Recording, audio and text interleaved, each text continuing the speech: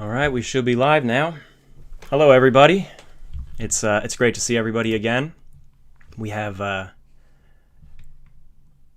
almost 500 people already tuned in, which is phenomenal. That's I think that's a new record for us. So it's great to see this, and I've been watching the chat all evening since we set that up, and a lot of people have been talking about how they always look forward to this, and I've been talking to the team here all night, and we always look forward to this as well. So hello everybody. I just want to double check and confirm we've done tests, but just want to make sure you guys are hearing me and I'm coming in clear. I have a very odd setup with my microphone, so I just want to make sure that everything is looking good. All right, we got some thumbs up. That's fantastic. So I'm Tom Linsky, and I guess a lot of you know me if you're subscribed to my channel right here on Part-Time Explorer. I've been doing these streams. This is actually the 10th year I've been commemorating these this in a real-time fashion. I've only missed 2018 because I was actually over in Belfast. So it's my 9th year over the course of the past 10 years. So it's fantastic to be doing this. This is the 111th anniversary of the sinking of the RMS Titanic. We get together not to morbidly celebrate a disaster, but instead to remember and commemorate those who were lost and those who were affected, and of course to study and see what we can learn from it. So without any further ado, actually one more ado, I just want to give you guys a heads up. I have a cough that I have not been able to shake since January actually. So I'm going to be muting my microphone as often as I can whenever I have to cough, but I think over the next several hours, some are going to slip through. So I apologize. But in the meantime, I am joined by some phenomenal people, some incredible historians, and people who really know their stuff. It's an absolute privilege to be here and to be able to talk with these people throughout the night. So I'd like to introduce everybody. First off, we have author Tad Fitch. So Tad, just for a couple seconds, would you tell everybody about you and your work?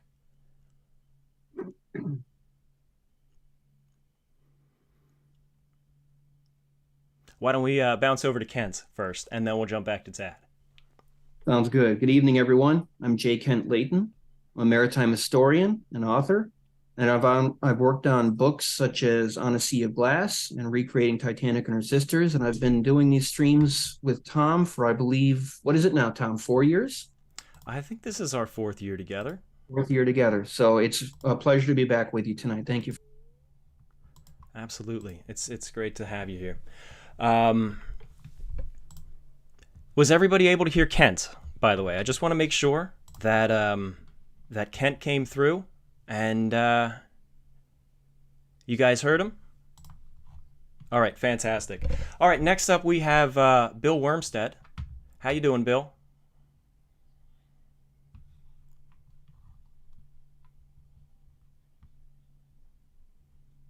Computer programmer.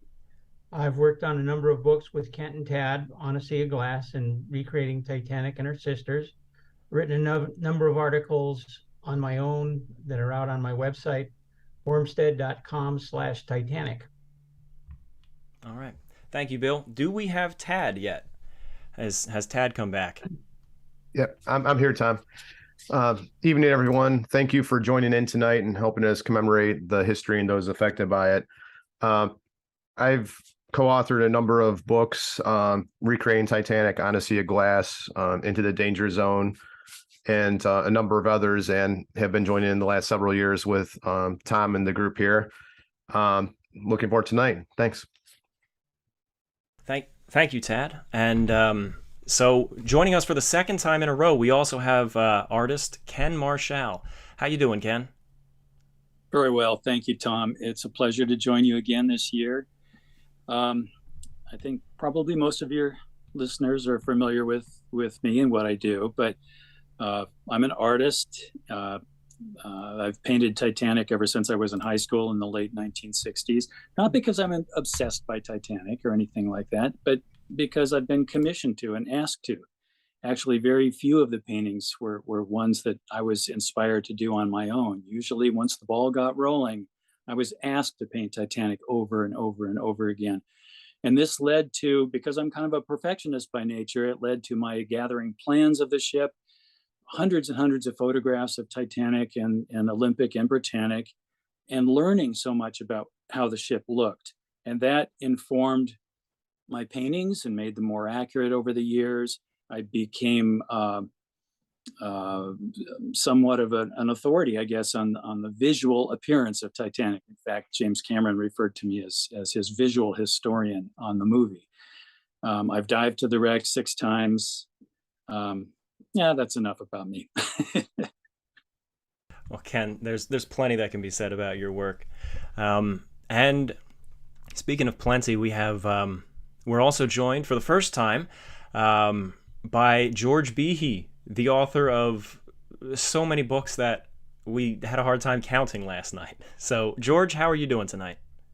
I'm doing fine, Tom. Thank you. It's great to be here with all you guys. I respect all of you guys so much. I was just thinking that this is my 50th year of researching the Titanic. I actually really got into it in 1973. My main interest is in the Titanic's passengers and crewmen, not only their biographies, but mainly their experiences during the disaster. And to me, that's the fascinating part of the whole thing. So I plan to continue my research on that for as long as I can. Well, thank you very much, George. 2 other guests tonight. We have Levi Rourke, who is the, I guess you could say, the lead programmer, technical developer, if you will, on our upcoming Lusitania, the Greyhound's Wake. Man, I almost said the working title of that, but how you doing, Levi? I'm doing good, thanks, Tom. My name's Levi, and I'm as Tom said, the technical on Lusitania, where I do the animation, the programming, and bringing all the models in. I also did it for Britannic, Patroness of the Mediterranean, and I also cobbled together with the help of everyone else here with the Titanic animation that we're watching, and the one that was released 2 years ago, I guess now. And hopefully we'll continue doing these ships and everything in the future. Thank you, Levi. And last but not least, Alex Moeller, who has also joined the Lusitania project, and he's been cranking out some incredible models, and he's also been putting together the animations you've seen in some of the more previous animations and videos on my channel, such as Atlantic. So, Alex, how you doing tonight? I'm doing really good. Thank you so much for having me on tonight. My name is Alex Moeller. I'm a 3D modeler and animator.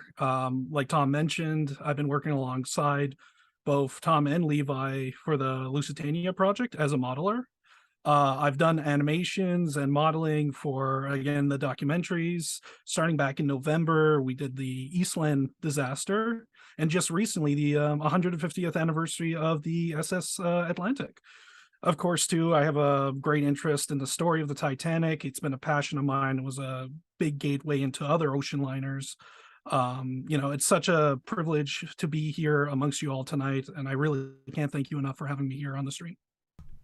I also just wanted to say real quick, we've surpassed 1,000 listeners right at this moment, which is incredible. I think that's our best number yet. So thank you again all for joining us. I know there's a ton of super chats coming in.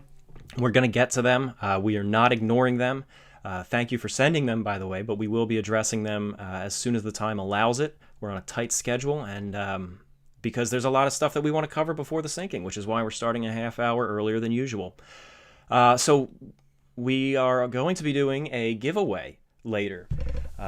We've got some pretty neat stuff that I want to tell you guys about, but there's going to be 2 very simple trivia questions that we ask after the sinking, and we're going to ask you each to quickly tune in and give us the answer and drop it there in the chat. And we have numbers in our head, like maybe we have, for example, 10, and then the 10th person to say it is going to be the winner. So there's 2 prizes. The grand prize is going to be a free copy of Recreating the Titanic and Her Sisters, a book by J. Kent Layton and Tad Fitch and Bill and a few others as well. and also a free copy of our upcoming musical album, which we haven't talked too much about, but it is a recreation of vintage ocean liner themed music. We have a ton of sheet music that we have put together recordings of on vintage pianos. You have heard some of them in some of my videos, but we put together an album. We published it. We're just waiting for the publisher to publish it. So we've sent it over to them, but you'll be getting a free copy of the book and the album, and the second prize is a copy of the album. So we'll get into that later. But what I really want to get into now is a quick update on our Lusitania project, because I know a lot of you are tuning in for that. So, all right. I've got a video for you guys. Let me get over to that now. You guys are going to love this. They actually, Levi put this together. Levi, Alex, and Kent put this all together for this stream specifically, because we know it's been a long time since we gave an update on that. Quite frankly, we don't want to build too much hype over this. We want to just let it happen, because we're doing it all in our free time. And then once it's ready, well, then we're hoping we blow you guys away. But in the meantime, we don't want to hype it up too much. But here comes the video. You should be able to see it. We're flying along the Lusitania's hull right now.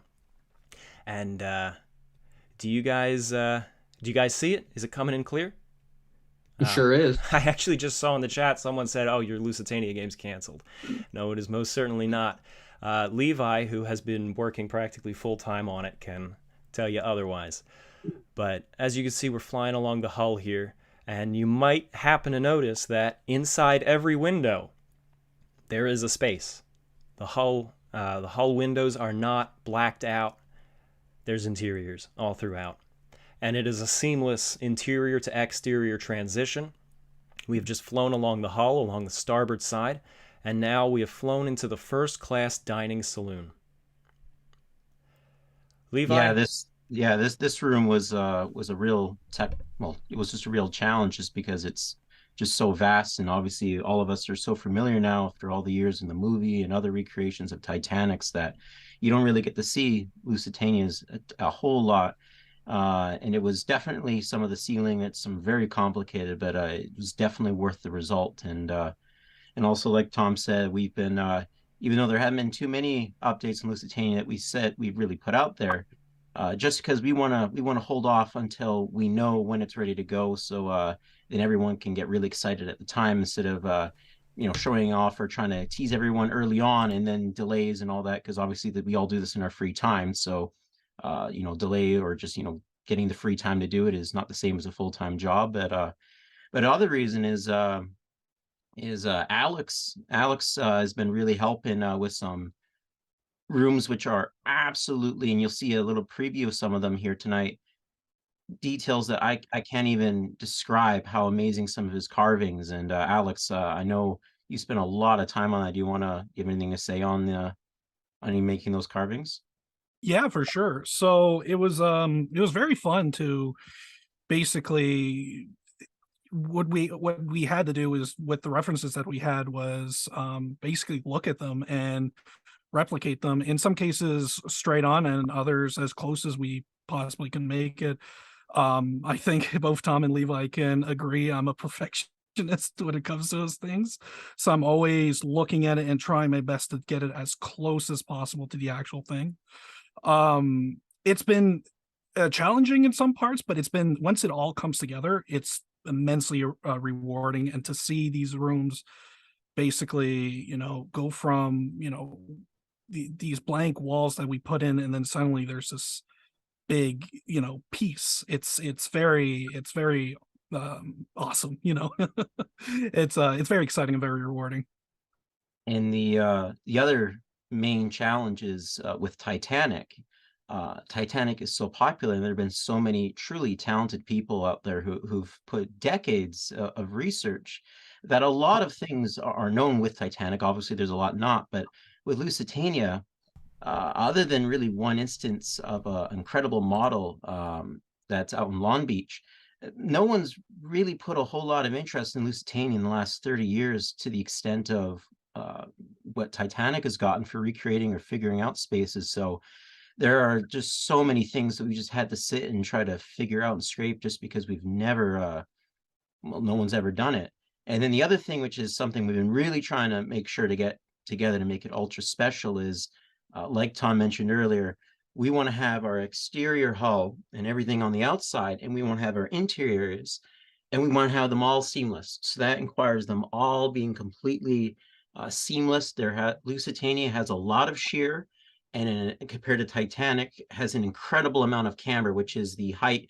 Basically, the port and starboard side and the middle line of the ship is higher than the sides for rain.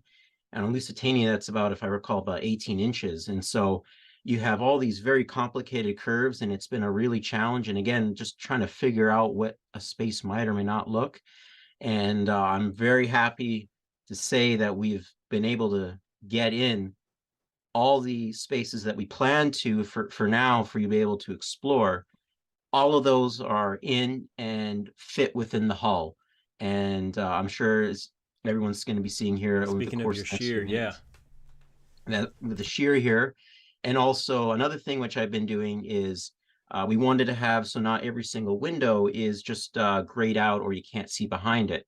And so something that I've been doing for the past, I guess it was the last month, is I went through, and I would say about 80% of the entire ship, top to bottom, I went and I outlined. And what I mean outlined is I went through every cabin and I put in its wall and its roof and its floor. And then I put its door and then cut the door out. And so what that's allowed is, with the exception of a few inboard spaces which don't interact with absolutely anything, and almost the entire ship has been outlined. And that's sort of what you're seeing in this video here. You'll be seeing all of these rooms. Now, Alex, in the coming months, what he's going to be doing is he's going to be making little different beds and furniture that will populate all these spaces along the windows. So when you look in, you'll be able to see an approximation of what's supposed to be in there. And basically, it unlocks the ship to, for any future updates, if we do in the future, we can add more spaces because they're all lined out and they all fit with every porthole. And it's been a challenge because no one's on any ship of this size has done anything like this up till now. And so it's had a lot of technical challenges and hurdles, but luckily everyone's been pulling through. And I got to say, I'm really happy with some of the results we've been getting lately. Well, No, oh, sorry, Tom. I was just gonna say, well, I've been floored because you guys surprised me with this video. You held it from me. I had been seeing the progress, but then this specific fly around and this dollhouse cross section is the first time I'm really seeing this too. So I saw this last night and my jaw hit the ground. Anyway, Alex, please speak. Oh yeah, I was just going to mention the fact, yeah, it's really surreal to see a ship like this because it's so different. You don't really think about when we were first doing, like when Levi first started doing this, it wasn't something that we had really considered, like what the ship would look like with all the rooms and whatnot. It's really given me a whole new perspective of what Lusitania really looks like, her spaces and whatnot. And like Levi had mentioned too, it's fantastic because this now enables us, if in the future when we want to potentially expand spaces, we can, and we have those areas open for us. So it's definitely made it easier. And again, massive kudos to Levi for doing all this work. Like it's really incredible job. Absolutely. And, oh, sorry, Tom. No, I'm just agreeing. The another thing which has been taking so long, which is the syncing. Obviously, when you're doing animations of the caliber that we all strive for, whether it be Titanic, Britannic, or as Alex has done with Atlantic and Eastland, is you want to what someone might write in a book. It's a lot different than when you see it in full 3D and you see a full timeline. You put all the events along, and like even just with Titanic, there were a bunch of things that we found out just doing that, and that was a really quick.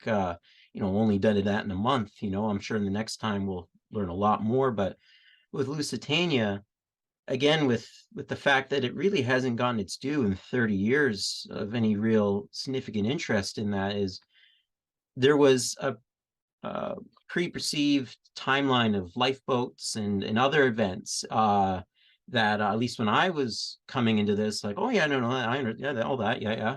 And we have one of the other teamers, Mike Poirier. If hopefully Mike, I'm saying your last name right. He's the, you know, I would say almost the ultimate for Lusitania accounts and people. And he came in also with oh yeah, you know, this, and we're putting it in and realizing this isn't really lining up. And so what we ended up deciding, Levi? like, you know, we're to, yeah. I'm sorry to interrupt. Proceed in a second, but I just want to point out, if you've seen the update videos, there's that painting that Emma was working on. There it is, finished and in the scene. Proceed, Levi, please. Yeah, no worries, no worries. It's a beautiful shot. And so what we did is went back to the drawing board, and what it ended up doing is, for me, I ended up having to, we're going to transcribe and we're going to make notes, and that led to gosh, I think it's a 700, 800 page of transcription and just notes for the sinking. And I know Kent can probably also say, and Tad, that we went from the drawing board and every single lifeboat like timeline and every event, just to figure out we're going right back from square one.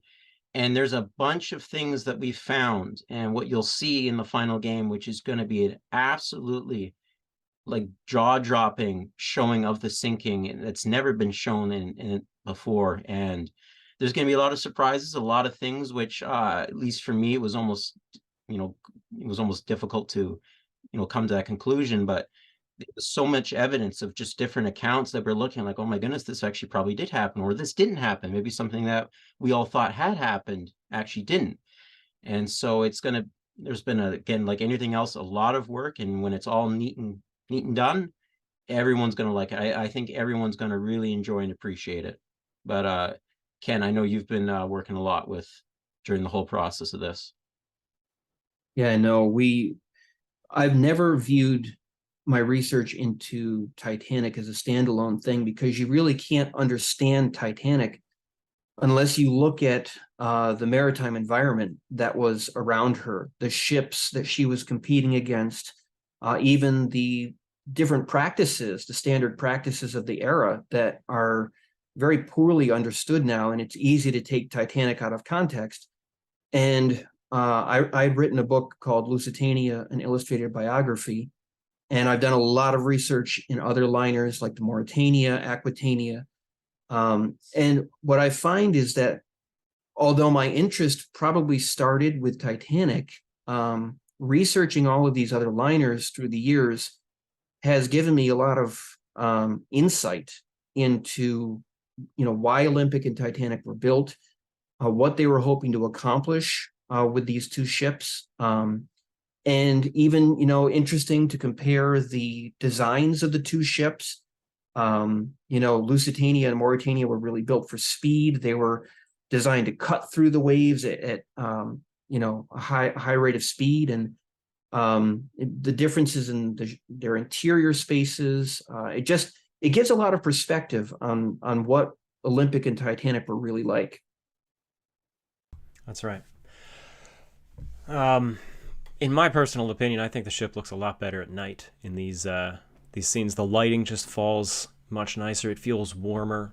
And one of the things that has come up a lot in talking about the Lusitania over the last couple of years, both within the team and even in the feedback that we see in the chat and in the comments on update videos, is that in my opinion, and in the opinions of quite a few people, the interiors of the Lusitania and her sister Mauretania were absolutely stunning, and perhaps one of the most beautiful class of ships on the sea.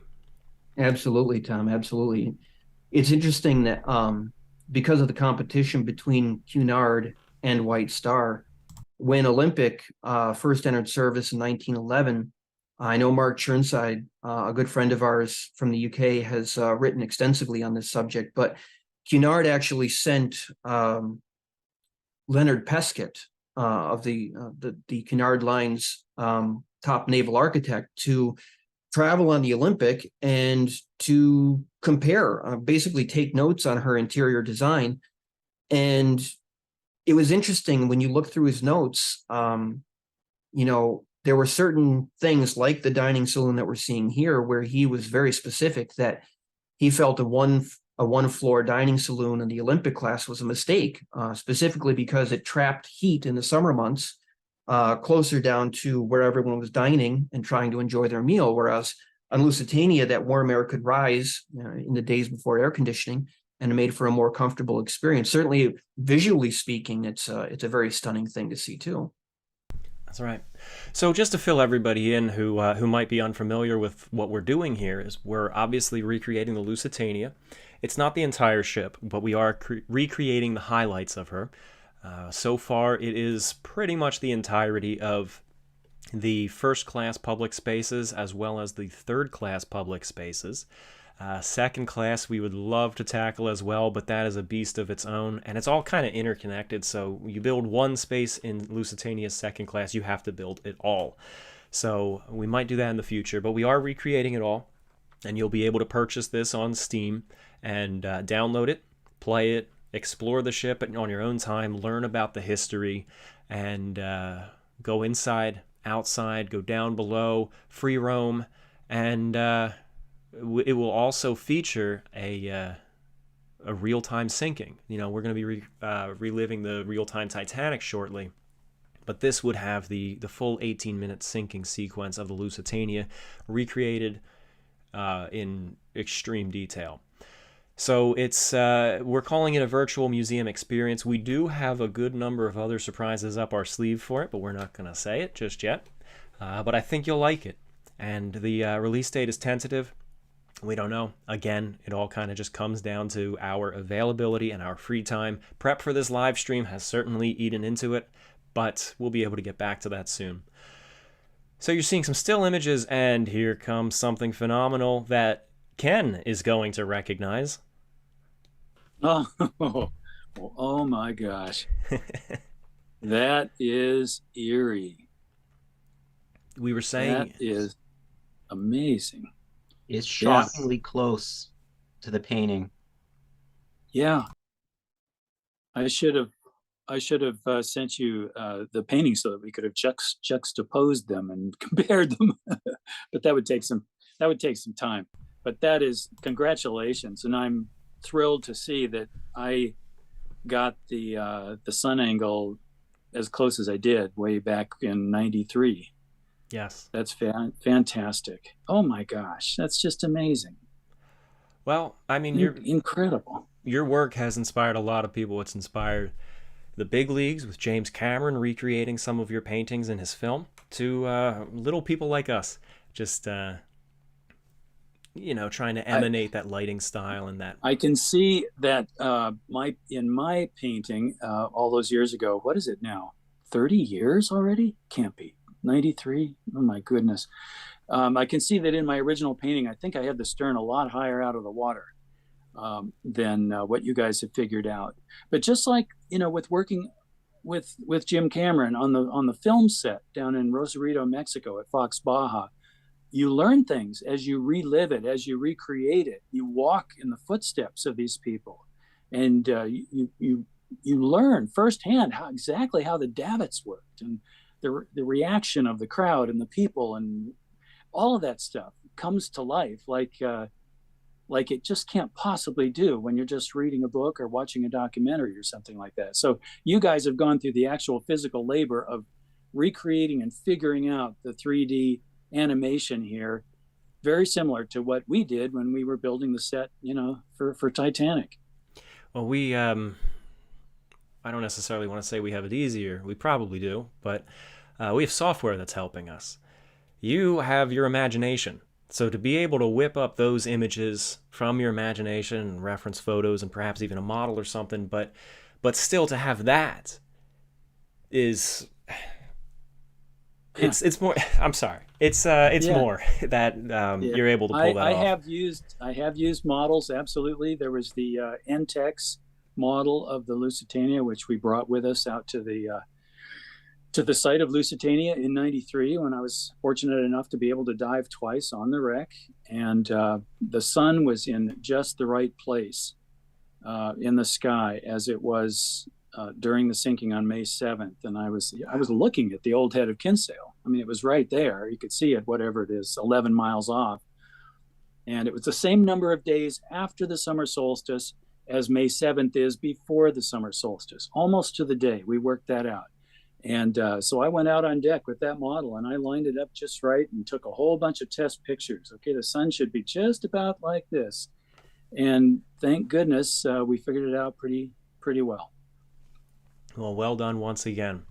So as we are on a limited time schedule, at least until the collision, I want to move on to the next topic. But yeah, if you want to find out more about our Lusitania, I will probably post that video so you guys can rewatch it. Of course, you can also rewatch this stream if you wanted to see some of that. Maybe after the sinking and after the contest, we might talk a little bit more about our Lusitania project and maybe show this stuff back up on the screen. But we got to move back onto the Titanic. That's why we're all here. And one thing that I know Ken can speak quite well to, and it's a topic that we wanted to bring up in this downtime before the collision, but there's always like waves and spikes of attention given to the conspiracy theories around the Titanic, and I can certainly understand why some people are skeptical about things and ask questions. Asking questions is always great, but when it comes to the Titanic, it's been scrutinized heavily, and a lot of people seem to still think that the ship was switched with the Olympic, or that the Titanic was sank intentionally as an insurance scam, or the Olympic was sank as an insurance scam under the name of the Titanic, and that's been getting a lot of press attention lately because it gets clicks. But again, as I say, it's always great to question things and try to figure things out on your own, and it's good to address that, but that's simply not possible that these ships could have been swapped. For one, Titanic was underinsured significantly, and the White Star Line lost a ton of money on her. But every single piece of those ships was labeled, numbered, saying which ship that she was being, which the pieces were intended for. You'd have to swap every single part of her, right down to the panels of wood. So, Ken, you have been to the wreck 6 times, as you said. And you've studied tons of artifacts. You've studied probably more photographs than anyone alive. And I think you'd be able to speak quite well to the differences between the ship that you just can't switch. No, I don't know how much time we have here, but how many minutes do we have until we get to the collision here? The collision happens at 10:38 p.m. Eastern Time. And we do want to address a couple more topics first, so a couple minutes. Well, I'll try to be brief. Sure. It's people can come up with conspiracy theories for just about anything, whether it's politics or something like Titanic and Olympic. And if you're clever enough and witty enough and you string enough, information together, it sounds impressive and people will buy it. But in this case, it is nothing short of laughable, preposterous, that these ships were switched. And I mean, this would have to have been done at the Harland and Wolff shipyard after this collision of Olympic with the Hawk in September of 1911. And oh my goodness, Olympic has suffered so much damage that we're gonna sink. I can't even. My mind is going blank here at the moment. I actually haven't read the books. There's been a book or two on this, and I haven't. There has been, yeah. And because just hearing enough about it, I realized this is so crazy. I haven't spent the time to even read it, and it's complex. The way they've come up with this, spider web conspiracy to somehow flip the ships, but it would have had to have been done at Harland and Wolff. It would have been months of work to turn the halfway finished Titanic into Olympic, to make it look like Olympic, and vice versa, involving hundreds of workers who would have had to have kept their mouths shut for the rest of their lives. It's designers that would have had to have worked on this. It's impossible. The wreck, absolutely.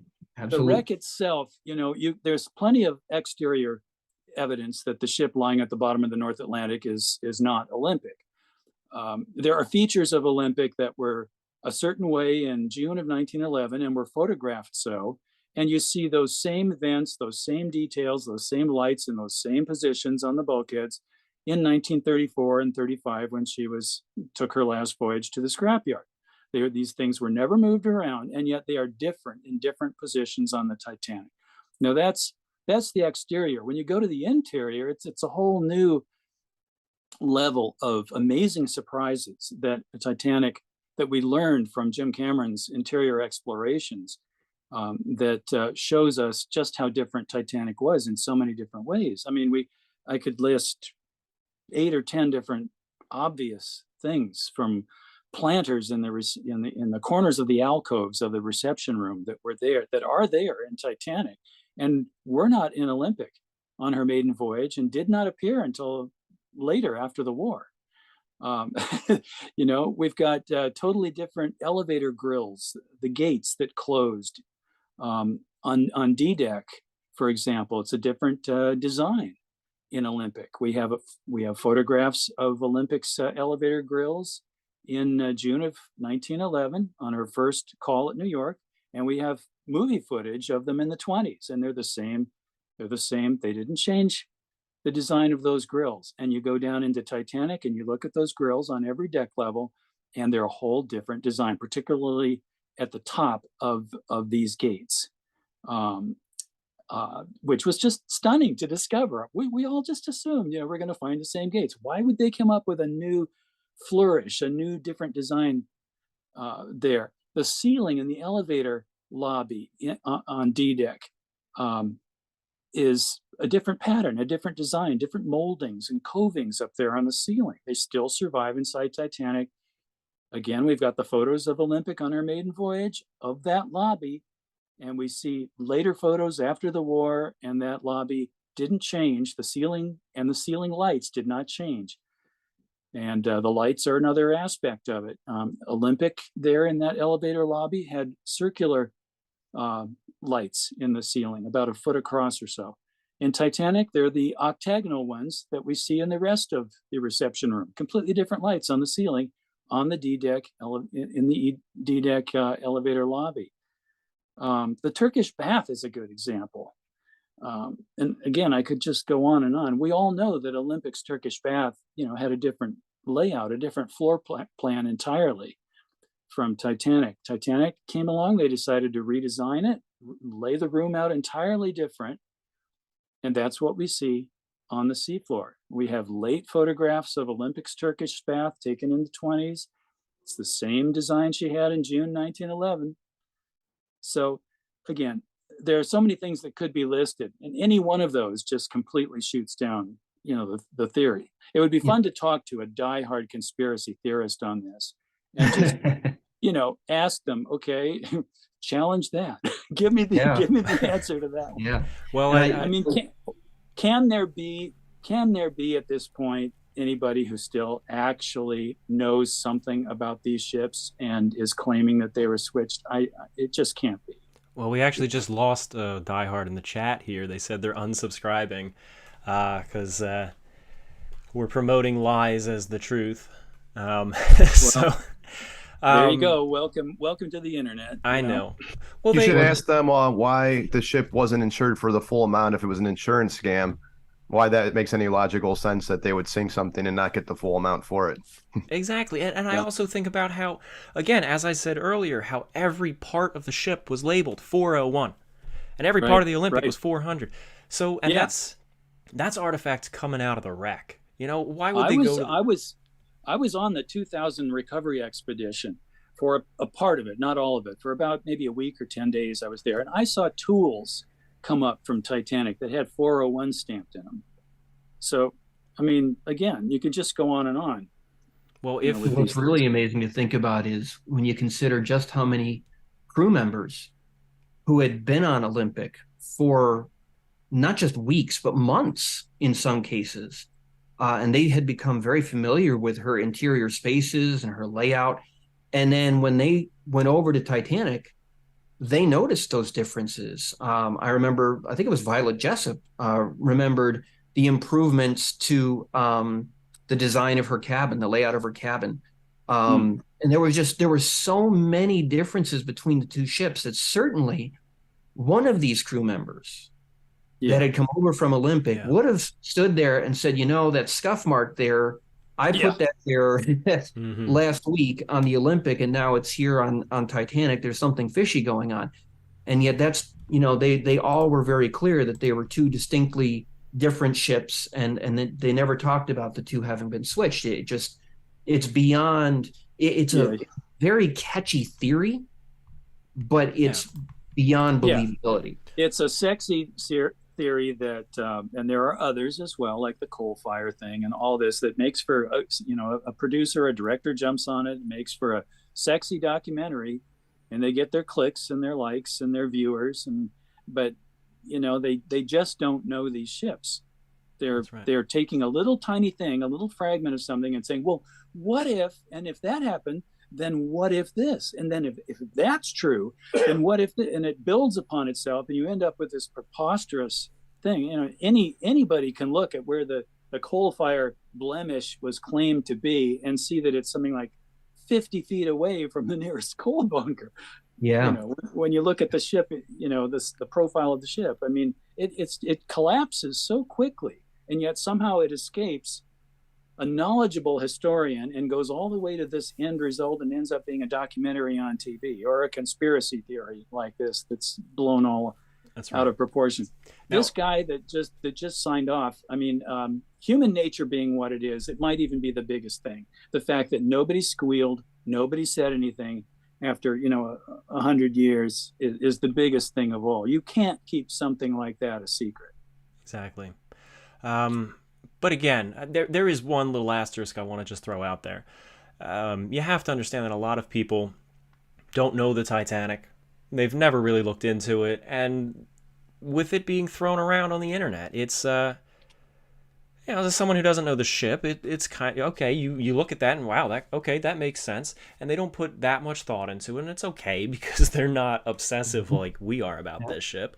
So, and especially because a lot of Olympic photographs, if they just have a couple of books, many of those photographs are miscaptioned in the books, exactly. And they actually say Titanic. So it can be very easy for someone with a passing interest in the subject who sees how similar the two ships are, from the outside or at a glance, to just kind of fall for this. Yes. But when people like you and me and the rest of us are participating in a quality, intelligent discussion like this, and we're calmly explaining how it's just not true. Now, maybe I was a little bit mean in saying, people are really stupid that fall for this theory. I didn't mean to say that, because you're absolutely right. If you don't know a lot about these ships, it's very easy to buy this as being, wow, what a revelation. Right. Look what they could have done. But the thing is, when we're producing a program like this and calmly explaining how it isn't real, for somebody to throw up their hands and throw a tantrum and saying, well, I'm signing off, I don't want to believe this, I don't want to know, and you guys don't know what you're talking about, that's what ticks me off. These are people that are not willing to learn the truth. They don't want to know.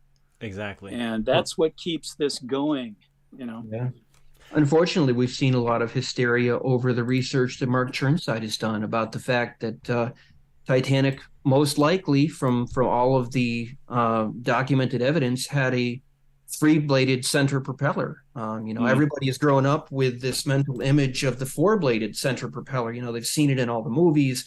All the models, they have the four-bladed center propeller. And what we tend to find is that there's something of an emotional, an emotional attachment to looking at Titanic in a very specific way, whether it's something from childhood or whether it's, and when you start to find something new that runs against that grain, we tend to get a little bit of pushback. We try to be so careful with our documented research, and not jump out there and say, with just one little shred of paper, oh, we found something new. But, it's amazing the emotional attachment that so many people have to this subject. And you can almost picture it. It can feel like a security blanket almost in a very a topsy-turvy world that we live in today. That's Ken, very, Ken, very you're right. true. And even that's a great example, though, something as mundane as the appearance of the turbine center propeller. I mean, that's something you wouldn't expect that people would get that emotionally worked up or excited about, but it certainly is the case. And then expand that by 50 times when you start talking about some of the historical figures and what they did or didn't do during the sinking. And if that doesn't fit the long-standing version of what people thought, there's always some sort of emotional reaction to that from the general public. Right. But we know that the evidence of the three-bladed central propeller is getting out there. The $600 Lego model has a central propeller that's three-bladed. Yeah. I have Well, it about 3 the feet from information's me. getting out there. Yep. I mean, I've painted, how many wreck paintings, and I'm sure that I've painted the four-bladed propeller on more than 2 or 3 occasions. And so, yeah, I suffered a little bit too when I first started hearing, well, we think it really had 3 blades. And my first reaction was, no, come on. I didn't want to go there because it makes my paintings wrong. But that's the evolution. I mean, it's inevitable. We're going to keep learning more things. New information is going to keep emerging about Titanic. New photographs are going to emerge. I remember years and years ago, people saying, well, I'm sure we've seen the last new photograph of Titanic. I'm sure we found them all. And just nothing could be further from the truth. Yeah, right. absolutely. The research that we do is, it is a constantly forward progressing thing. It's never static. I know Tad and Bill and I have learned a lot about the subject in the years since we first released On a Sea of Glass. And that's why, that's one of the reasons we do these live streams, is because, you can't get a new edition of the book every year out to readers. That's just not the way the industry works. But what we can do is we can create these animations, and we can come to viewers live and help them to understand some of these new finds that we're making, and really to be enthusiastic about it, and as psyched as we get about learning some of this stuff. That's right. Thank you, Kent. We are tight on time, as I said. We do have some other stuff to talk about, but I'd love to address at least some of these super chats that have been coming in. There's an overwhelming amount already, but I would just want to hit a few of them before we move on to the next topic, which is the evening of the night, or the events of the evening leading up to the collision. But first off, Daniel Berman asks Ken, he wants to know what it was like to be walking around the 1997 Titanic set for the first time. Ken, that's actually a topic that we have written down for you to be talking about. So sure. Can I ask that let's do it. Do you want to do that now? Let's delay it. Yeah, all right. No, we can delay it. Yeah. Yes. We'll come back to that, though, Dan. Thanks for that super chat. Pineapple Betty, thank you for yours. Bryce Tomachek, hello to all. Been here every year since it started. Spontaneous shout-outs to Kent, Mike, Tom, Ken. Your art and enthusiasm keep the memory of this ship alive. Thank you to all. Ken, you are a legend. No, thank you very much. Titanic Life Belts says, thank you for putting this together for us to watch. And thank you, Titanic Life Belts, for your generous gift. Gift? Is that a right word? I guess so. Well, thank you for the super chat. Wow. That's great. Yeah. And we're all, just so you guys are aware of where it's going, any of the super chats that come in, YouTube does take a portion of that, but anything that's left over, we just divide it up between the group of us. So everyone is going to be getting pretty much an equal cut of that. Mark Richley says, thanks to Tom for putting all of this together, and thanks to Ken for his wonderful paintings. Also looking forward to the Lusitania. Thank you, Mark. And I got to say, this year especially, it's been Kent and Levi and, everyone else putting this stream together. I almost feel like I've been on autopilot this year with so many other projects, but I appreciate that, and I want to take this opportunity to thank everyone else on the stream for making this stream happen. Daniel Shell says, may God bless the 1,500 who were lost 111 years ago. Rest in peace. Bryce Tomachek again says, Mike, your attention to detail is legendary. Keep up the good work. Once again, Ken, thank you so much for your amazing art. Amazing team. Thank you, Bryce. Philly Ness 97 just gave a super chat. but no text. But thank you very much for that. Kaiser Wilhelm II, it's good to see you again. One of my patrons who gets the most comments in the videos because of the unique name. Hello, Tom. Der Kaiser ist hier. Glad to support you on Patreon. Looking forward to another stream. Thank you, Kaiser. A. Prada says, thank you for doing this, Tom. Thank you, Ken Marschall, for being here again. This first super chat is in honor of all the people who sacrificed themselves to give 700 plus people a chance to live. Heroes. Millennia the Skull Duchy, was here last year. Loved the last one. Glad to be back. Thank you, Melania. I'll just do a couple more and then we'll jump back in.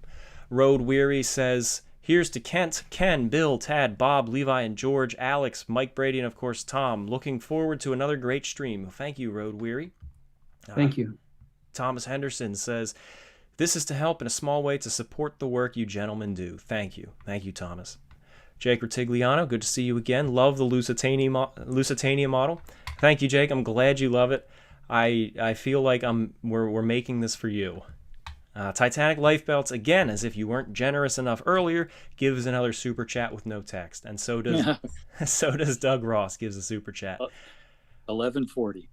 I'm going to give, all right, the last one for this run of super chats is going to be my friend Kyle at Falcons Fighter Tales. As always, the imagery is beautiful. Great work on this, Tom. You and the guys have brought these ships back to life in ways that we never thought possible. Thank you, Kyle. Go check out his channel, by the way. He does some cool aviation history videos. But yes, as you guys are seeing, this is our stream from last year, but we will be closing, or after the sinking, we are going to be showing, we have 3 hours of material of unseen angles and different unique perspectives of the sinking that didn't make this cut. If you guys want to stick around while we talk and go over some more of the super chats again, you'll just be able to see more angles. All right. Moving on, I'd like to next go on to just the events leading up to the collision. So Kent, you are our timekeeper, if you will. What ship time would you say it is right now? So right now it is 11:24 p.m. We're moving forward pretty quickly toward the collision time. It's been an interesting evening. A lot of people thought that it was the finest evening of the voyage so far. There were individuals who said the dinner seemed to be the best dinner served yet. The camaraderie that was described later on was remarkable. I remember reading about some of the individuals who were in the first class restaurant. You know, they would toast the Titanic. They would toast the people at the next table over. There was a dinner held in Captain Smith's honor in the restaurant, hosted by the Widener family. And then, of course, in the first-class dining saloon, as they were wrapping up the meal, they could hear the strains of music coming in from the first-class reception room that was just adjacent there. And that was where the band would play every night. They would play a little bit. I think they quit at 9:15. I'd have to check my notes again, ship's time, but I remember there was a piece from the Tales of Hoffman that was recalled being the last piece that was played. A lot of people have interpreted that to be the Barcarolle, and that was a selection that was in the White Star Line songbook, but we can't say for sure it was Barcarolle. But the Countess of Rhodes, I believe is how you pronounce her name, she about a year later, she was in a restaurant, she heard that music playing, and she mentioned it kind of sent a shiver up her spine. But by this point, you know, after 11 p.m., people are really beginning to retire for the most part. The lounge lights would be extinguished at about 11:30, and there were a few people still there playing games, and they were asked to leave. Just about the only public room that would still have been open at this point is the first-class smoking room after 11:30, and there was a good group of gentlemen there playing. On the bridge, Captain Smith had consulted with Second Officer Lightoller between about 8:55 and 9:25. Spent about a half an hour together talking about the weather conditions and how they'd be forced to slow the ship down if there was any change in those weather conditions. Second Officer Lightoller had even passed word on to the lookouts before the watch change at 10 o'clock to make sure they kept a special eye out for small ice and growlers. But right now, what you have is a picture of a ship that's kind of going to sleep. People are settling in for the night. They've had an enjoyable evening, and they're looking forward to 2 more full days at sea before they would have been docking in New York very, very late Tuesday night to early Wednesday morning. And they could kind of sense the voyage is kind of winding down. They didn't have as much ahead of them as behind. And so it's kind of already people are starting to feel nostalgic about the trip in many ways. Thank you, Kent. George, I'd love to hear from you. What struck you the most about what you have read and learned about the events leading up to the sinking? Well, one thing that impressed me, during the inquiries, several crewmen commented on the presence of haze that supposedly existed that night. And a lot of researchers have poo-pooed that and tried to just say, well, this didn't exist. It's nonsense. But in one of my upcoming books, I found or I present rather, an interview with Stanley Adams, who was the Masaba's wireless operator. And Adams said that at dusk on April 14th, quote, heavy mist, quote, unquote, was seen to be forming around his vessel right after it emerged from the same ice field that the Titanic encountered just a few hours later. This was a daylight observation too, so we really have no reason to question its accuracy. My research, I've done a book called There's Talk of an Iceberg, and from my passenger and crew research, I found that 3 times more Titanic survivors mentioned seeing the haze that night than later denied its existence. I found 18 survivor accounts that mentioned the haze, and only 6 survivors that specifically denied its existence. And 3 of those were Titanic officers, who, as you can understand, would probably have good reason not to want to acknowledge that there was a haze. But speaking for myself, I think there was an excellent chance that there was a low-lying haze that existed floating over the water that night. It didn't rise high enough where it blocked the view from the bridge, and there was still a perfectly clear view of the stars overhead. But this haze was floating low over the water. And one of the crewmen, I can't remember which one it was right at the moment, but after the collision, he got a pretty good view of the iceberg as it was receding behind the Titanic. And he said that you couldn't see the lower half of the berg because it was enshrouded in mist. And that description really impressed me. That and like I say, the Masaba wireless operator's description of the heavy mist that was falling at night as night fell. So that's the thing that sticks out to me about the approaching minutes before the collision.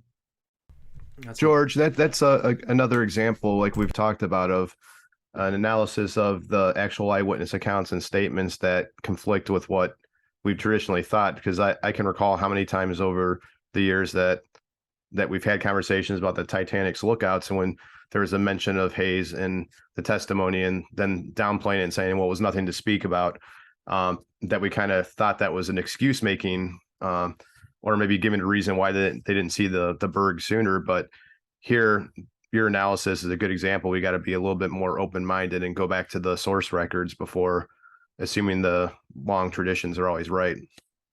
I agree. I can't be 100% positive about this because, we're 111 years on from the disaster, but all I can do is assemble as many survivor accounts as I can. And the fact that, like I say, 3 times the number of passengers described the existence of haze than denied it. And how big does the majority have to be before people start to give it some serious thought? That's right. I just saw a question come in from Janine Grask, who asks, does Mr. Behe know any details about the crew of the Minia? If you want to address that in a second, go ahead. But I want to also just say that on my YouTube channel here, I have a brief video, an interview with a descendant of the wireless operator aboard the Minia. The Minia, by the way, was one of the ships that was chartered to go out to the debris field after the sinking and recover as many bodies as they possibly could. And they did recover a handful of them. So if you want to check that out after the stream, it's on my channel. I can't even remember the title of it. It was one of my first videos, and I'm already tired. But you'll find it, and it's in my Titanic playlist. So check that out if you are interested. Right now in Titanic time, we just passed 11:31. At 11:30, they would have shut the lights out in the lounge to try to get people to retire to bed. So as you said, Kent, the perfect way to describe it is we are looking at a ship that is going to sleep. So in the meantime, what is the crew doing? You mentioned the discussion on the bridge. What are the lookouts doing? So in the crow's nest, we have two men who are really at the eyes of the ship. We know it's very cold up there. They had shorter shifts than the officers and many of the other men because it was realized they were exposed to the elements. Recent research has shown that because of the ship's forward movement to the cold air, their eyes probably would have been tearing up, making it even more difficult for them to actually see what was out ahead of the ship. So a very cold job that they had, and probably they were probably couldn't wait for their shift to end. Of course, it was going to be slightly longer than 2 hours because of the time shift that was going to happen just before midnight. But they were also on the ready because they'd gotten that warning. They knew there was ice in the area. And so they were fully prepared to try and find anything that would pose a risk to the ship. And so they were really alert up in the crow's nest. That's right. But most of the where are the other officers, Kent? So I know that Bill was going to talk a little bit about some of the officers and what was going on the bridge. Specifically where Fourth Officer Boxall was before the collision. Bill, do you have some comments for that? Well, we know that First Officer Murdoch was up on the bridge. I think Wild and Lightoller had turned in. Lowe was asleep. Boxhall, for some unknown reason, was not on the bridge, even though it was his duty station. Years later, he said he was back in the officers' quarters getting a cup of tea. There's speculation that maybe he was starting to get sick because we know that when he was testifying at the American Inquiry, he appeared to have, somebody said that he had pleurisy. So, but the main thing is he was not on the bridge at that point in time. And later on, I'll talk a little bit about what happened with him after that. Okay, thank you. No, First Officer Murdoch had been on watch since 10 p.m. So here we are an hour and 40 minutes into the watch. It's cold. Sixth Officer Moody is there. He's near the quartermaster who's at the wheel, Quartermaster Hitchens. And Quartermaster Oliver is the standby quartermaster, and at this time he's out on the compass platform on the roof of the lounge between the second and third funnels. So these men really are driving things. We also know it's very interesting to note that Captain Smith had a lot more presence on the bridge that night than is commonly supposed. Most people that watch the movies, they think about Captain Smith leaving the bridge at 9:25 and telling Lightoller, you know, if you need me, let me know. And then they kind of think that that's like the last time he was seen up to the point of the collision. But there's actually some really good evidence that he was kind of coming and going from inside the wheelhouse. We know that he was seen in the chart room at 10 o'clock. And there's this picture that we've begun to form through our research over the years that he was really a little bit more involved, you know, not necessarily on the bridge proper, that, you know, it's light. I mean, Murdoch is the officer of the watch, so maybe he's not out there on the bridge, but, you know, a little closer to what was going on than is commonly alleged. And, you know, that might have been because everyone knew that they were supposed to be in the ice field at about this time. So, very interesting what we've turned up over the years on that subject. Yeah, I'd like Captain to- Smith certainly hadn't retired to his cabin or anything like that. Right. I'd like to also point out real quick the bit rate on YouTube hates live streams, and especially dark ones like this. So the quality is a little fuzzy. This animation is uploaded on my channel. If you want to go watch that later, or if you want to try to sync it up during this stream and watch that, and that is in 4K. So in the meantime, YouTube's got me streaming at 720 here. I think it might up it to 1080, but it says I'm uploading 720. So I just wanted to give you guys a heads up. In the meantime, it is now 11:37 p.m. ship's time, and the Titanic is steaming ahead on its way to destiny, if you will excuse the corniness. And I think these last couple of minutes here,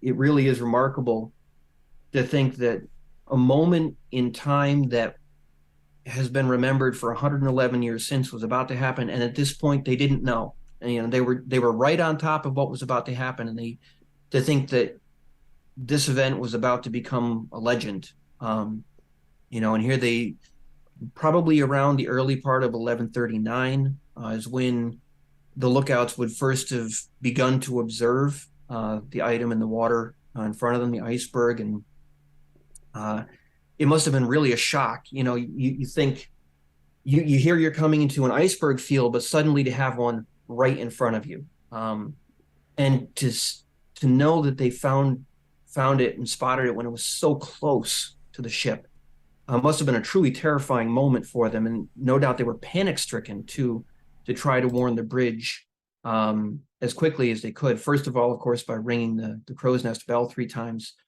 but then lifting that receiver and calling down to the bridge, where 6th Officer Moody would have been taking the call in just moments. And of course, standing out on the open bridge or on the starboard bridge wing, Murdoch would immediately have heard those 3 sharp, crisp clangs on that bell, and Murdoch would have been very alert in those moments, trying to spot the item himself, figure out, where in the ship's path is the berg, and what the best remedial action is to try to either avert the danger completely or minimize what was almost a certainty by that point.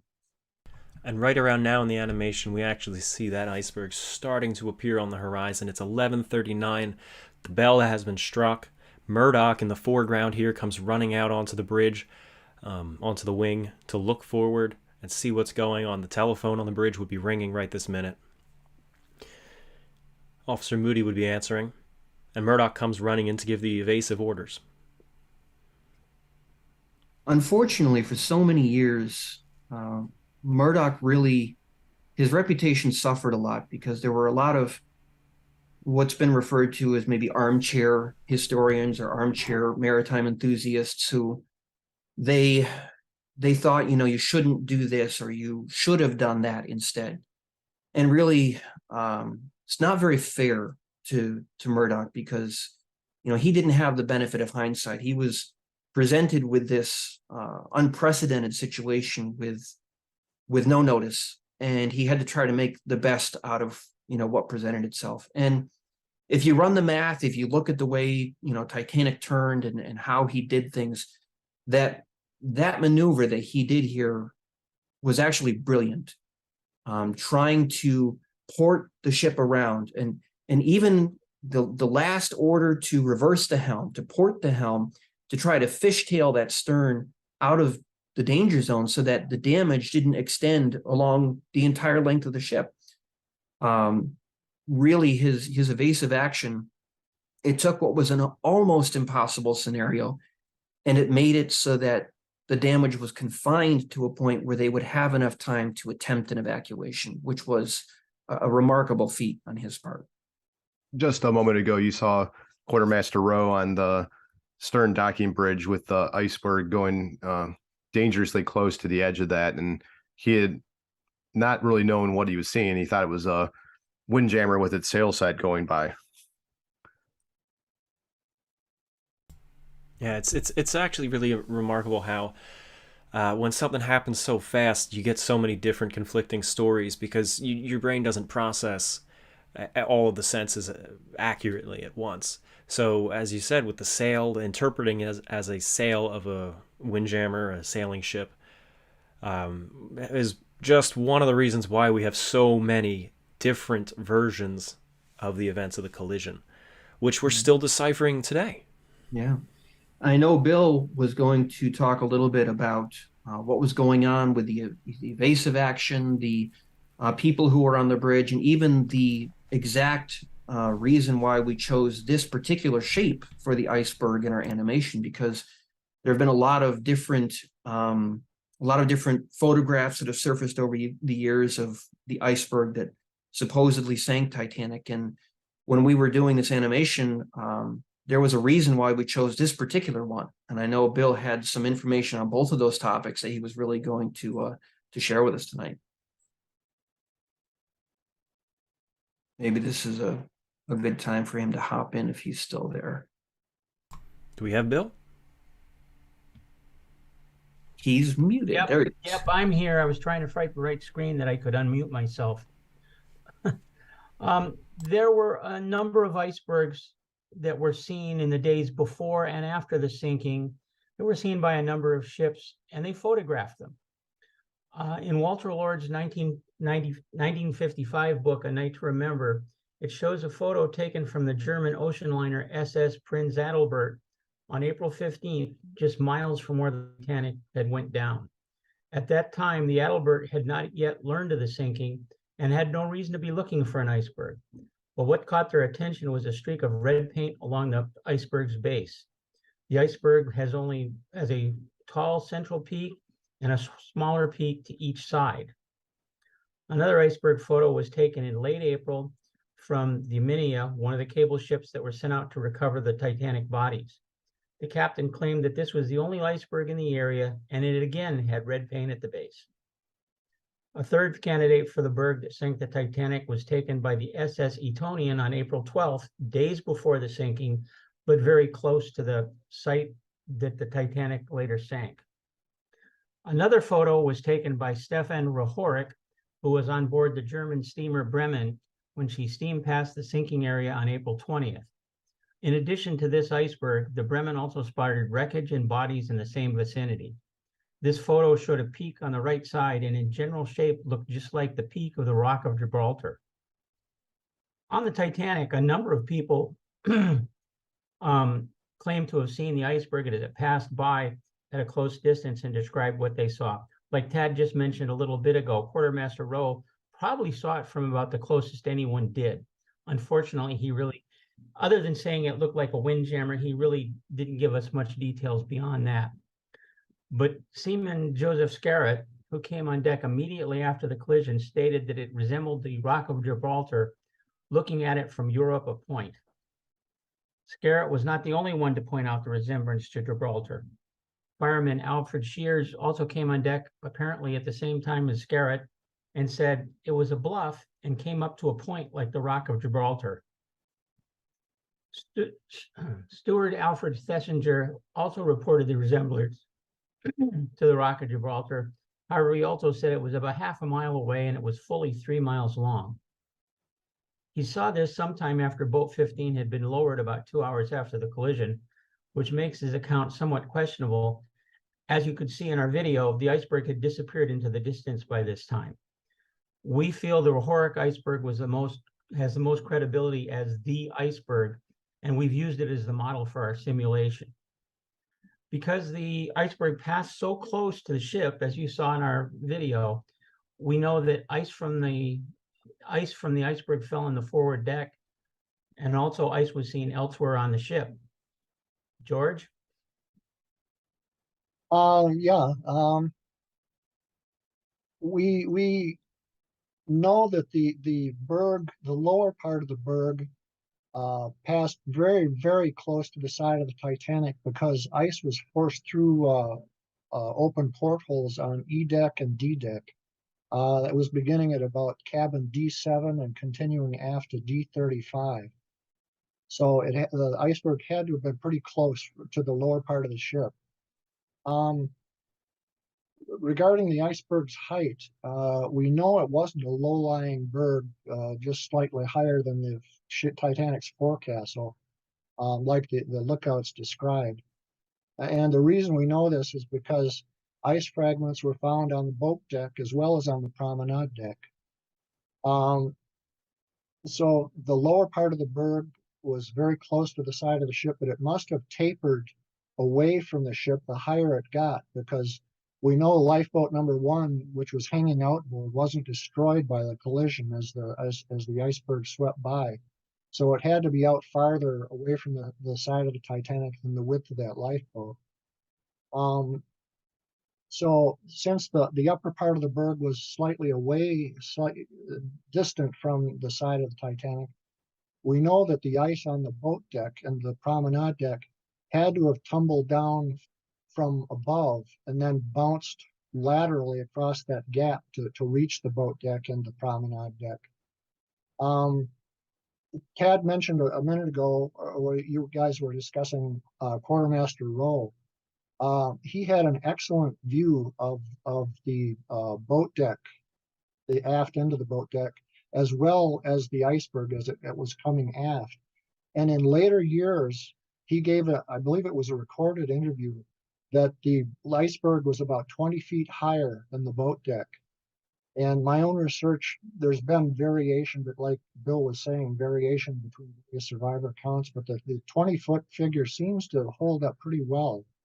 And it accounts for how ice managed to get onto the boat deck and the promenade deck. So that is pretty much my own conclusion anyway. It's about 20 feet higher than the boat deck. Yeah. I remember when we were putting the animation together 2 years ago, we spent quite a bit of time with Levi.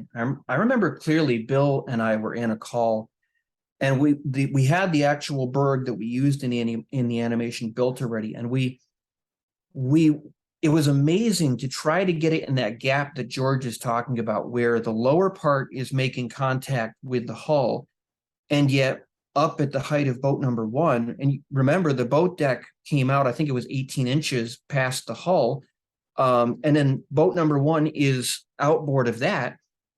How did the berg have to be shaped in order to hit the hull down below, but not be making contact with boat 1, and yet still get ice all the way up on the boat deck? And it was amazing to watch the tight tolerances, which also brought home to us just how close Titanic came to completely missing the berg. I mean, Murdoch really pulled off the equivalent of a hat trick. If it couldn't be avoided altogether, his goal was to minimize that damage to the extent that was possible. And under the circumstances, it was so close. What happened? It really was remarkable for us as we were kind of learning that. That's right. I wanted to point out some things that viewers should be seeing in the animation right now. As the camera pans around the bow, you can see that there's already a very pronounced list to starboard. So that's the first sign that there's something seriously wrong here, because it's only been a few moments and the ship is otherwise steady, but it is definitely listing pronounced to starboard. Around 11:46, Captain Smith had rang off the engines for the last time. He had come out on the bridge a few moments after the collision, very quickly, in fact, and had the engines were stopped, and then he put them slow ahead again for a few minutes. And then just a few moments ago in the animation, they were rang off for the last time, and you can see the ship is already showing those signs of damage and some ominous signs. That's right. So it's now 10 minutes after the collision. The collision was at 11:40 p.m. with Officer Murdoch on watch. And now I see a lot of conversation in the chat asking about what the damage was, the initial damage that the ship sustained, which compartments were ripped open, how big of a entryway did the water have. Why don't we go over that briefly?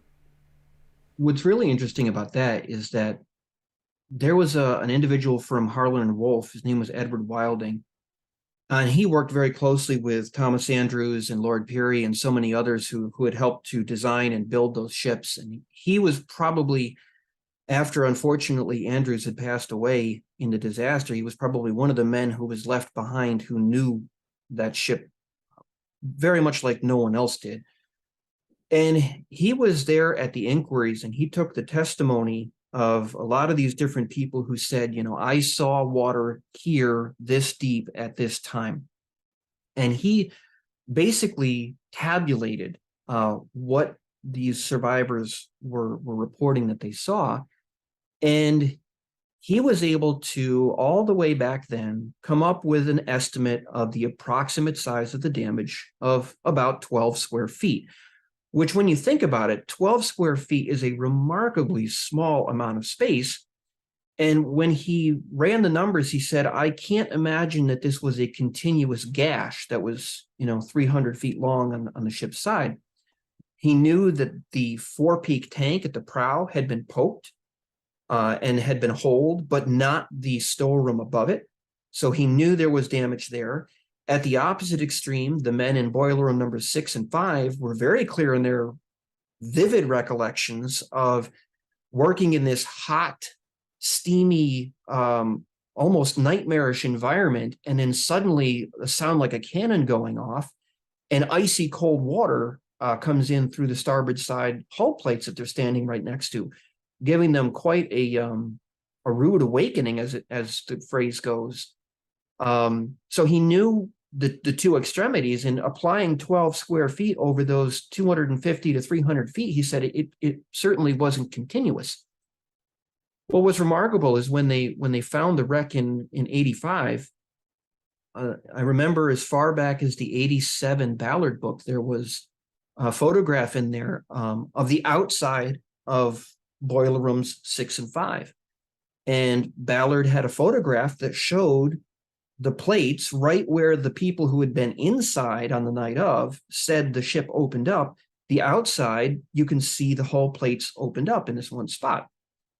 And that's too close to be a coincidence. I mean, you might say damage when the bow of the ship hit the sea floor, but really, my goodness, it was a first time the outside of that damage that Barrett and others inside had reported. It was photographed for the first time. And then in the 90s, there was an expedition that went out there that they used a side scan sonar technique to penetrate the mud where you can't see the damage, to try to figure out if they could actually find out, the exact damage pattern. And a lot of people have kind of put a little cold water on it, saying that they only stopped counting when they hit 12 square feet, or that they found more damage than they actually reported, including damage on the port side. But what's interesting is when they came out with their analysis, they were able to show deformations in the hull plating that were in just about the same places that would have been needed to cause the damage that was done in the event of. So maybe having been down there himself or spoken to others who've seen that damage to boiler room 6, maybe Ken can speak to that a little better than I can. But certainly it's remarkable, the picture that's emerged of the iceberg damage and how that view has evolved over the years as we've done more research. Well, that separating of the plates there that you speak of, I was the one who actually spotted that the very first time going through those videos, and I got the frame grabs of that, and I created a long horizontal mosaic. I think I created 2 mosaics. Primitive, of course, this is before Photoshop, long time ago, and that's what they used in the book. And I can't say whether it's proof of iceberg damage or impact with the seafloor. I'm not an engineering whiz or a physics expert, but it's definitely there, no question about it. That's fascinating. And the horrifying thing about when you read Frederick Barrick's account is it's less than 10 minutes after the collision, there was water 8 feet above the the plates in that room. So that's a massive amount of water coming in at a very fast rate. And you can see the effects of this. The list to starboard, as you mentioned earlier, Tad, has been ever increasing. And the bow is starting to go down. And we're getting to the point where you start to feel this for people walking around. Now, as it eases on, it's not quite noticeable at first. It's easy to miss. Plus, the Titanic was listing throughout her throughout the final day of her voyage. Anyway, she was a little off trim to port.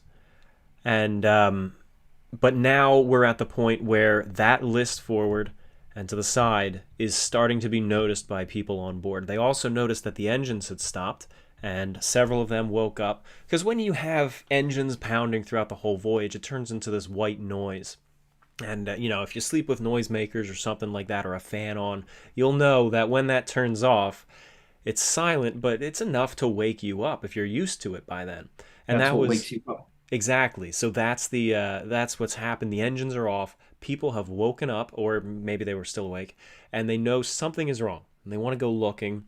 And then if you're on the upper decks, you'll also hear the steam start to vent. We see that out of the first 3 funnels here, and that's the pressure inside the boilers being alleviated and released out through the funnel to lower that pressure, so that as the water comes in, they can lower the risk of an explosion in the boilers, which would turn a bad night into a worse night. But Absolutely. But it's turning into a sinking. It's turning into a situation where people are starting to raise eyebrows and come out and see what is the matter. And in the opposite of that, where everybody up on the upper ends of the deck, many of them don't even know that something happened at this point. Down below, there's a horrifying situation where in boiler room number 4, the lights went out for some reason. So they're trying to draw the fires on some of the boilers to in addition to the steam venting, also to prevent any more from being built up, and then the lights go out. So you can only imagine. That was a brief power outage in boiler room 4, wasn't it? Didn't they get that back on in about 5 minutes? They did get the lights back on, but before they got the lights back on, they had to send Barrett back aft to collect lanterns because it was pitch black down there. You can't see what's going on. And they when he got back, by that point, the lights had come back on. But still, that I think actually in our research, it might have been one of the last things that they were, Andrews went down very quickly after the collision to see what that damage was down below. And I think it's the damage in boiler room 6 that probably was what told him that's it, the ship is doomed, when he ran those numbers. But having those lights go out for a little while might have made it more difficult for him to figure out just what was going on in that boiler room when he first got down to that vicinity of the ship. And just a quick little background for those of you tuning in who aren't too familiar with the ship. The forward compartments are mostly cargo on the Titanic, and then we have 6 boiler rooms. The forward most is boiler room 6, and then 5, and as the number goes down, we work our way towards the stern, and then we get to the engine room and the turbine room, and then we have some machine spaces towards the aft and the shafts. So when we're talking about boiler room 6, we're talking about the forward most boiler room. It's also interesting that in the animation here, it's just gone midnight, so about 20 minutes since the collision has happened. And yet there's already some proactive steps that are being taken. We know that it was just at about midnight that Boxall was told, apparently by Chief Officer Wild, to call up the off-duty officers so that they could begin to get their team together as they're figuring out exactly how bad the situation is. They weren't taking any risks. They wanted to make sure that if things were very, very bad, that they were ready to respond, and they weren't going to wait until the news, was finalized before they started to call their men out. There was also an order at about midnight that all of the hands were to be up and get to the boats.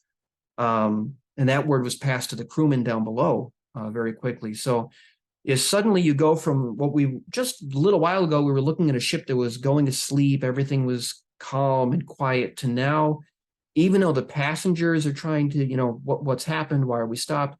The crew is beginning to come awake. They're beginning to come alive. Not just the ship that was on duty, the watch that was on duty, but now even the off-duty people are starting to be woken up, and you better make it to your boat stations. We don't know what's going on.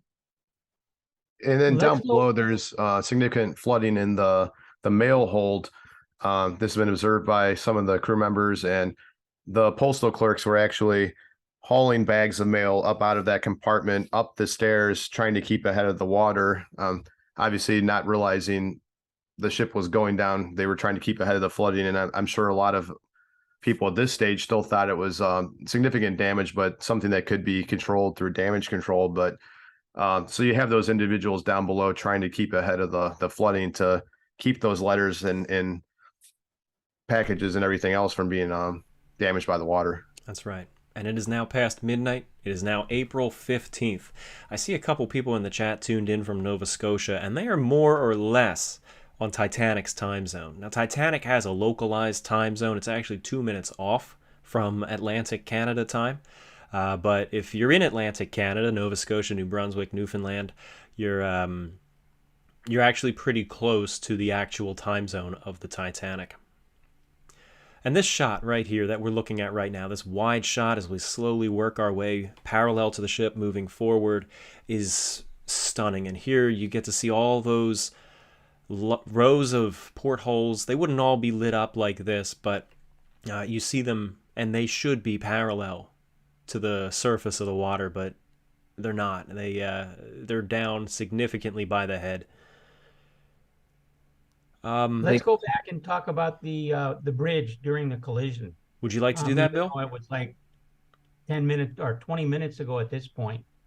There were only 3 survivors who were on the bridge or close to it to hear and see key events during the collision.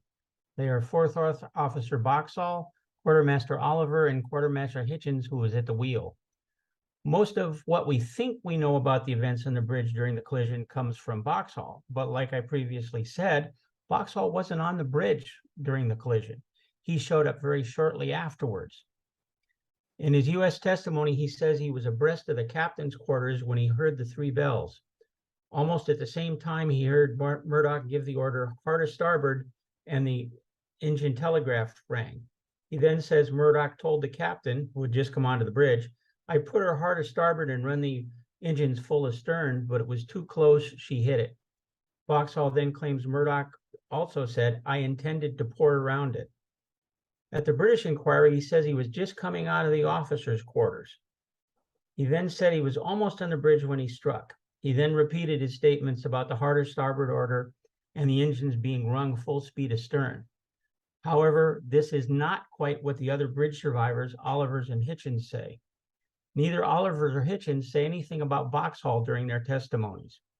Boxall does not mention Oliver, who would have been coming onto the port side of the bridge almost at the same time he was coming in on the starboard side. As mentioned before, Oliver was back on the compass platform when he heard the bells ringing. He hurried forward to the bridge and arrived seconds later, just in time to hear a hard a port order. Boxall never mentions this order. Oliver also said that the engines were not reversed when he was on the bridge, contradicting Boxall. Hitchens at the inquiries mentioned the first order, hard to starboard, turning the ship to port. He says nothing about a second order. However, while on the Carpathia after they were all rescued, he related to passenger Howard Chapin that he first received a harder starboard order, following seconds later by a hard to port order immediately after the crash. Chapin, on his own, would not even know to bring up a hard to port order unless Hitchens had actually told him. We know that in a physical sense, after swinging the ship's bow to port with the hard to starboard order, the ship's bow had to be taken back to starboard, which is the hard to port order, to swing the Titanic stern clear of the iceberg, which means there had to be first a hard to starboard order, followed by a slightly later hard to port order, exactly as Hitchens described to Chapin. We also know that none of the surviving engine room crew report hearing an astern order during or immediately after the collision. Trimmer Dixon did report there was an astern order several minutes after the iceberg strike. It is obvious that once on the Carpathia, the surviving officers would have talked about what happened on the bridge, trying to figure out what really happened. And they knew they would be questioned about it, and they needed a cohesive story for them all to tell. I have to wonder if Boxhall put himself on the bridge slightly earlier than he actually was. He may not even have reached the bridge until after the collision. After talking to the other officers in Hitchens on the Carpathia, he could have made it look like he was on or close to the bridge during the collision. What he testified to at the inquiries is what he recalled from the Carpathia's discussions, not what he really saw. But he forgot about the second order to hard a port and erred by moving the timing of an astern order forward in the timeline, as none of the below decks engine crew report a full speed astern order during the collision. Boxhall's accounts of the collisions cannot be taken exactly as stated. We must take into account Hitchens and Oliver's provable statements which conflict with Boxhall's. Thank you for that fantastic breakdown, Bill. Absolutely. Very interesting. Looking at the video footage in front of us, I'm taken back to a lot of Ken's artwork, because that's what, people of my generation, we really grew up with Ken's artwork showing these very early stages of the disaster playing out, where the ship had this, slight lift forward, not so noticeable, not so sudden that everyone, would panic, but just a very gradual move in a forward downward direction with that list to starboard growing. A subtle creeping. Yeah, exactly. And it's something that Ken managed to capture, with his mind's eye, with his artistic talent all those years ago, but to actually see in a timeline how it, how quickly it grew, that gradual trim and list. It really is remarkable to me to think, we're just having a conversation here, and already the ship is, clearly seriously damaged. That's right. Just a couple of quick observations. Right at this time, there's crew members, even though there was no evacuation order given, nobody knew the ship was sinking for sure. They're uncovering the lifeboats on deck, and down below, Thomas Andrews was on his inspection and was overheard by stewardess Annie Robinson saying three have gone already, Captain. And obviously referring to the 3 watertight compartments, which would be holds number 1, 2, and 3. So very, very bad signs already. That's right. So now we are 29 minutes post-collision. Why don't we take a brief pause before going into the next topics and tackle some more of these ever-increasing super chats. I'm going to try to go through them because we do have a pause here as they're continuing their investigations and before they start preparing the evacuation. So, Andrew Crawford just gave a super chat. Thank you very much. Kenaniah Williams, will the Lusitania experience include the sinking? Yes, it will. It'll be in real time as well. Logan Huffgarden, I admire the work that every one of you people do to preserve the memory of the Titanic and other historical events. Also, the Lusitania project looks gorgeous. Great work, all of you. Thank you, Logan. Blue River gave a super chat. Thank you. So did Laura D. Rena Rosales, I apologize if I mispronounced that. I am grateful for this annual live stream. Thank you to Tom and the team. Well, thank you, Rena. It's always great to see people tune in annually. Jesse Bechtold, hope I said that right. For Mr. Marschall, when you get the time, was it bizarre to paint the Titanic for so many years only to then visit the wreck and stand on the life-size sets of the film? You want to kind of lump that in when we discuss walking the sets? Yeah, you want to do it later or now? Let's do it post-sinking, but please don't let me forget. Sure, okay. Because that's, like I said, that's something we wrote down we want to talk about anyway. We want to hear it. We always love these stories, and so does our audience. Titanic Lifebelts, once again, thank you. Stacy Richards, thank you for all your amazing work. Thank you, Stacy. Tiffany Raridan, thank you as well. Haley Williams, incredible work, all of you. I never look at my notifications on YouTube, so this was a wonderful surprise. Thank you. Falcons Fighter Tales, my friend Kyle again. The conspiracy of the Olympic being sunk on purpose for insurance or ridiculous is ridiculous, and anyone who still believes it is a clown. I would say anyone who believes it after hearing the counter evidence. But again, it's easy to fall for stuff. Robbie Fulton, probably not Robert Fulton, but Robbie Fulton. Question for Mr. Behe. I heard that the lookout saw no ice until the berg. I was told recently that this was not true, and your book was quoted as the source. Would you speak to that a bit? Thank you very much. Actually, George, why don't you take that one now, since we're still kind of in the time zone of the iceberg collision. Sure, I'll try. Yeah, I think it was 1988. I published a small booklet called I've forgotten. Safety, speed, and sacrifice. Titanic Safety, Speed, and Sacrifice. That's right. And one of the chapters was devoted to the numerous accounts that I found in the newspapers where survivors claimed to have heard the two lookouts talking on the Carpathia, and they mentioned allegedly having sighted 3 earlier icebergs passing near the Titanic during the half hour that preceded the actual collision. And one of the lookouts apparently told the other one, no wonder Murdoch shot himself.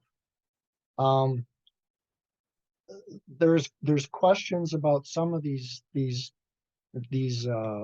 statements because the survivors in question weren't in the proper place at the proper time in order to hear these things.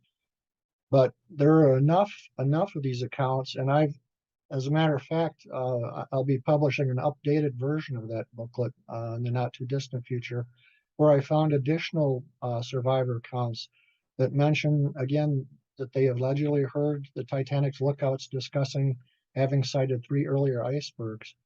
John Podesta gave an interview shortly before he died. I believe it was in the 1960s. And he said that he and a mate of his were below decks down in the forecastle. He was a crewman. And he heard the lookouts call ice ahead. I think that was the warning that he heard. And so he and his mate came up onto the forecastle deck, or the forward well deck rather, and looked around, and they didn't see anything.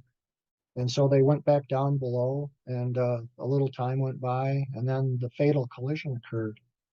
But just the fact that so many years after the disaster, he was claiming that the lookouts had given a warning before sighting the fatal iceberg. Again, there's questions, but the mere sheer number of these accounts makes me wonder. I think it's, speaking strictly for myself, I think it's possible that the lookouts might have sighted these 3 early icebergs one at a time, and they passed at a safe distance from the ship, so there was no need to alter course or any emergency procedures. And those sightings may have given the officers increased confidence that well, we saw these 3 icebergs, we can see anything ahead in time to turn safely away from it. But at this late date, we don't know for sure. All we can do is, I guess what I've done is gather these eyewitness accounts or alleged eyewitness accounts together and put them all in one place and let the reader decide for himself. Yeah. So yes, I was guilty of advancing that theory. Absolutely. I mean, and with good reason too. I mean, because all that we know comes from the people who were there that night. And it's so important to let them tell their story. And then for us as the historians to kind of take those different pieces and see where the pieces line up, see where we can get what Tad and Bill and I have long referred to as a bullseye pattern or a center mass pattern where you have most of the accounts. But then it's also important to take those outlying accounts that you found, George, whether it's on this subject or on others, and to see where do they fit into the larger piece of the puzzle. And sometimes I know it's maddening for us, there's a tantalizing hint of something, and you try to pull at the thread, and sometimes you get a little something. Sometimes all you can do is just put it, like you said, put it out there for readers to really think about, a what if, a possibility. And I love the way you did that in your book. Thank you. I appreciate that. It's what I tried to do. Don Yeah. Lynch has made a comment occasionally too when this subject comes up on the internet, and he asked the question, what are the chances that the Titanic would strike the very first iceberg it ran across dead center, have the berg be directly ahead of it? Exactly. The map of the ice field that was published in the Senate inquiry shows that the Titanic steamed right through an outlying band of icebergs before it reached the fatal berg. So with that being the case, what was to prevent them from seeing icebergs passing on either side of the ship? I can't see any reason why it couldn't have happened. Exactly. What are the odds of that? I have No. a quick question. There Go was ahead. also quick- talk uh, that the okay. iceberg they did hit could have been a black berg, that it had tipped over not long before it sank. And instead of being a white iceberg like we're used to seeing, it was darker and not as easy to show. Lightaller also mentioned that unless there were waves breaking around the base of the berg, that makes it harder to see too. So there's other reasons they didn't see this berg until too late. I will point Were you out gonna right say- now, Captain Smith had poked his head into the Marconi room and told them to be prepared to send a message of distress, but not to send it until they heard back from him. He had just separated from Thomas Andrews below deck on their inspection, and Thomas Andrews at this very point in time is still continuing his to see the full extent of the damage. Thank you, Tad. Yeah. Ken, you said you had a question? Ken, you had a, yeah. Well, I just wanted to ask George, unless I missed it, this crewman who was under the forecastle and heard one of the lookouts yelling "ice ahead," is it assumed that he was yelling that into the telephone? Did he ring the bell at all? One ring for starboard, 2 rings for port, or whatever they do. I forget the exact number. Did the crew phone the bridge at all, or what do you think happened? That's one of the uncertainties about that particular account. Is my memory of it. I could double check it here. It'd probably take too much time to do, but my recollection is that he heard the lookout call out the ice warning, which I know isn't the standard way that they were supposed to. They didn't ring the bell apparently, and they didn't. There wasn't conversation on the phone and stuff. So that's the uncertainty about that particular account. But again, the thing that impressed me was that 60 years later, that he would make a statement like that. And what possible reason could he have had to make it? Maybe he was misremembering the exact details. I don't know, but it made a big impression on me. Well, it's very interesting, and you would remember, hearing some yell, and going out on the well deck and looking, and then saying, "Gee, I can't see much," and then going back inside. That's something you would remember, even though the details are lost, whether, how the crow's nest actually communicated with the bridge or not, or rang a bell or not. I agree But anyway. 100%. It's one of those things that we'll never know with absolute certainty. It's incredible. Yeah, it really is. One of the other things that's happening right now at about this time is the music of the ship's band has started to be heard throughout the ship just within the last few minutes. And I know that over the years, the ship's band and the work that they did that night in helping to allay panic really has become the stuff of legend. And with good reason. I mean, whether they knew it or not, it was probably helping to stave off panic, probably helped to save lives in the end. I know Tom has done some documentaries on some other shipwrecks before Titanic that, they didn't have any sense of, that calmness that, we all know about with Titanic.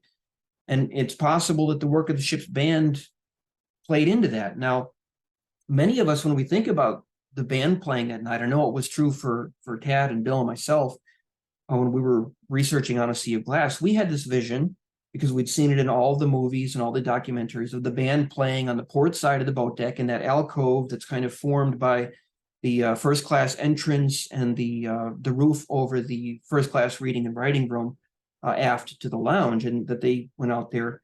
And I know there've been questions about, did they pull the piano out through the door onto the boat deck? How many of them were playing out there? How did they tune their instruments in the cold?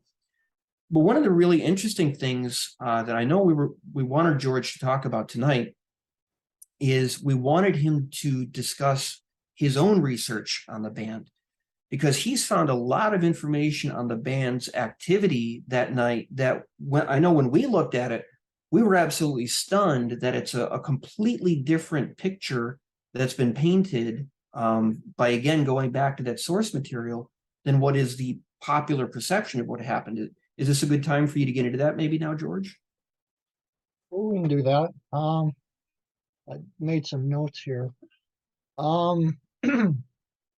First of all, in the past, and anyone who tries to research the subject of where the band played their music, you'll find multiple confusing mentions of where these passengers allegedly saw the band playing after the collision. I made a small list here: the saloon, the smoking room, the drawing room, the dining room, the first class lounge. Now, obviously, all of those can't be true. My own research has shown, I think, pretty decisively that the crew, or the band rather, played in the reception area at the top of the grand staircase inside the boat deck's first class entrance. A number of survivors mentioned that, and later in the sinking, Richard Williams and his father were walking around and noticed that the bandsmen were still playing in that reception room, only it was completely empty of passengers. The bandsmen were in there all by themselves. So it must have been reasonably late in the sinking when everybody else was out trying to get into a lifeboat. Williams and his father kept on walking around, just kind of seeing the sights, basically. And not long afterwards, Richard Williams mentioned that he saw the bandsmen standing outside the first class entrance, playing their music outside. So that apparently happened sometime around 2 o'clock in the morning. And surprisingly, up until that time, most accounts either specify or imply that the bandsmen were on the port boat deck when they were playing their music. But Walter Lord interviewed Richard Williams, I can't remember the year, but Walter made notes of his conversation. And he specifically said that the bandsmen were out on the starboard boat deck at the last time that he saw them. So that was on the completely opposite side of the ship that had been sort of the accepted position. So those were sort of the main discoveries, I guess, that I made, at least in regard to the location of where the bandsmen played. Yeah. Thanks for telling us about that, George. It really is interesting. In fact, your research is one of the reasons why in this animation, first of all, we have the lounge lights off. That was a choice on our part. And the other thing is that toward the end, we have the band playing outside on the starboard boat deck.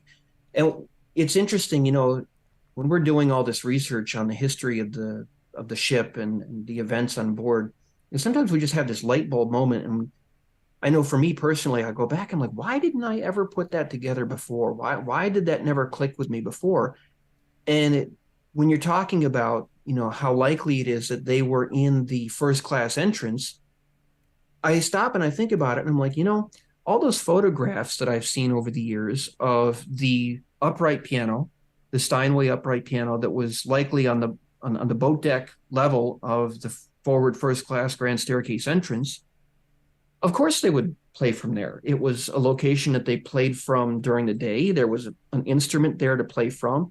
Speaking from personal experience, I know that moving pianos around is, especially upright pianos, it's a very topsy-turvy, top-heavy, and very heavy business. If they had tried to get the piano out on the port deck, I know there's a 90-degree turn in that vestibule that would have been almost impossible for them to have made. So why not just stay in where it's warm and where people were known to have been congregating in that entrance? Even though they use different terms, they use words like lounge or saloon or other things, we know it today is the first class entrance. And why not, stay there where the people were and use that piano and play there for basically an audience that's building around you. Absolutely. And another factor is, can you imagine the violinists and stuff standing outside in the ice cold for 2 hours playing their music? I think their bare hands would have been frozen stiff. Yeah. So obviously staying indoors as long as they could, at least they're able to perform your music the way it should be performed. And then they waited until the last minute basically before they stepped outside to play their last pieces. And to me, that's Absolutely. perfectly understandable. Yeah, makes perfect sense. That's fascinating, George. And every time I hear that, even though that's the version we accept now and 100% believe, it still blows my mind that it was missed for all those years when the separate pieces were out there. I want to point out it's 12:27 Titanic time right now in the animation, and that is the exact moment when the first distress call was sent out, which was CQD.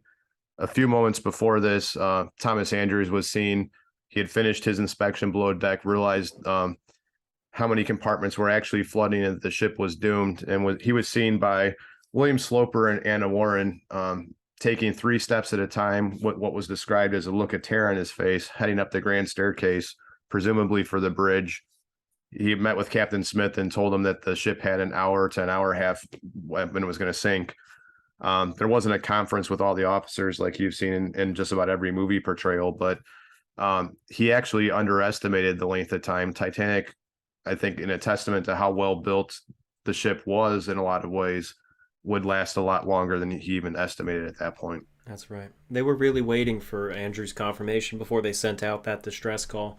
I mean, as we saw earlier with Smith stepping in and saying, prepare to send out a call for help, but don't do it until we give you the confirmation. And now here, just minutes after Andrews comes up and says, yeah, the ship is doomed, then we get that distress call coming out. As you mentioned with Andrews' actions, and actually I just saw it in the chat here, we made a documentary about Thomas Andrews, and basically I called it Retracing His Footsteps, because what we did was we took it from the moment he left his house when the Titanic departed, when he left his house in Belfast, and he got on the ship and went out to Southampton, and then the whole voyage, and then through the sinking. Every known instance of Andrews being sighted and what he did, we detail that and we talk about and really just give a bio of the man and all of his actions throughout the voyage and throughout the sinking. So again, if you want to put that on your playlist after the stream or tomorrow, it's called Retracing His Footsteps, Retracing Their Footsteps, because it's tentatively going to be a series, and it's Thomas Andrews. So it was a lot of fun to make, and it was with a lot of the team that you have here in this chat, in this stream. I know that was a very enjoyable project to work on, and I know that we put a couple of pieces of the puzzle together in an interesting way that I think we're going to talk about in a little while regarding some of Andrew's last known sightings. If Ken is with us right now, I kind of had a question that maybe it was just kind of brewing in the back of my mind as I was watching the footage of us going around the decks and through the wheelhouse, the open bridge there. Ken is one of the few people in the world that comes to mind that has now walked a full-scale recreation of Titanic from when they did the movie back in '97 and we're filming in, I believe it was '96. And you were there watching as they did a lot of moving around the deck, maybe even recreating, getting some of those lifeboats ready, and swung out and things like that. Are there any specific memories? I know we didn't talk about this in advance, but is there any specific memories that you can think of that of you being there on set, things that you kind of picked up on from being there on a full scale set like that? Let's just discuss that topic now, Ken, as opposed to later. Okay. Yeah, I actually wasn't on the deck at night, which was the first months of '97, actually, when they rejigged the whole set so that it was at 6 degrees for the whole sinking part of the filming. I was most of the time, sometimes I was kind of hiding around a corner, but most of the time I was off down on a barge watching the filming, or around the edge of the berm at the studio down in near Rosarito.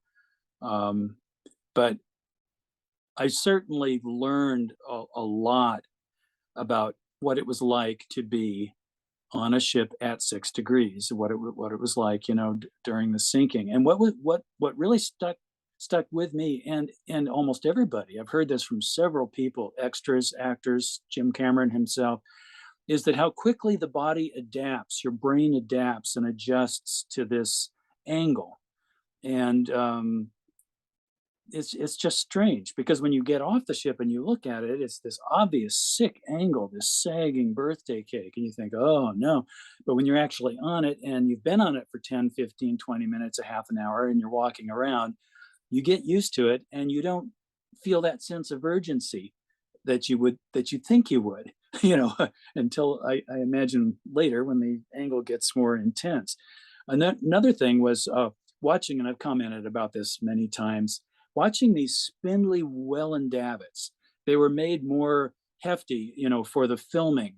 They were made by the very same company, the Welland Company that still existed, Welland Lambie, in 1996. And they used the same plans, apparently, as the original, except they beefed them up a little bit, and they made the arms wider, if you can understand what I mean. They were the right length and height and so forth.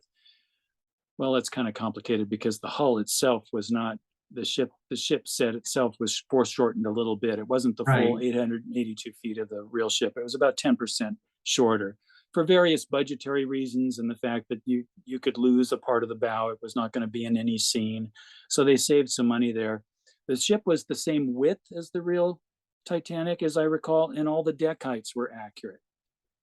But because of this truncating of the ship and making it about 10% smaller, they had to cut out sort of sandwich slices throughout the hull, and maybe 15 feet between each funnel, were artistically edited so that it didn't show on film. Very clever the way they did it, but it meant that they had to make the funnels proportionally smaller so that they didn't look too crammed together and too tall.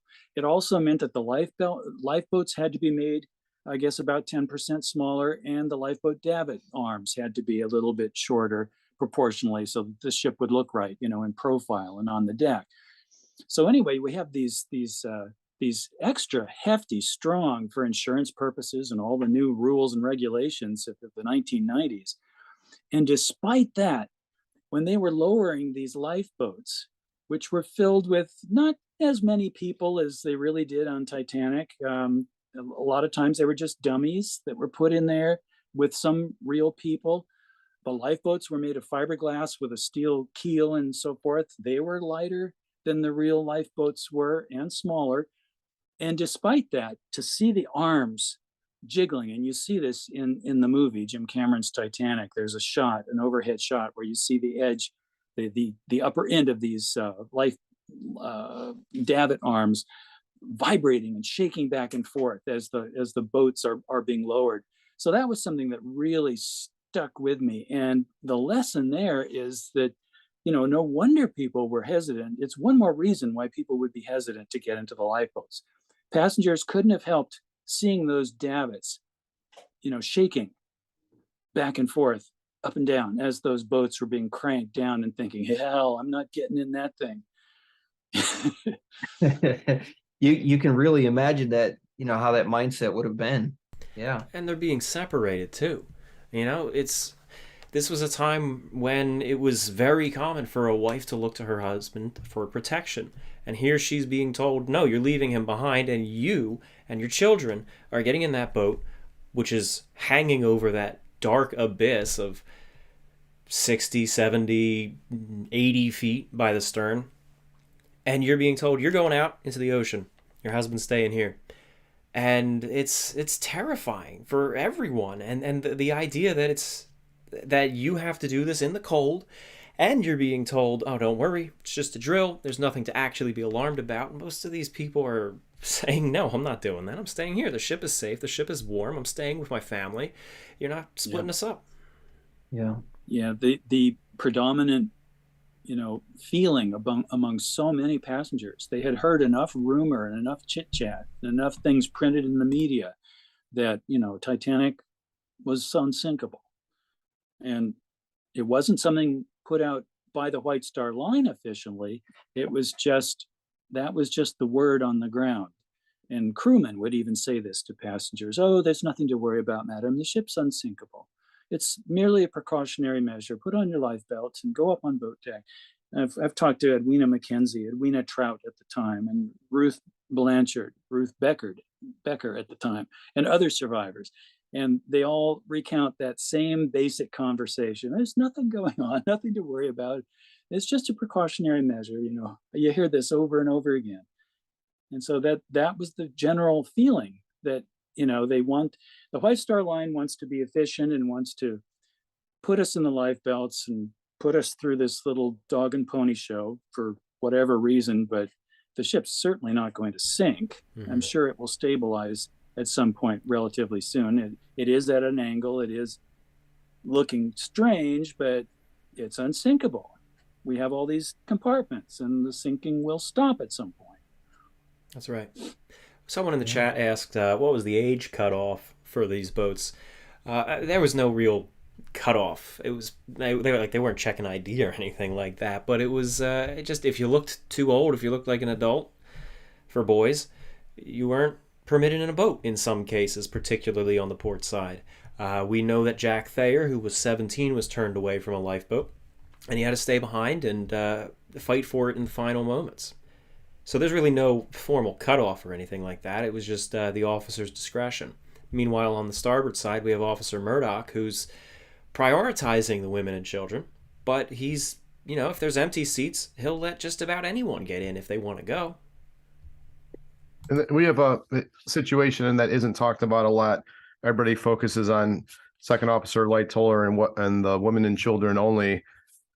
He actually was really stringent about allowing crew members in as well, including some of the stewardesses. There's a very detailed account about him preventing one of the stewardesses from going into the boat, and then she didn't survive the disaster. Now, obviously, it wasn't his intention in that, I'm sure, but you have this dichotomy, and then you have Bruce Ismay, who is vilified in so many ways, in my mind, unjustly, where he was actually actively helping stewardesses into lifeboats. So Lightoller was very stringent in a lot of ways with how he interpreted those orders.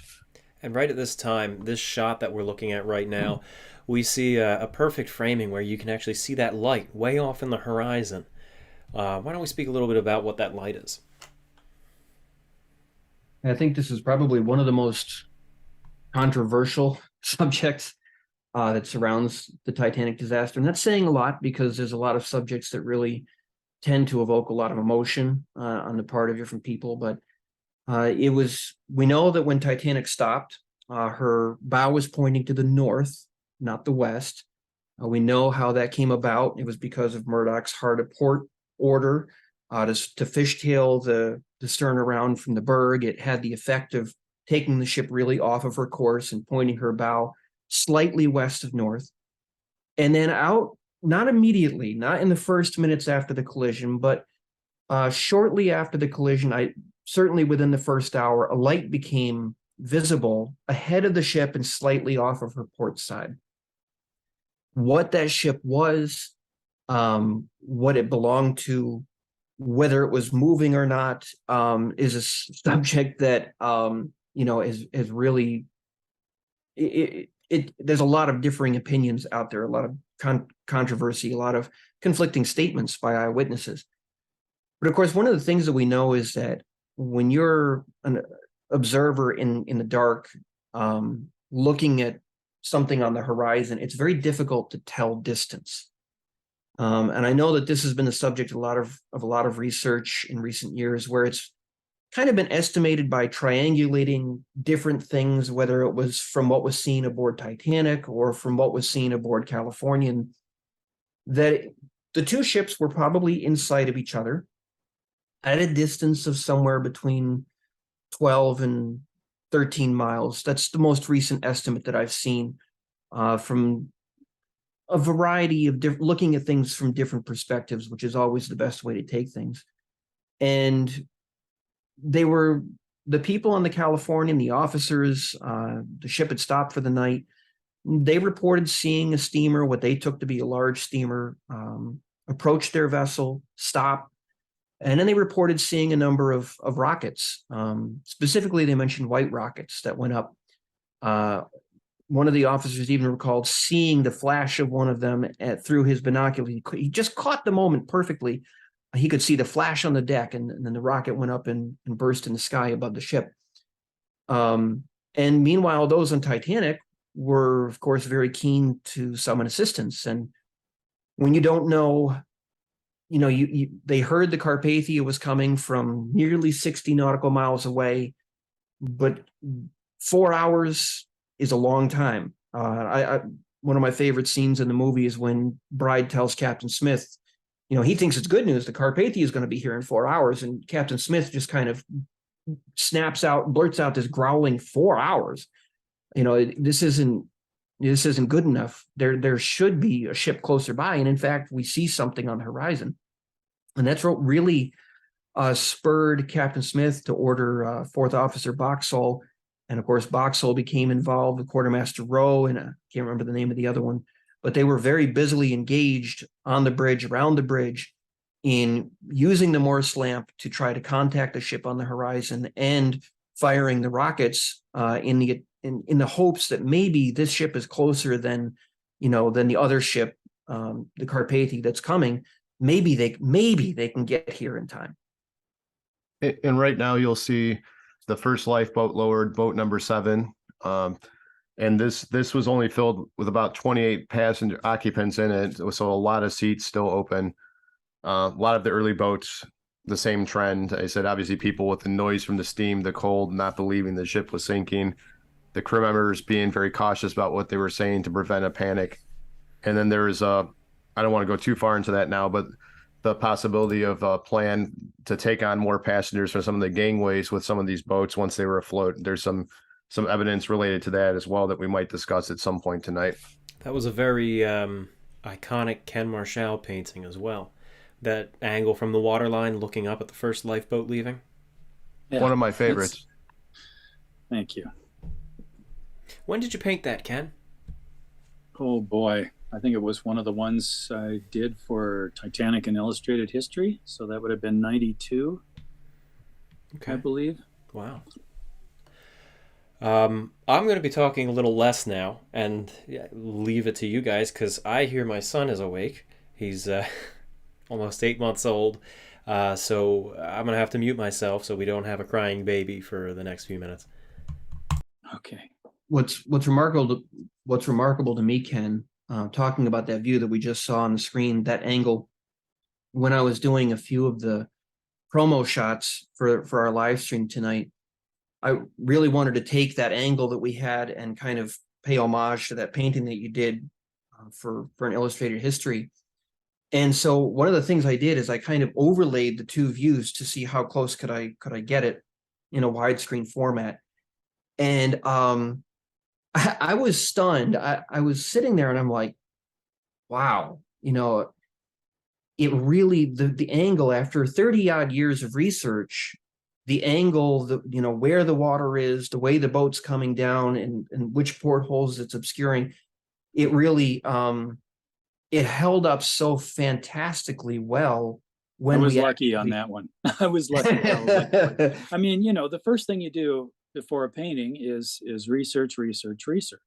It's the R&D involved, and I'm sure that I read as much as I could and tried to get the timeline right for where the boat would have been and when it would have reached the water, or all of that stuff. So I guess I hit it pretty close. So that's good to know. Absolutely. It was just one of those moments when having grown up looking at your artwork and seeing the depth of research that you put into it, I kind of sat back in my seat and I had like a grin on my face and I'm like, yeah, wow. All these years later, it's like, wow, that was amazing research that was done. We really appreciate all the hard work that you put into those pieces of art over the years. Thank you. Um, You know, I often say if I drop dead tomorrow, I feel pretty satisfied, I guess, with what I've, what I've, the footprints I've left behind or whatever. I've put a lot of work into all those paintings for decades and decades, and the fact that some of them are proving to be accurate or pretty close to accurate is just super satisfying. yeah, I can't even. Ken, you shouldn't just feel satisfied. You should feel very proud of what you've done. Yeah. Well, It, thanks. what we found, I know when we were doing recreating Titanic, is we found that pretty much all the different artists that we were working with from around the world, they all spoke so highly of how your artwork had inspired them, but it also had that educational aspect where they learned so much through that visual representation and all of the homework that you did going into each painting. It's fantastic work. We appreciate all that hard work that you've done over the years. Thank you. I appreciate that. One of the greatest joys I have is someone coming up to me who's 40, 50 years old or whatever and saying, when I was a kid, my mom gave me this or that book and I studied those paintings you did, and it made me a Titanic buff, and it turned me into an engineer, and now I'm working for this or that company, or now I'm an artist myself. And it's just overwhelming to hear that. It makes it all so worth it. That's right. We have a few more things happening right now in the animation. We have the distress rockets firing. We have another lifeboat launching, and it's 12:47 a.m. Right around now, they should be making contact with the RMS Carpathia Cunard liner. That's a little bit farther away, but it's seeming like the best chance for rescue that there is at the moment. A bit earlier, Kent mentioned about the Boxhall being told about the light off the port bow. I looked it up, and that was about at 12:27. And that would have happened before they started firing the rockets off. About what time did the first rocket go off there, Bill? Oh, I'm pulling off my brain, but I'm thinking, well, hang on a second and I'll have it. I kind of know where it is. I think it was 12:47. around 12:45, I think, Bill, somewhere in there. There's always room for error, give or take a minute. But okay, so what we saw. I think Sam adjusted that time at some point, and it might have moved from 12:45 to 12:47. Okay, that's possible. And right now, the boat you guys are seeing lowering, that's lifeboat number 5 with Third Officer Pittman in charge. The more observant viewers might have noticed that the upper deck kind of flashed about a minute or two ago. It got brighter for a second, and that, if you watch the full animation, which has sounds and is uploaded in 4K on my channel, you'll see that it's the rocket firing off, and that's probably the first one. I think that's the first one that we showed in the animation. And so that was at 12:47, and now we have the second lifeboat leaving. And Tad mentioned boat number 5 with Pittman being in it. I'll never forget the account that Pittman gave that, he didn't really think things were that bad when Murdoch ordered him into number 5. But just before he got into the boat at Murdoch's order, Murdoch put his hand out and shook his hand. And afterward, I remember reading how Pittman, that moment kind of, it crystallized in Pittman's mind. And he was like, he doesn't expect to see me again. Maybe things are worse than I'm thinking they are. That's chilling. Yeah, just kind of a chilling moment, when one of the senior officers of the ship realizes, things are worse than I thought they were, and I may never see Murdoch again. Just an amazing moment that came to mind. Was it this lifeboat that was launched by Officer Lowe, and they were scrambling to get it plugged as it was going down? Was that number 3? I feel like it was Pittman. It could have been. It's possible. I haven't checked that one. Not recently. If it was Pittman, then it was lifeboat number 5. Yeah, which we're looking at right now. I feel like it was. There were a number of boats that had problems with their plugs. So obviously these lifeboats have plugs in the bottom of them so that rainwater collecting in them can drain out the bottom. And they're launching the boats without putting these plugs in, some of them. So they're scrambling as they're going down the falls, and some of them actually hit the water before they even think to put the plug in, and they have to scramble to plug it up before they flood. Now you've got some of the crew crawling on the bottom of the boat looking for the plug. And I seem to recall reading in a couple of cases, they had to use women's skirts to plug the hole because they didn't actually have the plug. It's amazing that held. You do the best you can. Yeah. Hey, do we have any accounts of people bailing lifeboats? I think we do, and I don't remember any details right now. Tad, do you remember anything? I believe in one of the boats, I can't recall offhand.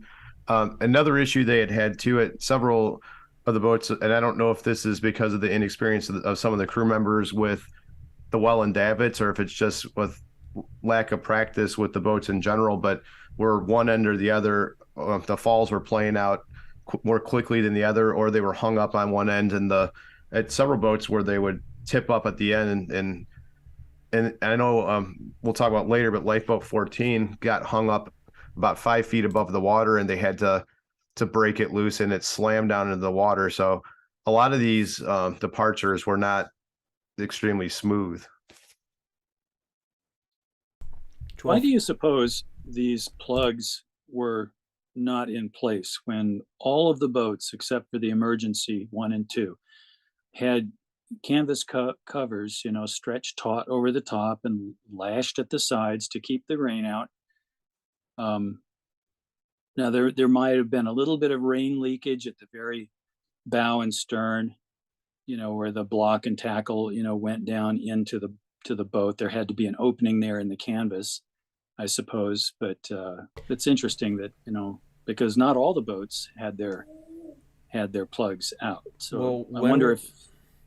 Oh, I'm sorry, Ken. When were they ahead. Most recently covered? Well, they were covered. Some of them had been uncovered. They were covered when they left Southampton. I mean, a few of them were tested the morning of April 10th at berth 44, but I don't think they were lowered all the way to the water, if I recall. And they should have just, relashed the canvas onto the top like all the other boats had. All the boats were covered as she left Southampton, except for the emergencies. That's a great question. Ken, you may have a little bit better idea than I do. On the Queen Mary in Long Beach Harbor, those boats are covered, correct? No. Now, they weren't?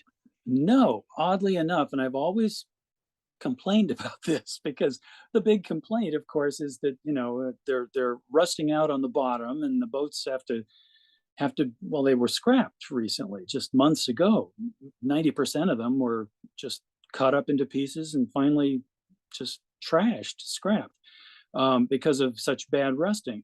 And I've looked at historical photos, and it is surprising that you do see her in service with no covers on any of those boats in some shots. And I don't remember, I can't say off the top of my head right now whether this was consistent throughout her career, but it's always struck me as very odd that the boats were open like that while she was at sea. There were many times I've been on the Queen Mary walking the decks, and I'm looking up at the lifeboats, and there's fairly large holes that were eaten by the water. I mean, yeah. Well, they she were just not serviceable in any form at all anymore. No, she sat there in Long Beach. Bad.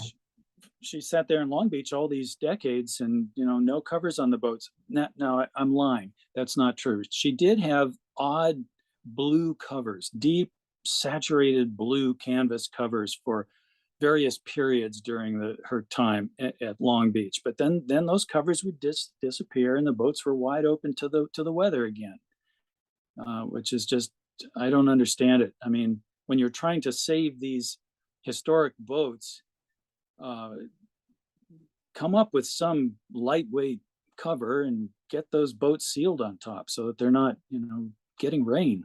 But anyway. It wasn't just the lifeboats that were showing their age on the Queen Mary. The first time I was on the Mary, I snuck out on the aft docking bridge, which I wasn't supposed to do, but I did it anyway. I was at a THS convention, and I'm Right. holding onto the upper rail, and my fingertips are going inside the rail because it's all eaten out on the lower edge. Yeah. Yep. Yes, that's true.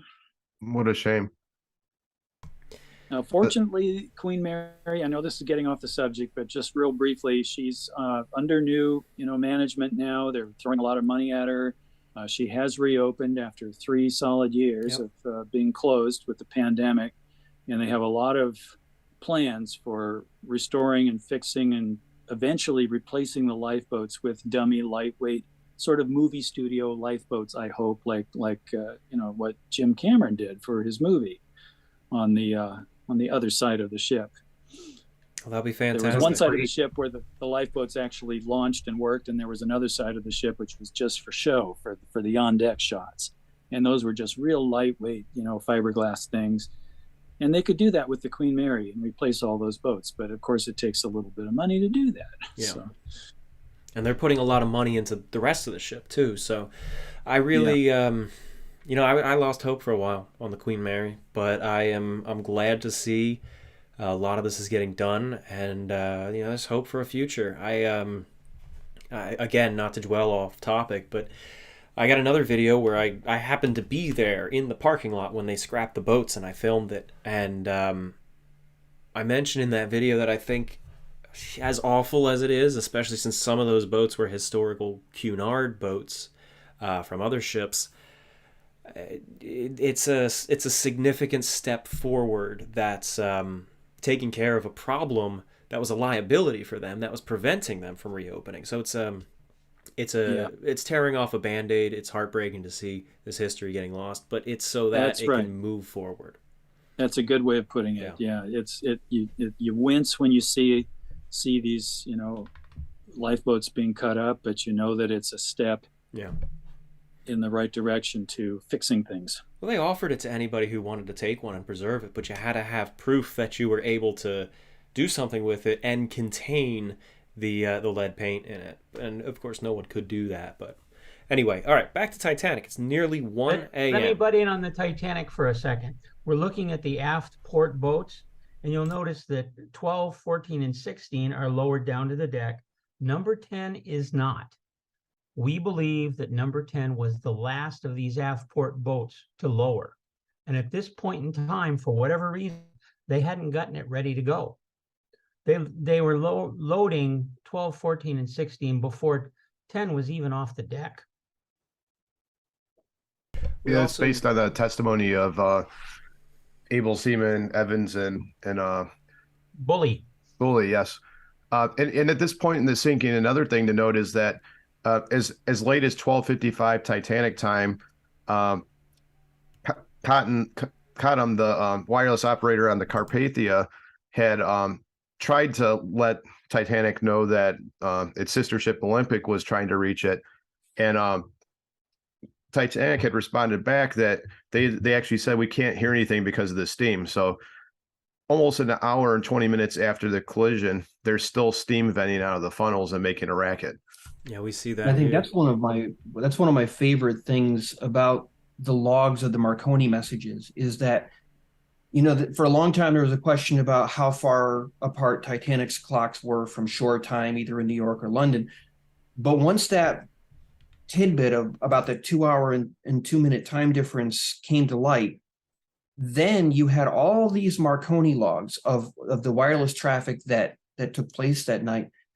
And when you took those, which were recorded in New York time, and you plugged those in to the timeline of events that, was building up around, the launch of the lifeboats and who was where and all of that, it was remarkable the picture that it painted. It was like interlocking pieces of a puzzle coming together. How long did the steam vent? Well, depended on who you ask on the deck. But this particular message that, Tad just referred to, it meant once you factor in the time difference that the steam was still going at 12:55 a.m., which is just remarkable how that picture kind of crystallizes in Yeah. certain ways as you do your research. That's right. And in our video here, we'll see the steam stop venting. I don't remember the exact time, but we will see it. And we don't know the exact time down to the minute, so it's kind of just a rough depiction. True. Hey, Ken, can I ask a quick question? It might be Sure. a dumb one. This is just a question I come by after, reading about the sinking Republic and the Empress of Ireland. Is there any particular reason why they never blew any of the whistles to get the attention of anyone around them? On Titanic, you mean? Yeah. I mean, they had steam pressure still. Is there any particular reason why they never blew the It's a whistles? good a great question. What's interesting is the rockets were not just a visual a visual signal, but they also had an explosive charge that was supposed to have been heard, according to the regulations, for X number of miles. I can't remember the figure off the top of my head. And we know that for those who were on Californian, they never heard that explosive sound, a very quiet night, and they never heard anything. All they reported was seeing the rockets, not hearing them. And so it's an interesting question. Why didn't they try the whistles? Maybe they were worried about a panic. Maybe,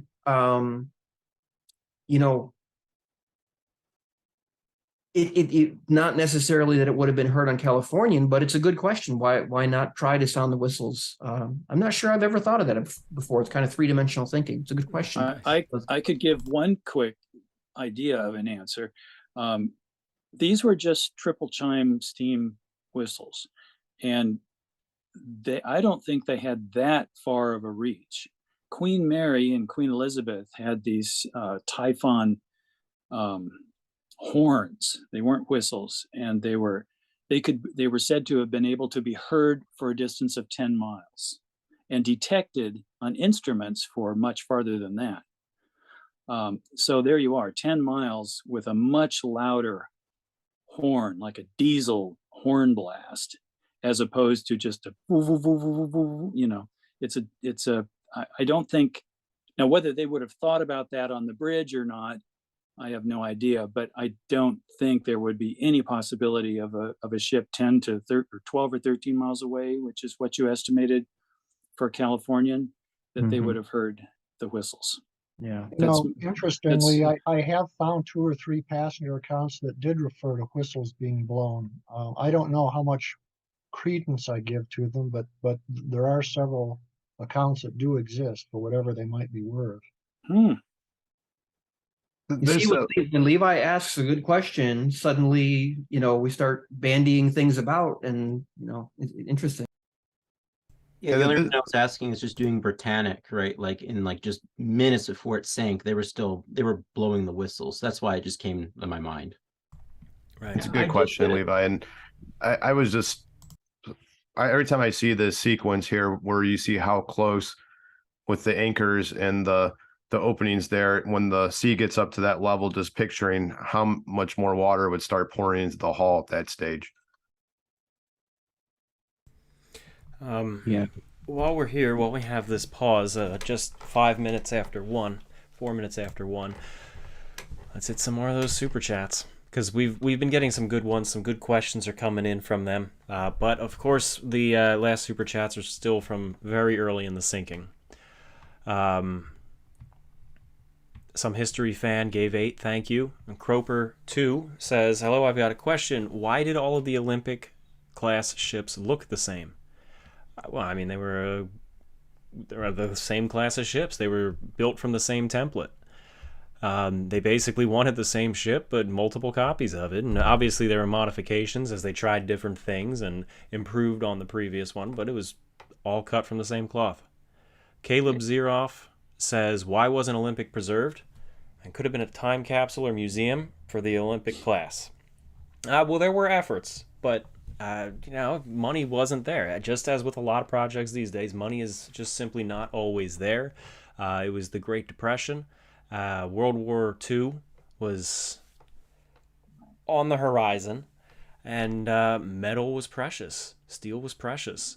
And this was an aged ship, And the history at the time, they just wanted to put the disaster behind them. There was no interest in saving the history of the Titanic. There was no interest in saving the Olympic, because the Olympic was just another one of the many ships that were out there. It was just dated. No one wanted it. I can't say no one, but...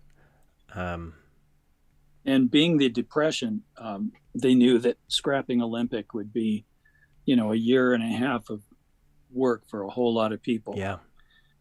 Up in And Jarrow, there were England. other ships that were scrapped at the same time. Wasn't the Mauritania pretty close to the Yes. same time? Yeah. Yes. John Morissette says, keep up the good work. Snow Monkey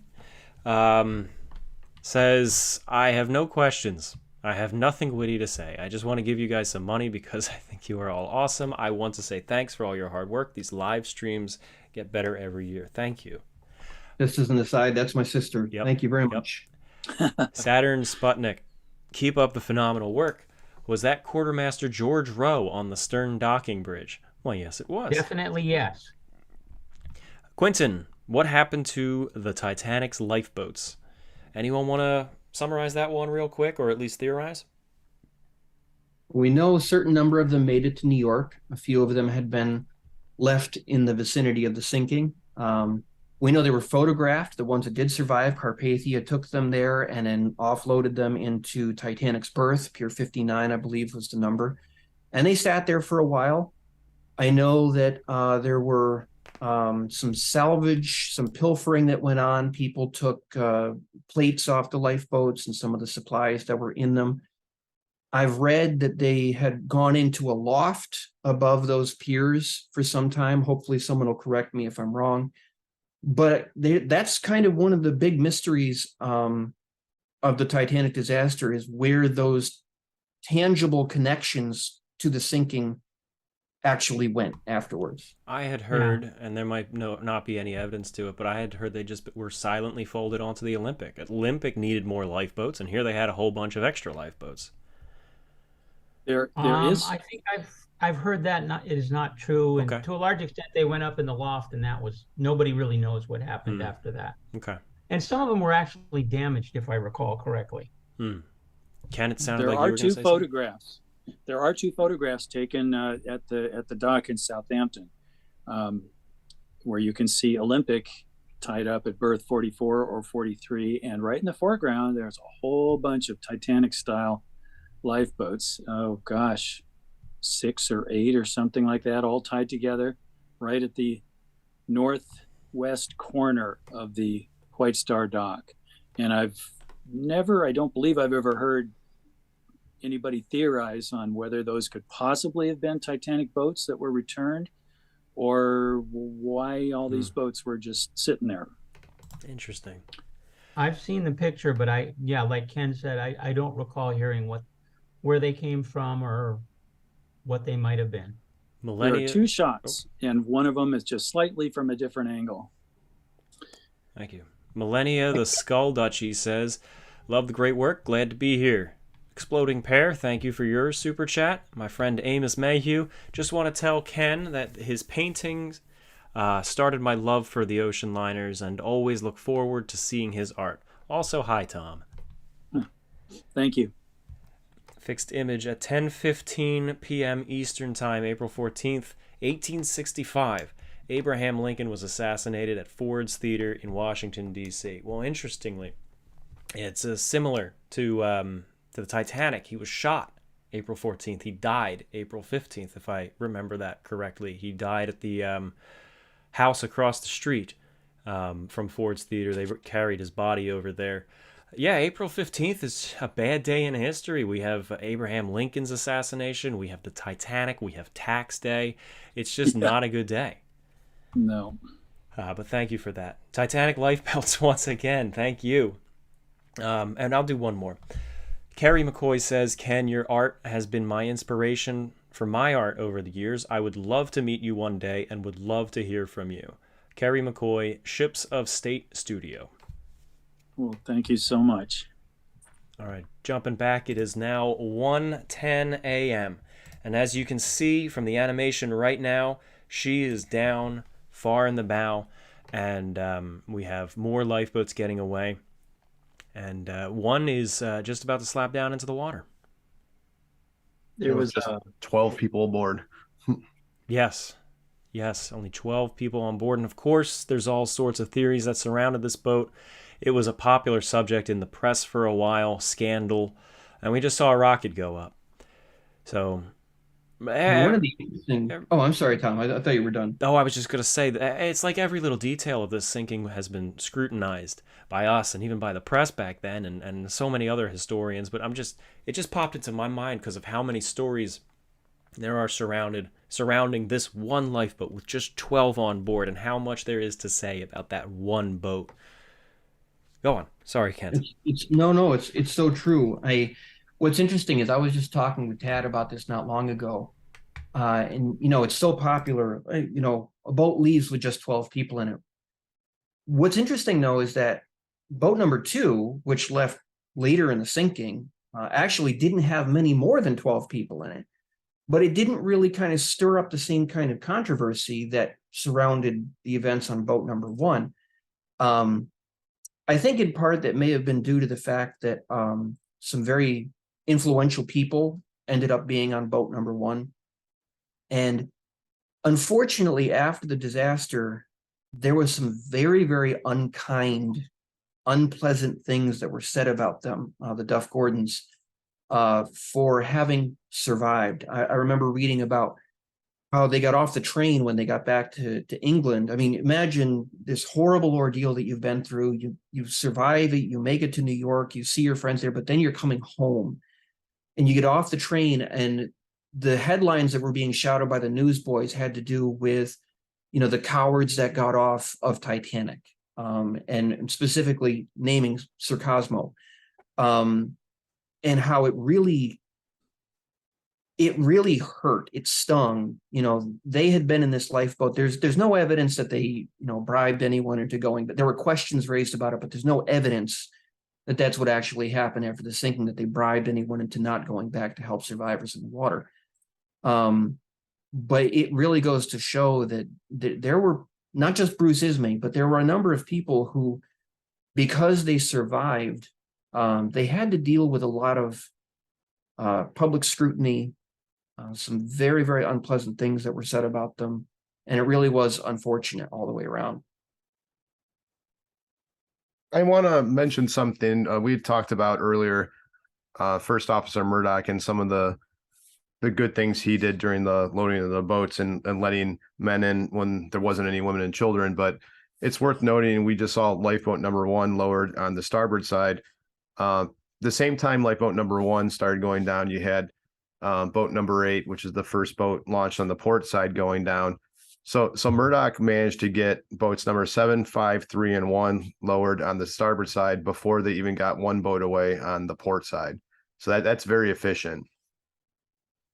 There was something that I wanted to point out is, fresh in my mind with the film that just had its re-release, is I never realized it. The film basically starts showing events happening once there's that iconic shot of the first rocket going off. You see it, and you haven't seen the exterior of the ship really in the movie, and then it cuts down on the flares touching the ocean, and you see the bows basically at this. And I always thought it strange how the movie basically just shows that right away, but if you really look at all the boats and all the events that are focused, it's pretty much spot on to what we see here, the ship of things starting to happen.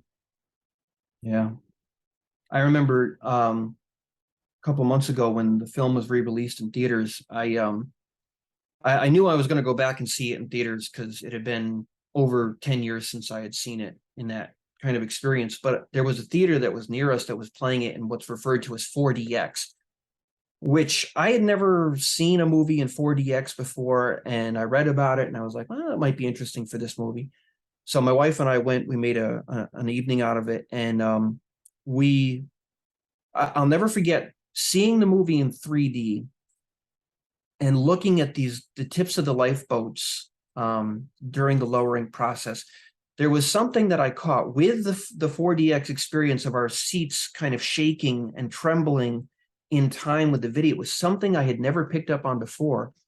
And maybe it's something that, if you were Ken or someone else who was there on the set, you would have seen it and caught it. But to me, it was a new impression. we've always read about how the descent to the water was not very smooth, because you got to remember the falls were being paid out by hand.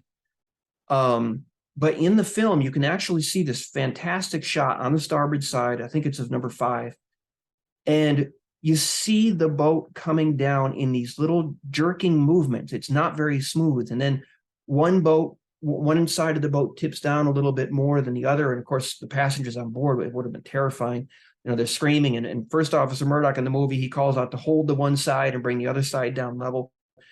And that was just a new experience for me when I saw the movie this time in that format, of actually feeling through the seat that I was sitting in, the lifeboat coming down in that kind of jerking motion that I'd heard, I'd read it, but to feel it, it was like, let me write that down, because I'm going to make use of that in the future when we're doing our research. That sensation.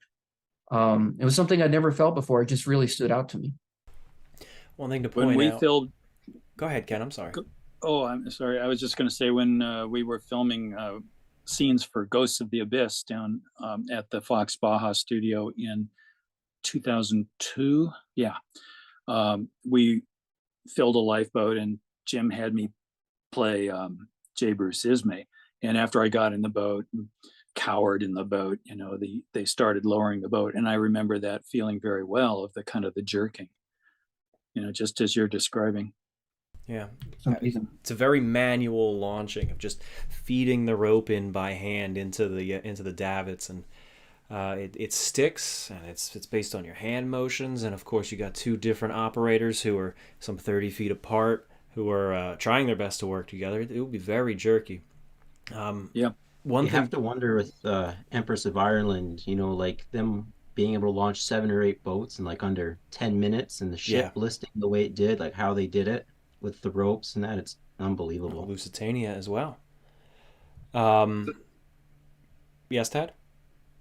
And say some things that right about now that are changing pretty dramatically with what's going on in the ship. I said, you can see the starboard list has come off, and the ship is largely on an even keel, and it's going to start going over to port on a port list. But after lifeboat number 1 launched, there was a rumor going around on deck that men were being taken off on the aft port boats, which of course was not true. But you had this big crowd. By this point, everybody is realizing that the situation is serious. The rockets are going off. It's very far down by the bow.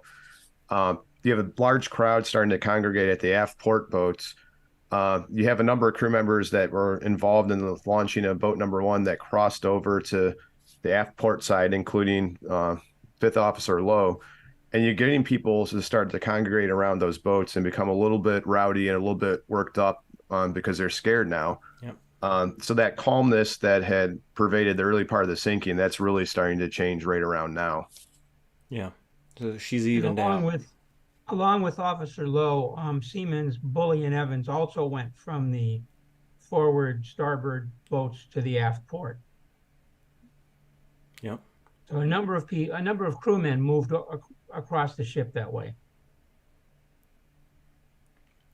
And here we're panning back, and we're seeing the lifeboats on the aft starboard side. Many of these boats back here were actually lowered down to A deck, where they were loaded from the promenade, which I believe was actually how these boats were meant to be loaded, at least most of the aft ones, where they were at the open end of the promenade. That's all. I was just saying that thought. That's always been a mystery to me, kind of, because Ruth Blanchard Becker, at the time, she was 12 years old. She and her mother and her siblings were back at boats 11 and 13. And there was the whole issue of, you know, the mother and her 2 younger siblings got into boat 11, and then they said, that's all for this boat. And Ruth was directed to aft to boat 13, and her mother yelled out, you know, that's my daughter. You have to let her come with me. And she said, no, I'll be fine, Mom, whatever. I don't remember exact words, but I'll just go to the next boat and get in. And she did that. And when we knew Ruth, Dawn and I, and we would visit her very often up in Santa Barbara, it had come to light that, you know, there was this discussion about whether the boats were launched from boat deck level or A deck. And I believe we quizzed her about that on a number of occasions. And now I just don't remember what she said exactly. But, you know, my impression was always that she stepped off the deck and into the boat. There wasn't climbing up a pile of deck chairs or something to get in at the A deck level. So it's always been kind of a disconnect for me. I wish Don were here so that he could address that too. He has a much better memory than I do about these things, but maybe next anyway. year. Yeah. So there's actually been some great questions here in the chat. I saw a super chat come in asking where the Wideners are right now, from C. Porter. He's a relative of the Widener family. He or she, I don't know. C is a Widener family relative, and they want to know what their role is. Where are they at the moment? Do we have any idea? I can't give any specifics, but right at this moment, without reviewing my own work, but one of my upcoming books is called Titanic, Her Books and Bibliophiles. And I managed to put together a 100-page biography of Harry Widener. Wow. And I put in every scrap of information about the Wideners on the Titanic that I could find. So if anyone is interested in the Wideners, you might keep your eyes peeled for the book. I'm going to probably self-publish it via lulu.com. But what was the name of that? Titanic, Her Books and Bibliophiles. Great. And when do you think that'll be out? It also covers a couple of other rare book collectors, but in addition to Harry Widener, which is where the title comes from. But, excellent. I did devote 100 pages to Harry Widener and his family. So. We do know that Eleanor Widener got off the ship in boat number 4, which left the Titanic quite late in the sinking sequence. Yep. And she is the only one that survived. So it may have been, and I think it's fairly likely, the rest of her family was with her close to the end, and she got into number 4, which left off of A deck, and the men stayed on the ship, and that was it.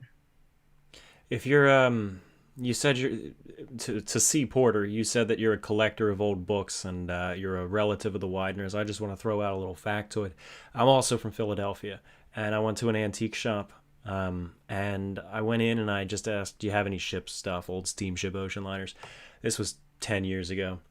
And the guy said that he had a White Star Line flag that belonged to the Widener family. And he says it probably came from some office or something, probably not a ship. But he had a White Star Line house flag, and it came from the estate of one of the Widener families. It was already sold. I didn't even get to see it. But that's floating out there somewhere, if it's real. So we are now at 1:24 a.m. and we're coming around and we see this lifeboat. Is it actually seems to be hovering, or it's launching quite slow? It's kind of hard to tell from this angle. But you can see, what was that? Was that Levi? Lifeboat 14. Yes, it's 14. No, it's not. It's 16. It's 16. I get another look at it. Yeah, that's 16. We're seeing. Yeah. But just beyond that, you can see the crowd congregating on the promenade. As I think it was Tad saying earlier. Was it Tad who was saying that they're going aft to the port side because of that rumor that men are being let off, and they're really starting to get a little rowdy. Officer Lowe was in one of these boats, and as he was passing, he said he had to fire warning shots to keep them off. He said that they were a bunch of Italians, which unfortunately was kind of just a blanket term. It could have been any Mediterranean nationality. I'm sure he didn't stop to pay attention to their language, but if they were Italian, they could have been coming from the a la carte restaurant staff. Lowe got off in number 14, which is the middle boat that we're seeing there. If you look over to the far left, you can see that boat number 10 is still on the boat deck and hasn't even been put into the davits yet. In a few moments here, once 14 starts down, I think you actually will see as they pass the promenade deck with all the crowd congregated there, you'll actually see the flash from Lowe firing warning shots to keep them away from the boat. That's right. And Lowe was not issued this pistol, if I recall correctly. He had a Browning pistol, which was his own personal firearm, which he carried on board and took out of his cabin with him. Did I get those specifics right? Was it a Browning and it was his own? That's what correct. I'm recalling. Yeah. Anyway, there we see it, center frame, boat 14 being loaded, and boat 16 behind it being lowered very slowly. And it is now 1:26 a.m. We're going up on 1:30. And at this point, people are really starting to see that something is wrong. We still don't have any significant mass panic, but we do have this rowdy crowd here on the promenade. And people are starting to become aware of the seriousness of the situation, and more people are willing to get into these boats. You're going to notice pretty much from here on out, most of the boats are leaving the ship with a lot more people in them, near capacity, some of them actually slightly over capacity. And they're getting a whole lot more people off now than they were earlier on. And what's interesting to me, there's the flashes right there of Lowe firing his gun. Yep. What's interesting to me is that in his mind, there might have been good reason for firing those shots, because we talked a little bit tonight about, the davits and what, how spindly they might have looked. I mean, we know they were tested. We know that they were, up for the task. But we know that Lowe was concerned even before the boat left the deck that maybe it was overloaded. Because again, putting 65 people in a boat that high out of the water, I would, if I was responsible, I would be nervous too that I hadn't overloaded things. And so when you're coming across this crowd of people who are very interested, or at least appeared to be interested in getting into the boat suddenly, and you're already nervous, you could see why that might have been the first impulse, is to kind of scare everyone back. We know that Lowe was kind of a quick-speaking, quick-acting individual, and we can see why he might have thought he needed to do that. That's right. It's interesting. You guys talked about the boats going away more full, and that's absolutely correct. You had boat 16, the first one on the aft port side, had 53. Lowe, when he first lowered away, had 40, and then boat number 12 had 12, not 12, I'm sorry, 42. But on the aft starboard side, Murdoch really started overloading those boats to the point of almost dangerous capacity. Like when boat 15 left, which is the last of the aft starboard boats, it had as many as 68 people in it, which is more than you could probably safely put in there if the weather wasn't perfectly calm like it had been that night. And I think the capacity of those boats was 65, so it was technically overloaded. That's right. Hey, George, where's the band right now? To the best of my knowledge, they were still inside the reception area, the top of the grand staircase. It was only at about 2 o'clock that they stepped outside and started performing their music outdoors. Okay. Now the band they were second-class passengers. They were basically contractors, quartered in second class, listed as second-class passengers. Am I correct?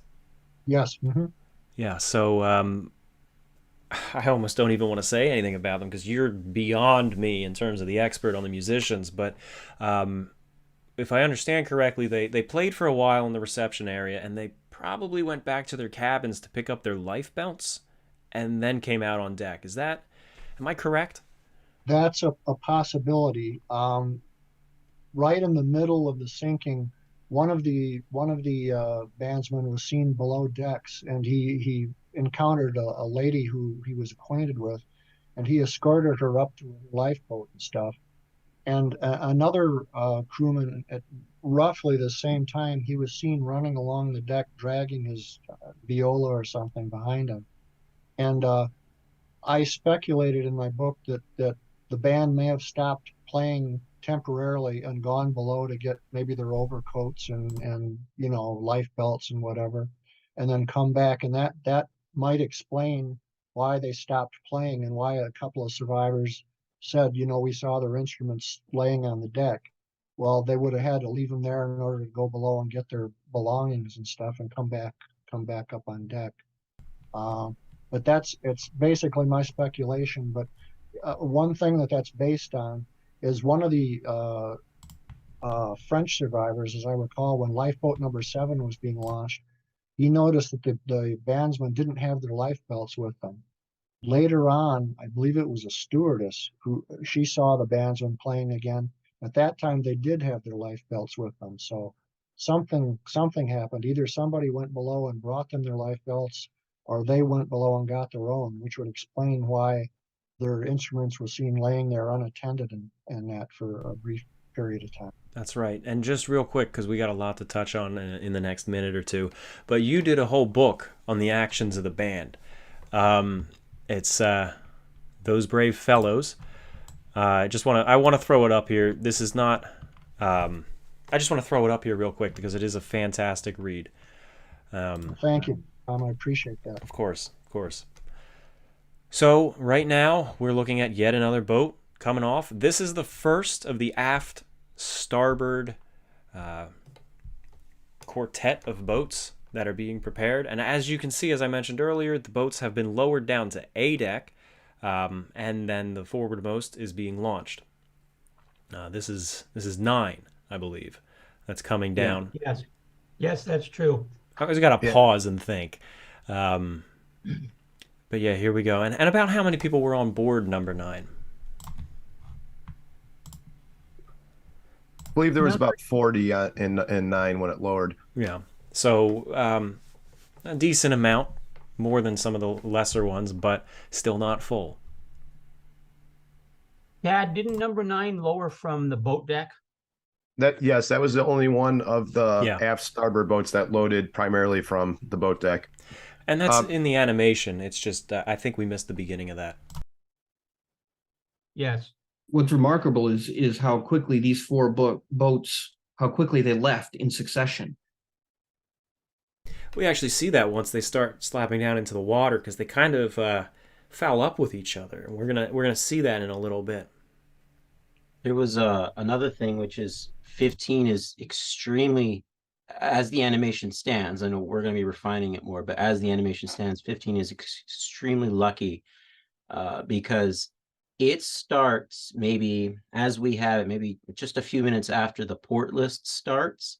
And as the davits were, how far they were out for this particular boat, if they had waited a couple more minutes, there's a really good chance that, they might not even been able to get it down without seriously wrecking it. It was just the purest of coincidences of its timing being perfect, because it was already starting to rub by the time it was getting to the bottom. I remember when we were refining the animation, one of the interesting things that the topic that I know we shelved it at the time, but when you're thinking about the difference in the weights as each of these boats is being lowered away, one of the things that we kind of talked about, I remember, is, there's a figure out there that's been thrown around about the lifeboats weighing, like 5 tons empty, and then you put the passengers in them and everything. And you have to think these 4 lifeboats on the aft starboard quarter were lowered in quick succession, which reduced the amount of top weight on the forward, on the aft starboard side. And we also know that Titanic had begun this roll over toward the port side, and we wondered if maybe, the balance was maybe just so delicate that change in the weight might have played into that slight motion. And I know we shelved it, we never came back to it, but it just was an interesting thing that we were talking about at the time. It's interesting too with the aft boats, like the timing you can anchor in a lot of different ways, but boat number 9, part of the reason you start seeing, besides the passengers that congregate on the port side, the aft side, you had at around 1:20 a.m. there was the remaining firemen, trimmers, and greasers from the 8 to 12 watch were ordered up on deck, and a number of them, almost all the ones that survived, you can track back which boats they were in. They're all in the aft port or starboard boats, but there's a couple where they came up right after that order at 1:20, and by the time they got up on deck and everything else, ended up having enough time to get into number 9. So that kind of anchors that as being after 1:20 a.m. So it's little things like that you can look at for the timeline, which are very valuable. That's right. That's right. 1:36 a.m. and we see Lifeboat 9 is nearing the water. It's almost clear of the ship. We see the steam, by the way. We didn't point it out, but that stopped a long time ago. But you can still see smoke rising from some of the after funnels. Well, I mean the after of the 3 ones. They would have had some of the boilers up to try to maintain the power throughout the ship. And they wanted light so that an approaching ship could spot them. And they wanted the lights ablaze, and obviously to assist with the evacuation so people could actually see what's going on. And they also wanted the Marconi apparatus to be still functional and calling for help. And as we pan aft, we also see that the propellers are starting to come out of the water. They're starting to break the surface. And the aftermost one, the central propeller, which is hooked up to the turbine, is about halfway out. And that's a really fascinating thing. I remember when we were putting this animation together, we know that when boat number 15 launched, when it got a little bit away from the side of the ship, Assistant Steward Walter Nichols remembered seeing that the propellers were half out of the water. And sometimes when we do this work, it really it's an electrifying moment. You it raises the hair on the back of your neck, because you realize you just kind of connected the dots between 2 different points. We remember when 15 got to the water and it got out a little ways, we looked back from boat 15's perspective, and there were the propellers half out of the water, just like Nichols said. So, I mean, it really, doing this work, sometimes it's amazing when you kind of connect the dots on something like that. Absolutely. And we've had plenty of those eureka moments when putting animations like this together. This is such a imposing angle, especially looking along the length of the hull as we did a few seconds ago, and you could just see the various sets of falls and a couple of the lifeboats at different heights as they're being lowered, and a couple more boats slowly pulling away. There's this haunting stillness to these types of shots, because it's, even in the animation with sound, it's more silent right now.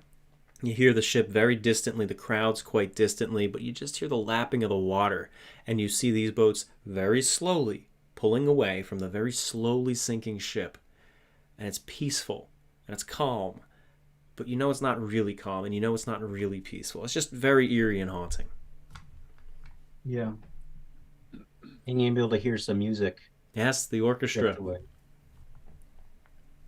You can see that they've actually gotten Lifeboat 10 finally over the side of the ship. So they're starting to put people in it. Yep. And by this point, with the port list, there was a multiple feet gap between the side of the lifeboat and the deck of Titanic. They actually had to throw people across the gap. I mean, I remember one of the descriptions, like they're chucking them like they're a sack of potatoes right across there, because it was a pretty dangerous situation. You do what you got to do. That was Baker Chowkin who said that. He said that he went down to A deck, found children and women, and they brought them up to the boat deck and threw them across the gap. Yeah, you do what you got to do. Yeah. To save lives, yeah. Ken, you have a painting very similar to this angle as well, if I recall correctly. It was a lot more blue than this, but yeah. It's called The Millionaire's Special. Is it? Yeah. Now, that's interesting, because I had heard or read somewhere that was Titanic's moniker. But then I read someplace else in a pretty definitive source that, oh no, that was the train, the boat train from Waterloo to Southampton was called the Millionaire's Special. So I thought, oh my God, I've named the painting with the wrong name. But since then, I've found confirmation, I don't remember where, that no, Titanic was actually referred to as the Millionaire Special. So I don't know which it is, but yeah, it's a very similar angle to this with the rocket going off, inspired totally by Jim's movie. Yeah. I feel like that's a very common moniker. I know the Republic, another White Star Liner, was called the Millionaire Special. So it could have been the train. It could have been Titanic. It could have been the Republic. It could have been all of these. I feel like it's like the Greyhound of the Atlantic. You know that? Yeah, it's a Lusitania, but I heard Olympic called that too. I heard White Star, Cunard. I heard them all called Greyhounds of the Atlantic. That's right. So, but it's a great name for a painting, especially with such a dramatic scene and yet such a fancy, nice sounding name that's a little bit more positive than what we actually see. But anyway, it is 1:41 a.m. and as we see the discharge, the water is being pumped out of the starboard side as this is lifeboat 13, I believe. Coming down, and it's about to get stuck thanks to that discharge coming out. Lawrence Beasley is in there. Ruth Becker is in there. And she remembered that very, very well, how that thrust of water was pushing their boat aft. And once they reached the water, and they were trying to release the falls and all that, and they were drifting right underneath 15, which was coming down on top of them. And Lawrence Beasley recorded how everybody was yelling up, "Stop lowering 14, stop!" But they couldn't hear way up on boat deck, and they were able to get away just in time. 15 came down in the water right where 13 had been just moments before. It's remarkably lucky that all of Titanic's boats made it. Even Collapsible B, that was upside down, still managed to carry 28 people away from the ship. It's incredible when you look at other disasters. Atlantic, for crying out loud, which I just did a documentary for the 150th anniversary 2 weeks ago. None of her boats made it. Eastland, the lifeboats were pointless. The Lusitania, half of them were useless. Empress of Ireland, too. It is incredibly lucky and obviously aided by the stability and the long time they had to evacuate. But it is just very fortuitous for them that all 20 boats managed to carry people away safely. It really is remarkable. I've always said that one of the reasons that Walter Lord's A Night to Remember came off so well is it reads like a disaster novel. And that's because it took 2 hours and 40 minutes for the Titanic to sink. Time for all kinds of events to play out. And we're seeing this here in front of us right now. It took time for everything to happen. Exactly. You have plenty of time for the stage of events to unfold. And another Ken painting here too, by the way. You had a paint by numbers of this painting. And I had that and I painted it. You remember that? I never produced a paint by numbers. Well, but I wouldn't put it past somebody. They ripped off your painting. This was I was like 7 or 8. That happens all the time. Yeah. You know, I see my stuff online. People make puzzles out of it, and you know, if they're not in the United States, if the companies that produce these things are international, you're just screwed. Good luck. Because to try to pursue, if you're really lucky, you can plead with them to, you know, where's my cut for doing this? I didn't give permission to do this. I own the copyright to this painting. And if you're really lucky, they'll be polite and nice, and they'll correspond with you, and we'll come to some settlement. But many is the time that you just don't get any response, or they just say, "So sue us." And it's just so expensive to try to do that internationally. You know, my friend, if these companies had treated you properly and done things legitimately, you'd be a millionaire. The amount of times I've seen your stuff. Yes. Don't remind me. Don once said to me, he said, "I don't know how you sleep at night when you go online and you see all the stuff that people are ripping off and claiming their own copyright to, or copying my artwork down to almost the last brush stroke, and they're getting credit for it and they're getting the big bucks." And, you know, you just think, it's comes with the territory. Yeah. They call it the greatest form of flattery, but sometimes it doesn't feel like it. No, it does not. Anyway, How frustrating. we're seeing Lifeboat 13 now getting hit by that bilge pump, and it gets pushed aft. The falls are still connected, and therefore it's the slack that was coming down on the falls that would have allowed them to release the falls there. Now that slack is all gone, and it's moving aft, and it's getting stuck under boat 15, which is coming down dangerously close. I believe they were able to reach up and touch the boat. Yeah. Yep, Never and they were forget. they were yelling, "Does anybody have a penknife?" And stop lowering 14. I watched this all play out almost in real life down at the studio, the filming for this. And I'm telling you, as I always say, I said this before, but my heart was beating out of my chest. I was on a little barge that was off away from the camera platform where Jim was, directing the action, and Don Lynch was with me and a few other people. And our mouths were just gaping open as we watched this. It was terrifying to know that we knew people who were there and experienced this. And one person, Ruth Blanchard. I remember Titanic International Society had put together a fundraiser to get a headstone, or a new headstone, on one of the people who were in this lifeboat. It's out near Newark, New Jersey.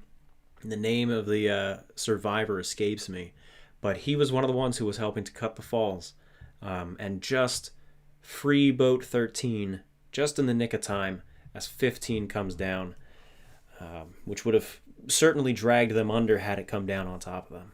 Mm. That's a condenser discharge, actually. Yep.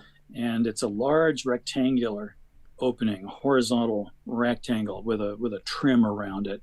And both of those, interestingly, survive today on the stern section on the wreck. They're splayed out to the side.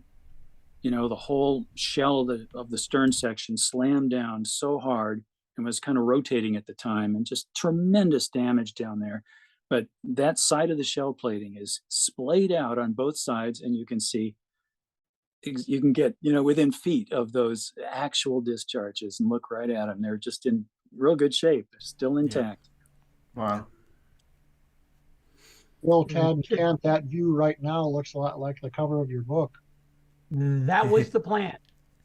Yes. That was the plan. We call our photo, our painting, Titanic at 150. But you've got the forecastle starting to go under. You've got about a 10-degree list to port. Quartermaster Rose still firing rockets, but not for very long. Yeah, there you go. A few minutes before this, lifeboat number 2 on the port side had lowered, and that, as we talked about before, only had 17 passengers, so it was severely underloaded. But one of the interesting things that there wasn't an issue loading it despite the port list, because Second Officer Lightoller had the foresight earlier in the night to have that tied off to the coaling wire, which kind of prevented it from swinging away from the ship when they were in that situation. So that's one of the few later boats on the port side that didn't have a huge gap between it when they were trying to load it. Are you talking about boat 2 or boat 4, Tad? Oh, I'm sorry, boat 4. Yes. Okay. Yeah. So we see that the So forecastle. boat Ken. 4 was loaded from A deck then, not from the boat deck. Yes. Right.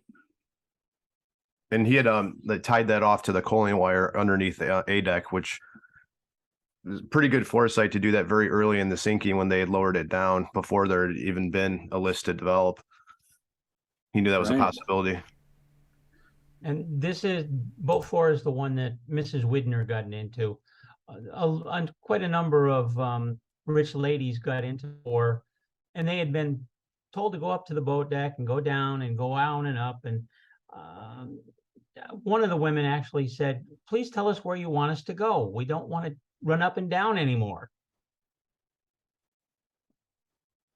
And there's the one account where, if you believe what they said, is that Captain Smith had to be reminded that that deck was enclosed, and he was thinking of like Olympic with it being open, but I always thought that was kind of interesting. It seemed to be there was a lot of confusion, and then they couldn't find the cranks that would lower the windows in a timely fashion, and people were standing around trying to figure out what to do, and they kept sending them to different locations, and had to be very frustrating. And there's Titanic at 150. That's the cover of On a Sea of Glass. There it is. Which is an excellent book, by the way. Thank you. Thank you. I'll never forget when we did the model studies that formed the basis of the painting. Our editor had told us that he knew someone, Robert Lloyd, actually did the artwork, and he suggested, if you guys can pick an angle and give him the details, he'll gladly do a painting for the book. And it was kind of like, I remember for us, it was kind of like a wow moment. We actually get to have one of our own choice. And we did a whole bunch of model studies with my 1-350, and we photographed it with sitting at different angles. And I'll never forget when I got the model, I made sure to place it at the angle that we knew that it was, the list support and the down by the head.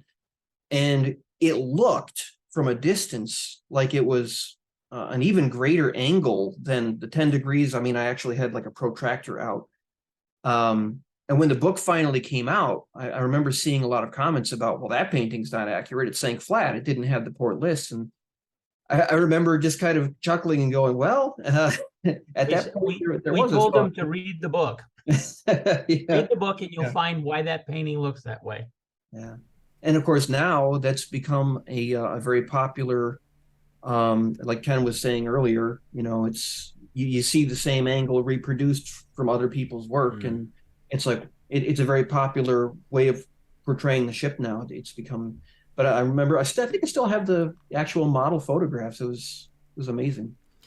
The forward This well shot deck. here is really emotionally impactful for me. Like just seeing the water come across the well deck and start to approach that way. It's just really, okay, there's not much time left at all at this point. Exactly. Because it's approaching the cargo hatches. It's spilling down. It's now reaching large openings on the ship. And once it gets to that, it's able to just pour inside. We see that the forward well deck is completely awash, completely flooding on the port side at the very least.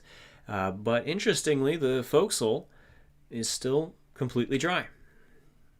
In the next minute or so, we're going to see Quartermaster Rowe fire the last rocket. Yeah, I know we timed that down to 152. Yes. So that's right about now. The other interesting thing that's happening right now is senior Marconi operator Phillips had left the key for a few minutes, and he turned it over to Bride. And we know exactly when that was because we know what messages Bride sent while he was at the key, and we know what time those were logged in New York and how that translates back to ship time. And again, it's one of those like, wow, when Phillips came back in, he very specifically told Bride that the forward well deck was awash, and that's what you see here.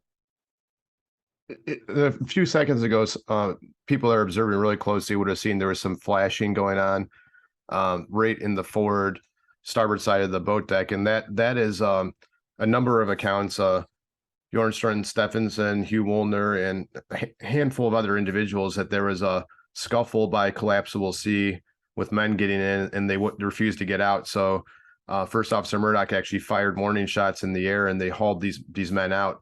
And it's a very strange situation because then a little bit later, by the time Bruce Ismay gets into the area over there, there's a lot of accounts that say that there wasn't many passengers around, at least women around the boat. It was pretty abandoned. So it makes you wonder if they hadn't been driven over to the port side of the boat deck, where then there was now an issue at collapsible D with possible gunplay involved as well.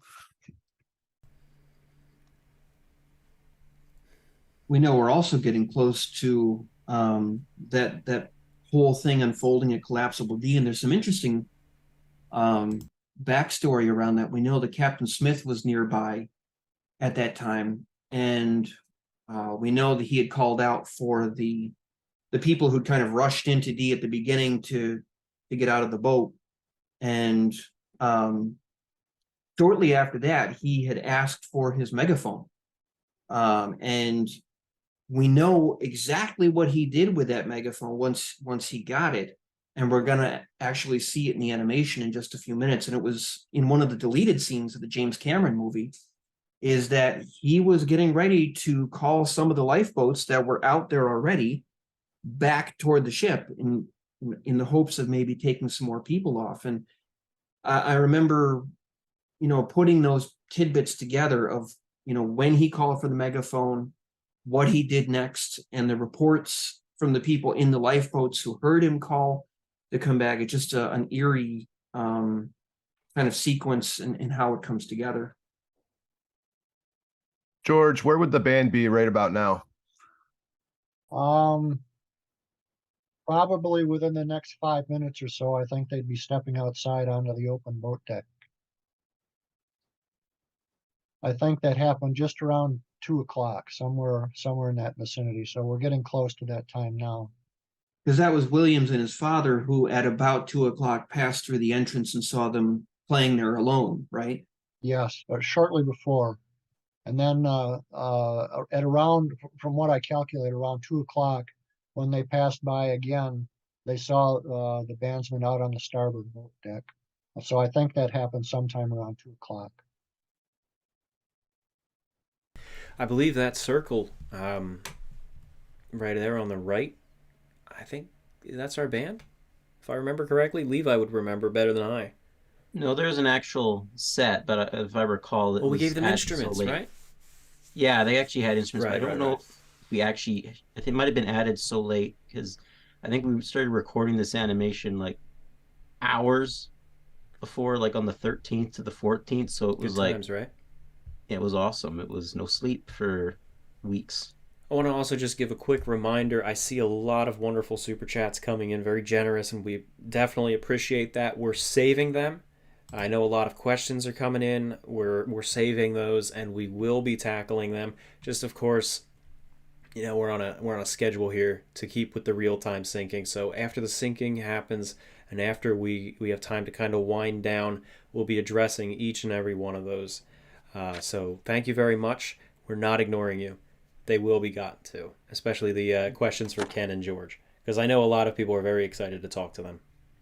And perhaps this would also be a good time to point out, Tom, that just before or at 2:10, we're Yes. going to be muting ourselves and letting the audio in the animation kind of take over so that our viewers can really experience the event, not just us talking, but to actually hear and see what it was like that night. Yeah, so in about 12 minutes, we're gonna just let the sounds of the night take over, and we're gonna give a about 10 minutes of silence. So stick around for that, of course. But so here we go, and we have this is Collapsible C being loaded up.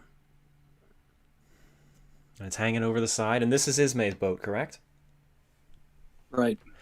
Yes. So this is I forget the exact chronology here, but either this one or D on the opposite side are the very last last boats to get away from the ship. Collapsible C goes down at 2 o'clock, and collapsible D on the port side goes down at 2:05. That's right. So this is the second to last boat successfully launched. And you could see that with the port list right now, lots of people in Collapsible C mentioned how they were scraping along the side and had to push out against the hull because they kept catching on the rivets on the way down. And what you're seeing here, I think, is lifeboat number 4, the water, and collapsible D still up there on the ship. The water is getting really high up. The ship is down severely by the head and leaning about 10 degrees to port. Survivors reported looking through these pivoting portholes and seeing the water rushing down and swirling around furniture inside, that it was just the most surreal thing. Incredible. I think it would have only taken maybe a dozen or so open portholes, and that would have doubled the rate of flooding, assuming that each porthole was about 1 square foot. Wow. there are an awful lot of those that are pivoted open on the wreck today. So it's an interesting thing to think about, whether some of these popped open upon impact, the bow section, when it hit the bottom, or whether they were actually left open by passengers, curious and looking out. Well, it's incredible that it takes, it's still for the next 10 minutes or so, it still sinks slowly. It basically maintains about the same rate it's had almost from the start. So you would think there would be a significant increase in the rate that she's going down already by this point, because as I said, it's up here on the cargo hatches and accessing the forward, the forecastle, and the portholes, as George said. And yet it's still holding. It's the same thing with the Britannic animation that was done. I was startled at how long that stem bar, the very top of the stem at the bow, forepeak, whatever you want to call it, just hovered there for minutes on end and didn't seem to sink. Yeah, it's really A deck and the boat deck when it starts reaching the vents and the base of the funnel that it really starts to drop like a stone. Oh, right here we're seeing the forecastle starting to go under, and I would think that water is at this point starting to cascade down inside the chains and other openings that are up here. You can see the forward anchor is underwater. Yeah. I think that was one of the most startling things for me when we worked on this animation is you read the accounts and you kind of picture it in your mind in that, but seeing, just as you guys said, how stable and slow the sinking was, and then in the last few minutes, which we'll see here shortly, how extremely rapidly and frighteningly fast it goes from that point.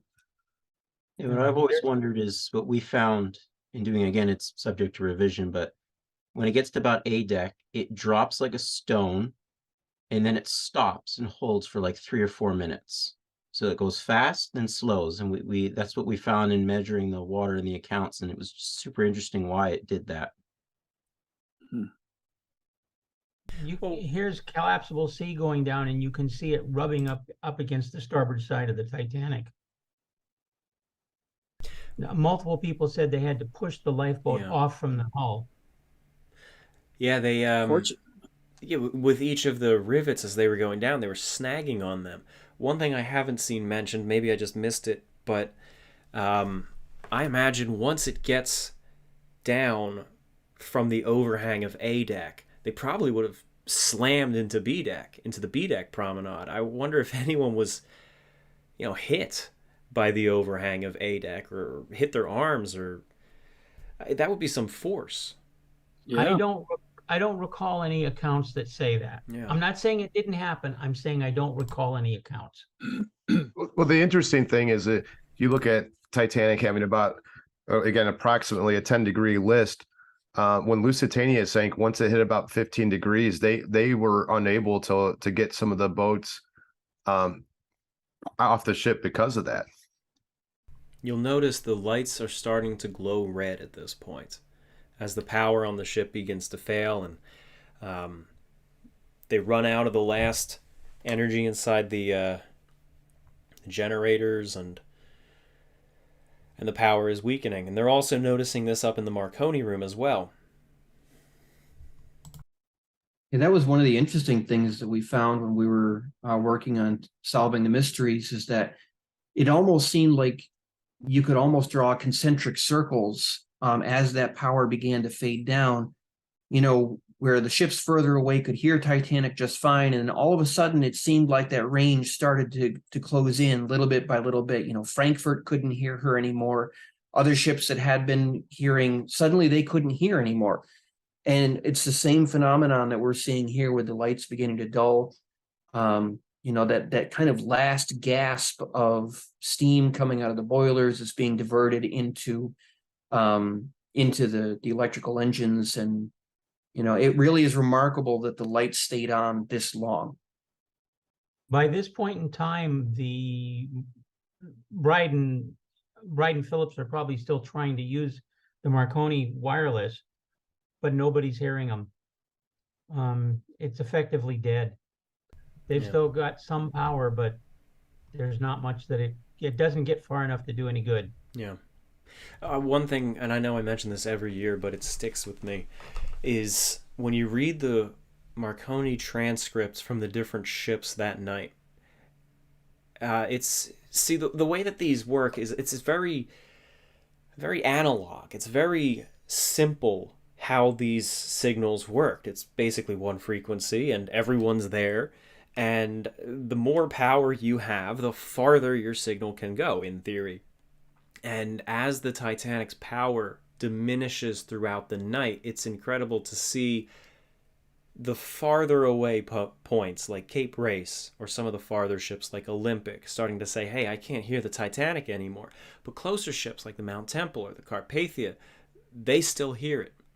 And you can almost see that wireless range shrinking. You can easily visualize it as you see the different ships say, I can no longer hear the Titanic. You can see that shrinking in and closing as their power dies. It's chilling. That was B deck, which we're starting to see the water actually coming up into. We're just now passing A deck right here. And there is lifeboat collapsible D. There it is.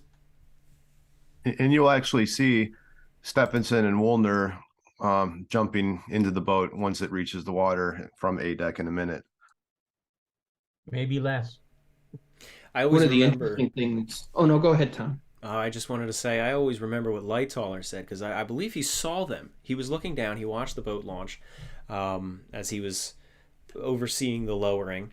And as we said earlier, he was so opposed to men getting into the boats. He let very few in and as few crew as possible too. But he saw Woolner and Stephenson jump into the boat. And he said, you know what?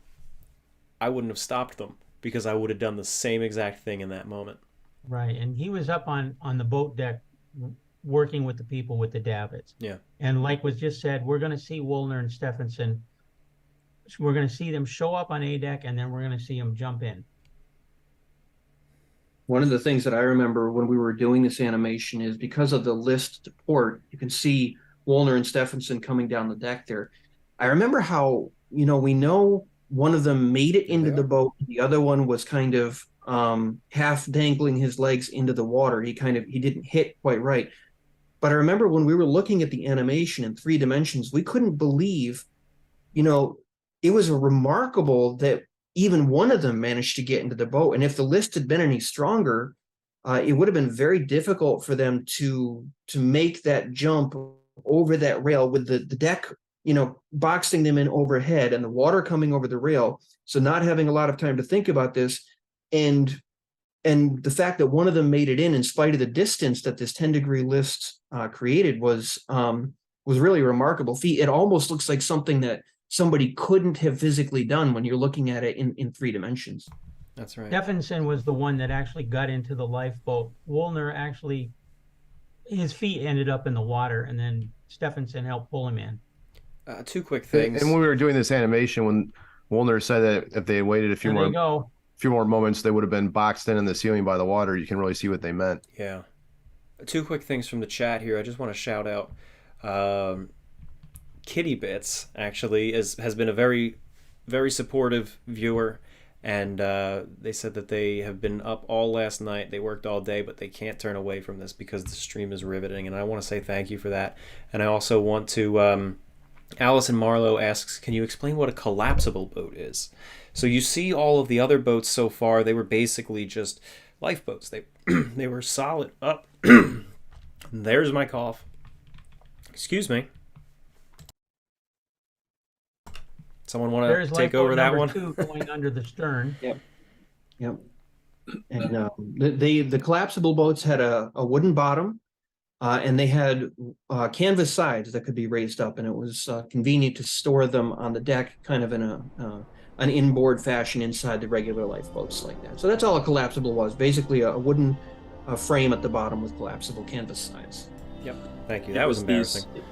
It was these 4 collapsibles that made Titanic exceed the Board of Trade regulations in terms of lifeboat capacity, believe it or not. What was their capacity, by the way? Was I it? think it's about time. I think the music would be starting about now, Tom. Is that Yes, correct? our sound is up. Time for us to sit back silently, and Near My God to Thee is playing.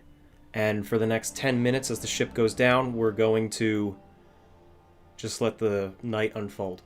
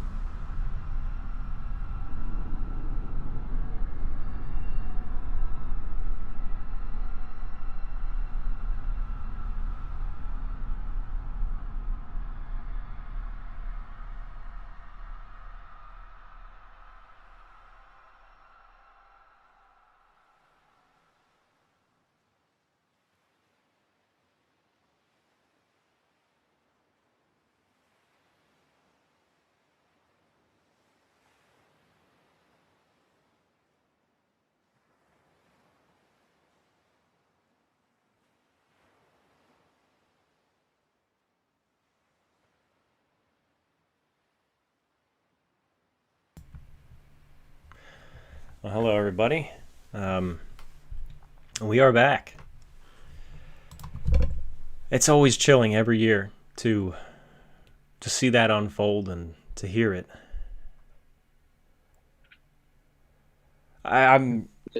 Words always fail at this point. I hate to say it, but what can you say? Especially when I think about, it's a privilege to have individuals on our panel tonight that knew some of the survivors firsthand and got to hear the stories of what they saw and experienced and how it really shaped their lives. You know, even if they survived, Titanic never left you. You know, families were torn apart. Very sad moment. Yeah. Edwina Mackenzie always said, "It made me what I am today." She said, "I will never forget the scream of death, worse than any siren." There's Frankie Goldsmith, who said that, you know, he lived near a baseball stadium, I think it was, later in life, and the roar of the crowd, even though it was cheering, it always brought him back. That distant crowd yelling out, and it haunted him. And he was he ran a photography shop for a long time, darkroom equipment and all that, and he had a keen eye, a photographic eye. And I don't know about back when he was 9 years old, but I showed him several of my paintings back in the early 70s and sat down with him at some length, going over photographs of my paintings that I had done and asking for his critique. Did it look, is my sky too bright? Was it darker than this? Things like that. And he did his best to remember. It was very, very memorable evening. Yeah. I do just want to say real quick, what I'm going to start playing now is B-roll, as we call it. It's just extra footage from that animation that didn't quite make the cut. Levi recorded so much.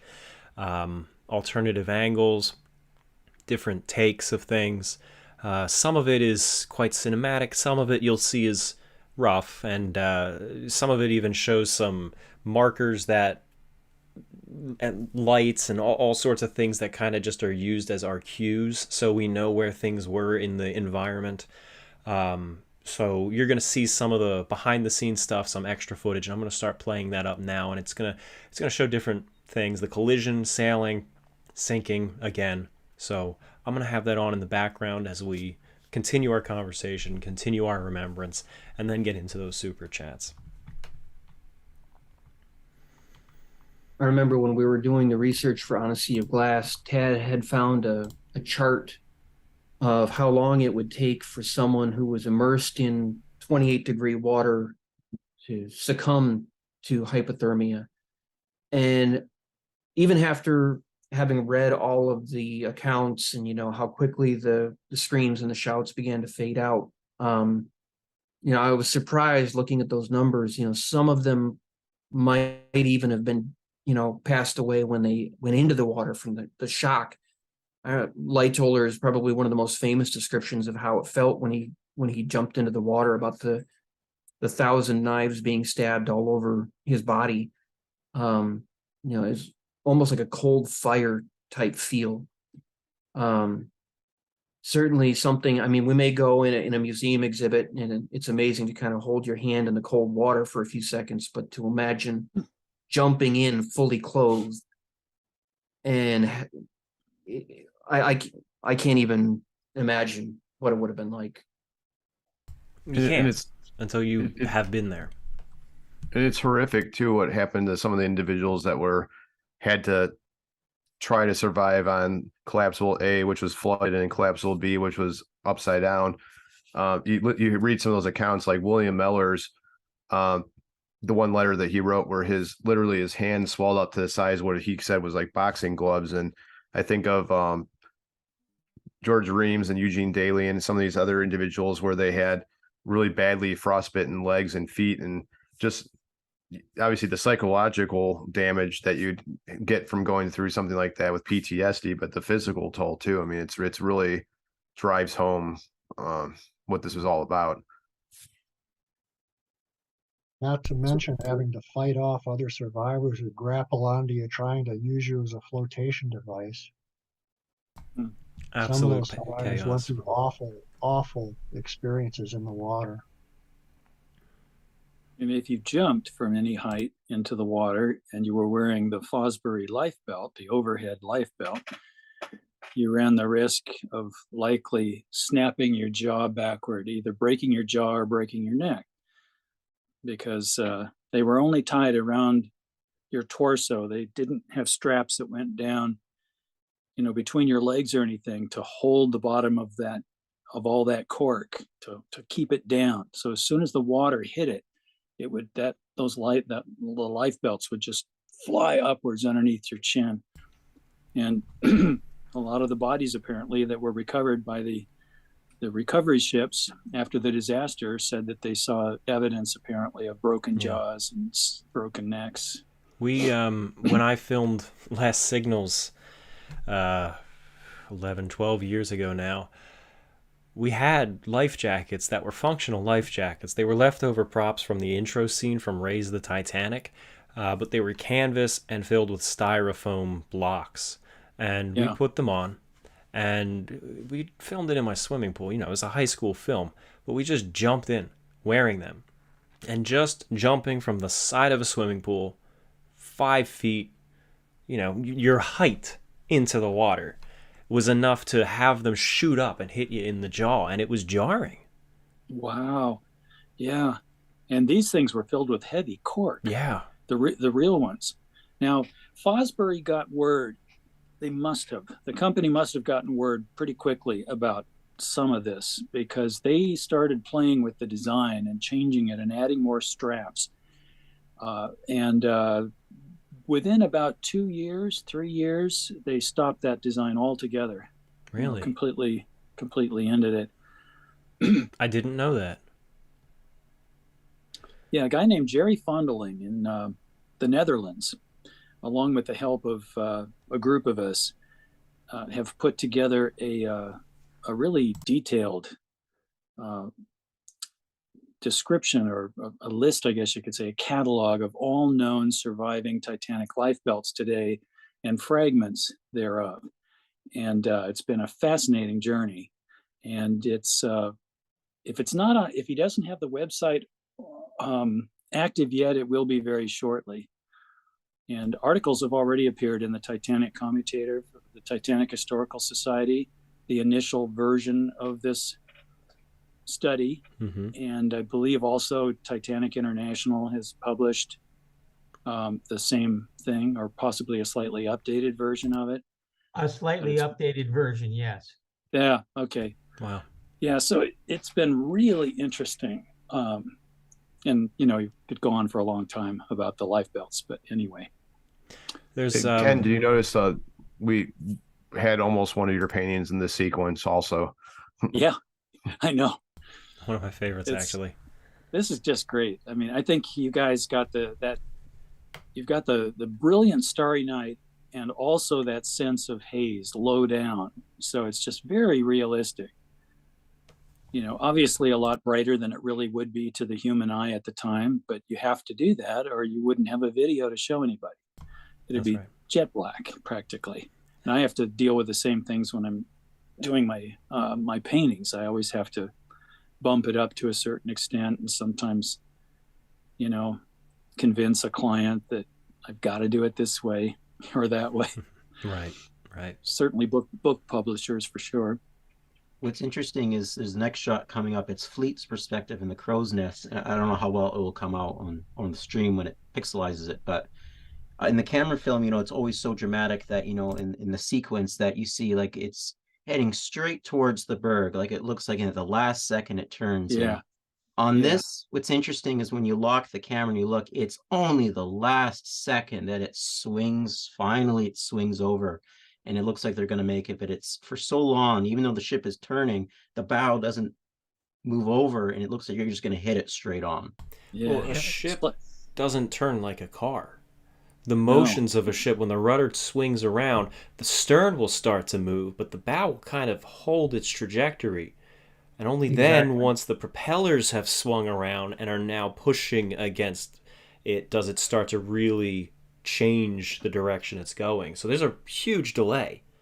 And that's not due to any, design shortcoming with the rudder, because, they've actually done mathematical calculations of how the Titanic's rudder compared to other ships and to its underwater surface. And we know the Titanic's turning circle. In fact, we used the Titanic's turning circle when we laid this animation out. So when you see it turn in this animation, it is almost perfectly, very, very close, following the known turning characteristics of the Olympic class ships. And when you see how close the iceberg was when it was finally spotted, it is really amazing that the ship, it did pretty well in making that turn. And just to add a quick follow-up note real quick, sorry. As I mentioned how the stern swings first, that is why you hear Murdoch swinging the stern back to port around it, because as it is turning, the stern is going to swing farther, and it very easily could smash hard into that berg. So he had to throw the wheel over again to start it turning in the opposite direction. Sorry, go ahead, Tad. It's something that we didn't get a chance to talk about earlier, but came to mind when we were seeing the perspective from the crow's nest. Leslie Reed, when he was writing The Ship That Stood Still about the Californian, had interviewed and spoken with Frederick Fleet, who was still alive. So in his research phase, he had talked to him, and Fleet had revealed something he never talked about in the inquiry testimony. It was what some people might consider not a critical detail in the grand scheme of things, but it was a pretty poignant thing about when they weren't sure that they were going to be able to avoid hitting the iceberg head on. He had actually encouraged Lee to leave the crow's nest because they were afraid that the mast might topple if they collided directly. Oh, wow. And Lee actually stepped out of the crow's nest and started going down the ladder, didn't get very far, and then couldn't leave Fleet and came back up into the crow's nest and waited for the collision. That's always kind of stuck with me, that little detail. Wow. I never knew that. Look at the list to port here, and very quickly we'll see it swing over to starboard, won't we? Yeah. Some of that is turning momentum too, though. Right. We didn't even talk about the 2.5, 3 degree list, that the ship had up until the time of the collision. Well, every year I try to have us tackle different subjects. So, yeah, we talk about this every year, but it's not the same stream. So, you hear some new stuff, you learn some new stuff, and of course there is the basics that you hear every time. And somebody tried telling us that we were wrong and why is the ship listing before the collision, but that's actually in the animation. Yeah. And right there you can see that it looks like the Rock of Gibraltar. Yep. Yes, that's right. I also remember. Oh, go ahead. It always strikes me that this is all happening too fast. I don't know if it's just me, but somehow in my head or from watching films, movies, whatever, when it's always protracted, you'll see a whole scene and then there's Jack and Rose on the well deck and it's already been 45 seconds since, she's going to hit, and they drag it out, for cinematic reasons way longer than it really was. Maybe that's gone into my head. But when I see your accurate recreation of this, it always seems like the iceberg, like the ship has to be going 30, 35 miles an hour. It's way too fast, but I know it's not. I know it's accurate. Yeah. That was one of the things that we were, we calculated out, how far forward the ship would move at 22.5 knots. And we started to work, backwards from, we know the engines were beginning to slow down, maybe not stopped yet, but slowing down. And how would that momentum have changed? And we ran those, it may not be perfect. There may be a margin of error, but we tried to portray that to some degree as we were putting it together. Yeah, that's right. Well, while we have a bit of a lull, I'm going to jump back over to those super chats. And in a few minutes, Levi actually has something he wants to talk about that we're going to see up on the screen, but we still got a little bit until then. I just know it's like the one thing he was excited to talk about, so I want to make sure we give that to him. But jumping over, let's see. SS Normandy Enjoyer says, something has been on my mind lately. If Titanic's lookout spotted the ice so late because of the dark, then how did Captain Lord see the ice field around him? Interesting question. Well, I can jump in here briefly. Yeah. One of my interests is astronomy. And for years, I would go out to the upper desert near Mojave here in Southern California with two friends of mine. And we would set up our little homemade rig and have fun tracking galaxies and star clusters and the Milky Way all night long and getting photographs. And it is surprising how when your eyes get used to it, and of course we would always do this on moonless nights, how much light the stars and planets can actually cast on the ground. We could walk around bushes and stones and rocks and see things. Isn't that amazing? You know, and in fact, one time Jupiter was so bright that it cast its own shadow, and we were commenting to each other about it. Wow. On the ground. Isn't that something?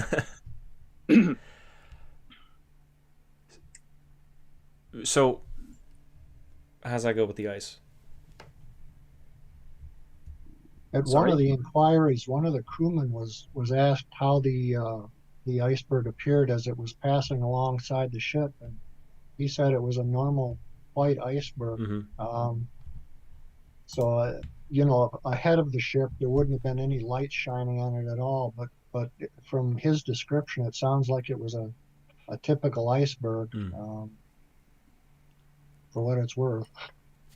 And with Lowe just describing what he thought were the sails of a windjammer, which are fairly light in color, it is kind of a contradiction, because when an iceberg really does turn turtle and you're looking at what they call a black berg or a blue berg, and you can see these online, you can watch YouTube videos of the underside of icebergs, and they're very, very different. They aren't snowy white at all. They're much different. And yet Lowe had that impression that they were the sails of a sailing vessel. So it's curious. Well, that's what struck me about those two accounts, is when the lights were shown on them, the iceberg looked normal, you know, a normal white iceberg. So, I also think field ice, if you're talking about field ice, it's low lying and it's more widespread, so it's probably a little easier with starlight to see something like that than a singular berg. Daniel Berman asks, how does the wreck appear in person?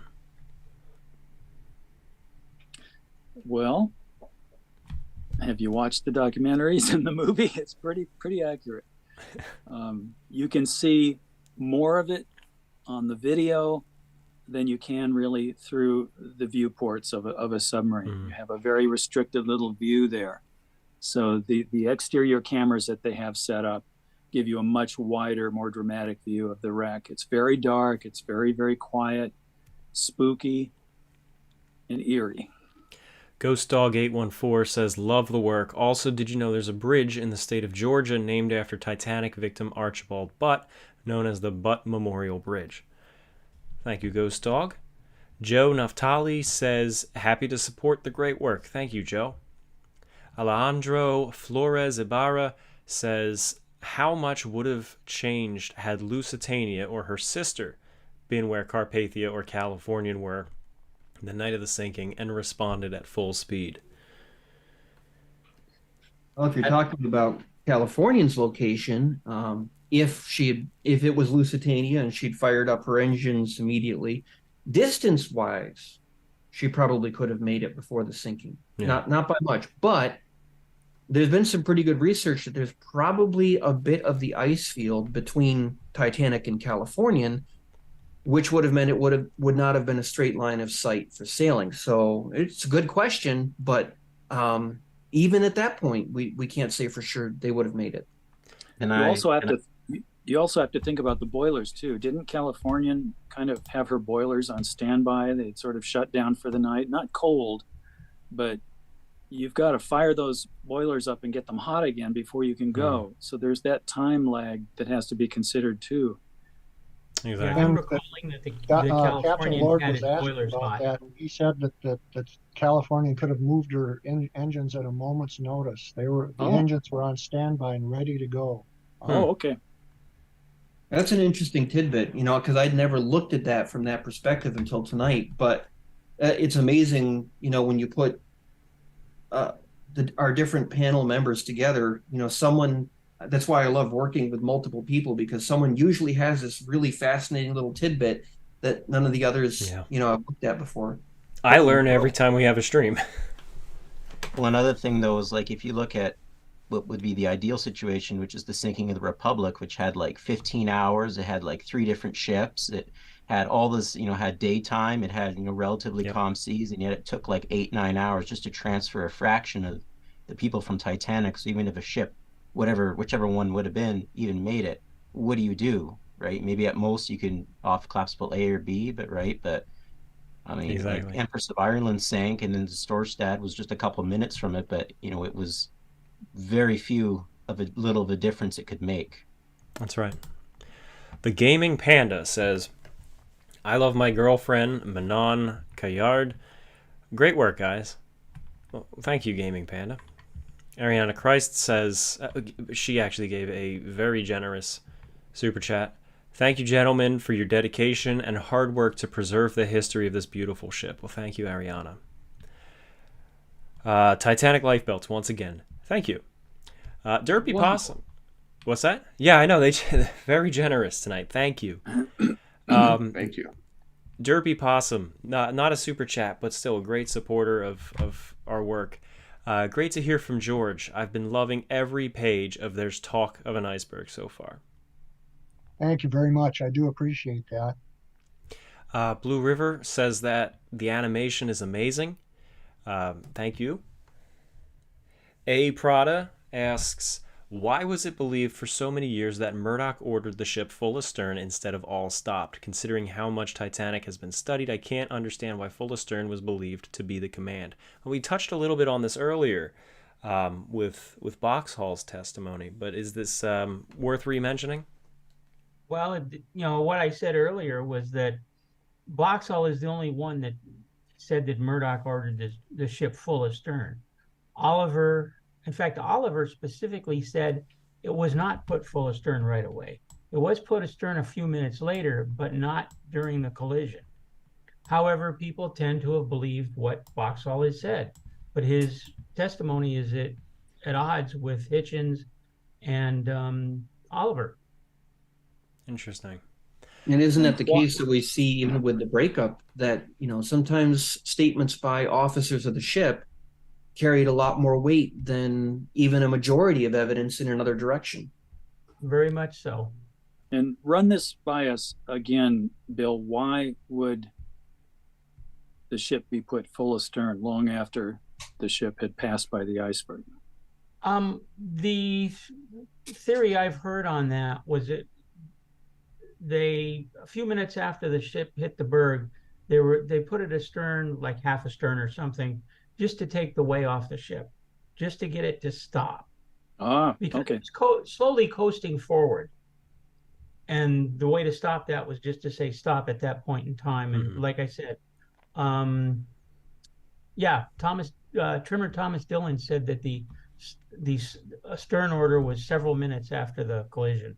Right. And the ship had turned to starboard. She was heading northward. Why would you want to keep doing that and coasting? You would want to stop that. Yeah. Get back on course. I understand. Yeah. Eric, well, not so much get back on course, but you don't want to run into another iceberg. Best thing to do is just stop and see what happened, see what the damage has been. Eric Rock says, just want to say thanks to the Brain Trust once again this April 14th, and to Ken for the inspiration. Like so many, your art brought me into the world of Titanic many years ago. Thank you. Zach Starosu says, I always look forward to learning more from these live streams. Shout out to Alex for his excellent work on the recent documentaries. Thank you very much. It really means a lot to me that you enjoyed it. The Christian Gamer says, thank you for the live stream, Tom. Happy to be here. I plan to give $100 tonight. Keep up the good work. Sorry for not watching your videos for a while and not super thanking. I hopefully can get to watching them in the future. Regardless, wish the best. Well, thank you very much for that. But this goes to you and anybody listening, please. You don't have to send these super chats or super thanks. It's appreciated. But I just want people to be enjoying these videos. I want them to enjoy these streams. And if you can't give, don't give. Please, if it's uncomfortable or you're not able to, please do not. But if you want to, we do appreciate it. But it's totally not necessary. You can subscribe to my channel. That's free. But in the meantime, thank you, Christian Gamer. Ian Svedson as well, thank you. Daniel Shell says, thoughts on the British inquiry after Titanic? Thoughts? I think one of the things of the British inquiry that really kind of makes me smile when I read back stretches of testimony is the fact that Lord Mersey, who was conducting it, so frequently he either couldn't understand what was being said, or he couldn't picture what was being said, or because he wasn't perhaps 100% familiar with the nautical terminology that an eyewitness would be using, they'd have to go really, really deep into the questioning on a very specific point. Sometimes they would just stop just short of answering a question that we today have looking back. And then he would just kind of hit this like mental roadblock, and he would be like, okay, let's move on. We don't need to waste more of the court's time getting into the weeds on this. And it's always interesting to me just how, quickly they would change a topic because, Lord Mercy's getting to a point where like, okay, we've spent enough time on it. And as a historian now looking back, it's like, no, please keep going another minute. There were two things going on having to do with what Kent was just talking about. Years later, Lightoller said that the British inquiry was a whitewash. And one of the articles I wrote long ago was about what did people actually see of the breakup of the Titanic. When you're looking at the inquiries, especially in the British inquiries, they would ask, did you see the ship sink? And the person would say, yes. And then they'd change the subject. They did not say, what did you see in a lot of cases. They just changed the subject, and like Kent just said, they moved on to something else. It's like they didn't want to know that it broke in half. Speaking of, I want to direct everyone's attention. If you're not looking at the screen, the footage that's showing up, we're about to see her break in half again. But this perspective from the collapsible boat is just phenomenal. I was watching it as we were talking, and just how it rolled and leveled itself back out, and then how it started to plunge. You were able to kind of look at a star and watch how the lines of the ship distanced themselves from that star. If you just kind of picked one near, but it's really an incredible perspective to see what the people in this boat saw. Is that Lifeboat 6? I believe this is collapsible, I think. I think so. It's collapsible D. I'm pretty sure. No, not B. Not B. D. would D. be D. Dog. Oh, dog. Okay, yeah. D. I'll agree with. Sir Liv says, would it have made a difference if they'd rammed the Berg head on? I don't believe Mike Brady's claim that her bow would have crumpled like a tin can. Why doesn't he believe that the bow would have crumpled? We've got many photographs of other ships that have rammed into icebergs, and they look just like they're crumpled like a tin can. Well, it definitely would have crumpled, but I didn't get a chance to watch that video, but I vaguely remember. I don't want to quote it, obviously, since I haven't seen it, but I vaguely remember him saying that it would have survived with a crumpled bow. Yeah, that's the most common statement. I know there's been some research into that recently, and there's been some thought that it would have survived. It would have been kind of close still. I don't think so. But I think, unfortunately, I mean, you don't try to steer into the danger, when you're presented with a situation like Murdoch.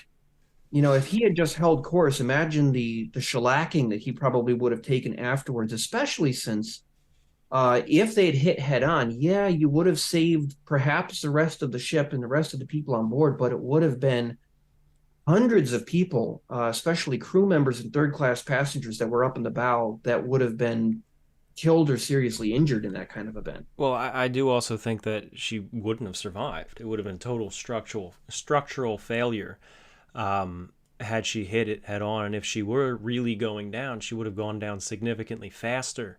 And who knows if they would have gotten any boats away in the amount of time that it took for her to go, she could have sank with almost no survivors. Quite possible. But again, I'm not at all convinced that it would have survived, No. even if they had collided that way. But as Kent said, it would have been. There's no scenario where an officer would intentionally steer into something like that. We've talked about that a few times on this channel. But yeah, I think it would have been total structural failure. And We don't even know how the iceberg was in front of it. Is there like a flat wall? Is it like curved? Who knows? Like, are you just going to hit it and roll off or what? Yeah, I mean, you could have gone up onto it. Ironically, I think had the ship even survived, they probably would have told Murdoch, well, why didn't you just try to avoid it? Yeah. So it would be, they always not a good situation for him. They always cite the Arizona, I believe it was, that hit an iceberg head on and survived. But if I remember, that ship was a fraction of the size of the Titanic and going at a lower speed. I know Levi has to talk in a second, but it's not comparable. Anyway, go ahead, Levi. What we got going on? Can you make it so I can see on the yeah, there. So one thing that this was only at least I only noticed it when we were putting the final bits of recreating the book, is so you'll see here all these different color balls that are hovering above. These represent where different lifeboats are when the ship sinks. Green ones are just other ones, but the red ones represent the two different lifeboats that picked up people. There was lifeboat 4, which, as you can see, is essentially right next to the ship, and the people that they picked up essentially swam to it. And then was it lifeboat 14, Kent, with Lowe, that was the only one that made a concerted effort to go back? Yeah. And if you look right to the extreme right of the stern of Titanic right now, Tom, if you could click back there, there's a green ball, and that's lifeboat 2. And keep that in mind of where the stern is going to be traveling.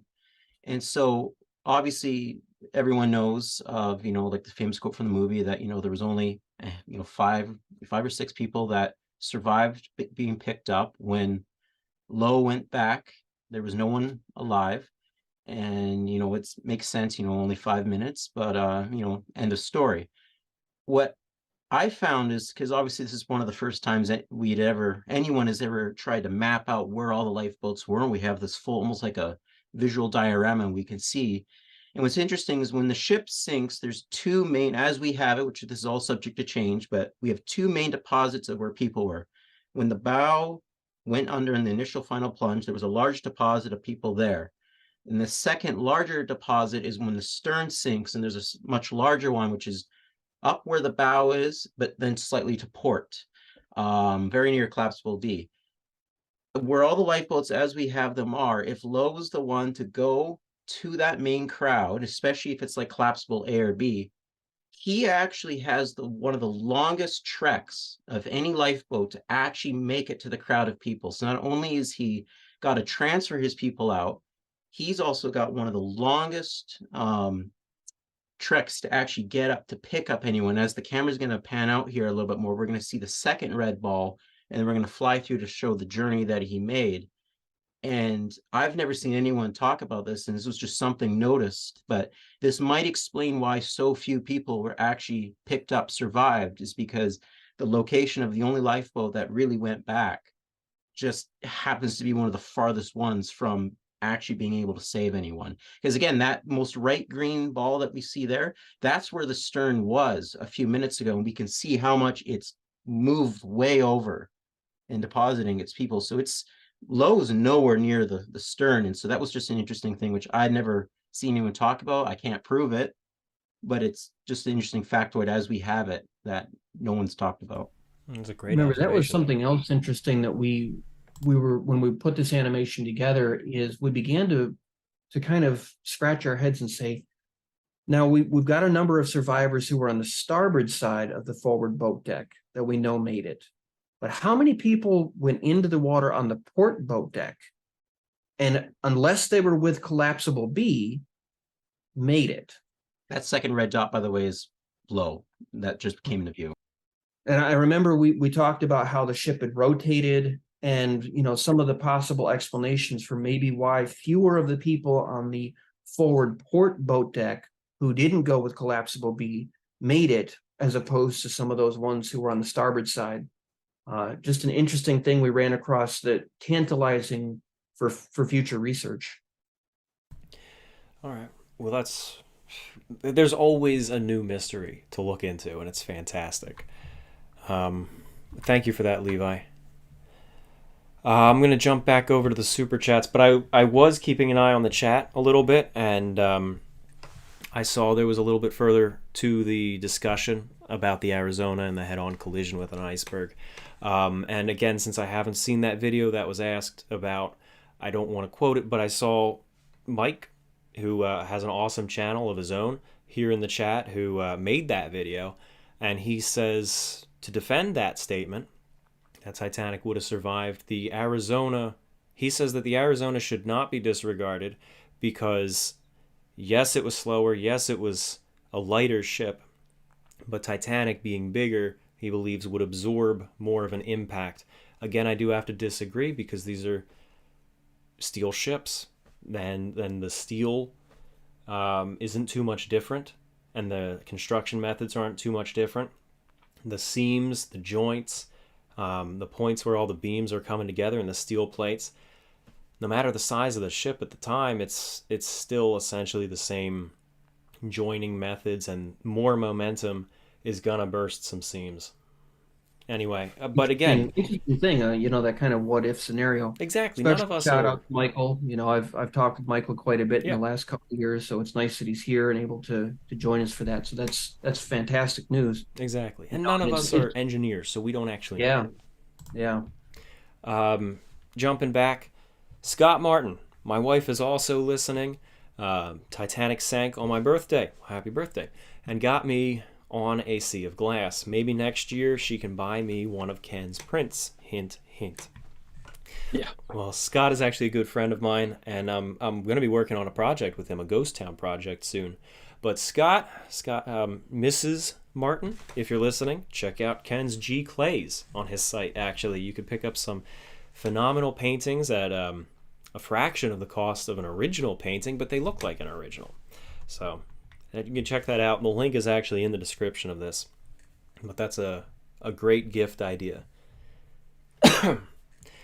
Hex Soul, thank you very much for your super chat. And then we have Sam from Historic Travels. Good evening, Tom. Ken, best of luck to all of you this evening, and thank you all for everything you have done to keep Titanic's story alive. Lusitania looks amazing. Well, thank you, Historic Travels. It was great tuning into your stream a little earlier today, and thanks for the support. A Prada again says, regarding the damage in 1997, Paul Matthias conducted the sonar research. His research does appear to show the damage created long and thin separations of the plates. It does seem to be the most conclusive research of the iceberg damage. All right, do you have any thoughts on that? I think that Matthias's work in the 90s has gotten a very bad reputation, and not necessarily with good reason. I haven't been able to see the raw data, but what I do know is that the conclusions that he reached and that were shown, those conclusions match eyewitness statements very well, and also add up to the 12 square feet that Edward Wilding concluded. Beyond that, that's for people who are much smarter than me, but I will go that far. Bruno Castro, Seamus Davis, thank you both for your super chats. Tiffany Raridan, this is so interesting to watch. Thank you so much for all of your amazing work. Well, thank you, Tiffany. Historic Travels again. Question for Ken. Before the wreck was found, what was your inspiration for how you painted the Titanic wreck at the bottom of the ocean in one piece? Did you hear rumors about how the ship broke apart? And I saw there's a later super chat that also asks something similar. So Ken? Yeah. I always envisioned it in one piece, sitting on her keel. That was the general consensus among nautical engineers. At that point, my research into Titanic was not as extensive as it became later. This was a long, long time ago. And I just simply assumed that it sank in one piece. Does that answer the question there? I think so, yeah. Pretty much, okay. I think so. Everyone kind of assumed that. John Milewski says, an all-star cast tonight. My hat is off to you. Thank you for your hard work. After the Lusitania project, will you be featuring more ships? I gotta say, John, especially as we're doing documentaries, like we just put together Atlantic, and then prior to that we had the Mary Celeste, the Peter Iredale, the Eastland, the SS United States, and there's more in production. Actually, if Alex doesn't get picked up by some major studio, we've got a lot of projects over the next 12 months or so. But with every one that we put together, it's like, oh wow, this would make a great experience to put together, like we're doing with Lusitania. But the amount of work and the amount of time it's taken to do Lusitania, even though we're in the final stretch, it's still been a 2-year project so far, and I think that's a big commitment. And at this point, even though we all love Lusitania, we're all, hate to say, almost sick of it. We love it. We'll always love it. But still, it's like, what's next? What can we do next? Especially since it's all donated volunteer work. I don't know how you guys do this. Any of it. I just can't even imagine it. I would blow my brains out. Well, it's a labor of love. The cliche is true. And lack of sleep. And lack of sleep. A labor of love and a lack of sleep, which I'm feeling right now, and I'm sure you can hear that. Road Weary says, I'm the proud owner of a Ken Marschall painting. Glad you are here, friend. Oh. Thank you. I'm glad you're happy with your print. Gabrielle Long says, thank you so much for your wonderful presentation. I appreciate so much all that each of you have done to memorialize this event. Luis Angel Santos says, my dream is having an Apple TV Plus, making a film or limited series adaptation of On a Sea of Glass. Make it happen. I would if I could, man. Sounds wonderful. Red Train says, hey, we're in. Yeah, I'm sure. Yeah, but it's not our choice. It's Apple TV's or whoever's choice. And then we have to negotiate with them about how much they are allowed to doctor our story. Because every Titanic movie we've ever seen, they make changes in the original source material. And I know Kent and Tad and I are pretty picky about that. Yeah. Well, absolutely. We probably want to be in the movie anyway. Yeah, exactly. Yeah. I mean, in negotiations, which is totally hypothetical right now, but you would have to give some give. But at the same time, On a Sea of Glass is known as the definitive, the best that's out there, or one of the best that's out there. So you almost can't give anything because then it's not On a Sea of Glass. So you'd be torn, I imagine. Red Train says, yes. Hey guys. Oh my gosh, my stomach is growling. I apologize. Glad to be here yet another year. Tom and company, you really know how to put on a well-informed and quality event. Best wishes from Georgia, USA. Thank you, Red Train. Rena Rosales says, I'm confused about Mr. Andrews' final moments. Was he in the first-class smoking room or with Captain Smith? Thank you. And for that, I can give you a very quick answer. I can tell you to... Well, it's quick for me. But I can tell you to go watch the documentary we put together on Andrews' timeline, which is an hour, so it's not quick for you. But, in short, he was most likely on the bridge with Captain Smith. And we do address that question in the video. Greeg22 says, curious if the team could share their thoughts on the A&E documentary Titanic Death of a Dream. I'm sure it has inspired many of us. So I'm actually going to toss this one over to Levi and Alex because I know they love talking about it. But then I want to hear from George, who was in it. Well, I don't know. I can't speak for Alex, but I still have my original VHS copy of it, and I still put it on every year or so, and the best Titanic documentary out, I feel, that's ever been made. It gives ample time for the whole thing and lets the historians talk, and it's presented in a very high production value that, well, in my opinion, all modern documentaries don't even like scratch the surface of. I couldn't agree more. It's such a well put together documentary, and again, like you said, it gives the historians a chance to talk, a chance to tell the story. Where a lot of modern documentaries are very much on the, I guess, the excitement and the action of it. This one it's there's a reason why it really is the definitive Titanic documentary. It's still one that I can just hear the music just thinking about it, and just remember just the it's one of the best. George? I can agree with everything that was just said. It has its mistakes because there's been a lot of research done since that time. I agree that it's the best documentary that's been done so far. Thank you, George. And Ken was in that as well, I believe. Yeah, I think I was.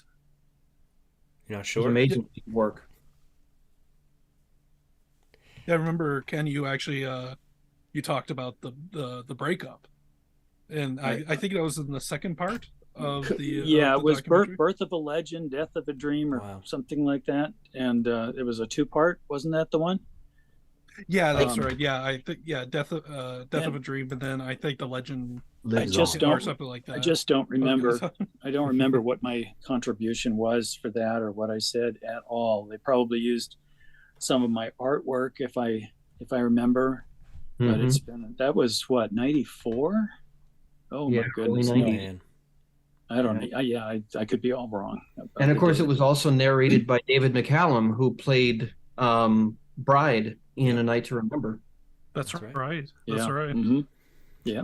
I always enjoyed that one. I think it's holds up. Even like George said, there's things we've learned since then, but I wish there was more serious, high quality documentaries made nowadays. A lot of them are gimmicky or Yeah.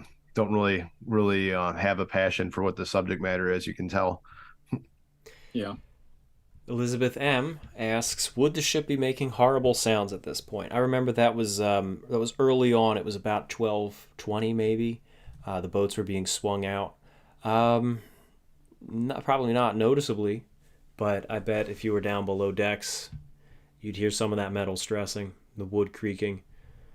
Certainly not to frighten passengers topside, No. but certainly Baker Jaugen was actually down several decks into the ship when it was starting to break up, and he heard the ship straining. Yeah. Didn't Mike Poirier, he's found accounts that of people, I don't know what point in the sinking, but like doors were jamming because like the woodwork was starting to bend a little. there is some suggestion of that he's come across. Yeah. Yeah, I think that some of those accounts were relatively early in the sinking, not long after he hit the iceberg. People were trapped in their rooms and they had to break the doors down to get them out. Dinah Dan, who gave a generous super thanks, says, bit of an opinion question for the hosts, but do you think Andrews and other designers had the Atlantic disaster in mind when designing Titanic? It's the worst disaster Harlan and Wolfe had prior to Titanic, and Andrews would have grown up and been apprenticed under people involved with the Atlantic. Well, the Atlantic was actually designed by the Big Mac Daddy, Edward Harland, of Harlan and Wolfe himself. And Andrews was born the year of the Atlantic, 1873, I believe. So he would not have any memories of it, but he certainly would be working with people who had involvement and had memories. But I feel like Atlantic is one of those stories that they learned from it, and then it got integrated into the general knowledge of ship design, and by the time of the Titanic, almost 40 years later, 35 if you get to the design phase, it's not on anyone's mind. Sure, you might have learned something from it, but it's not on your mind anymore. Yeah, the ships between Atlantic and Titanic had changed so much in that time that, again, like Tom said, it would have been almost so long, not like literally so long ago, but how ships were, they were just completely new and completely different to that of what Atlantic was. Exactly. George says, what do you think the crew could have done for the Californian to get them to respond other than Morse lamps and rockets? Pleasure to be here. It's a good question. I think one of my favorite scenes is in A Night to Remember, when Boxall is portrayed. It's a fictionalized moment, but he's talking with Captain Smith and looking at the ship on the horizon and expressing a measure of frustration. Here they'd been firing rockets, they'd been, using the Morse lamp, and there was no response. And I remember the line in the movie was, if I had a gun, I'd put a shell into her, just trying to wake her up on the horizon. You can almost sense that frustration, and Captain Smith just, kind of moves on from that moment. But in reality, there wasn't much more that they could do. Earlier we talked about the whistles and the fact that the rockets were supposed to be heard over a certain distance, yet we know that, those on Californian, they didn't hear those things. They were working by wireless tirelessly. So in all honesty, maybe someone else can think of an alternative possibility, but I don't know if there really was much more that they could do to try to get the attention of the ship that they were looking at.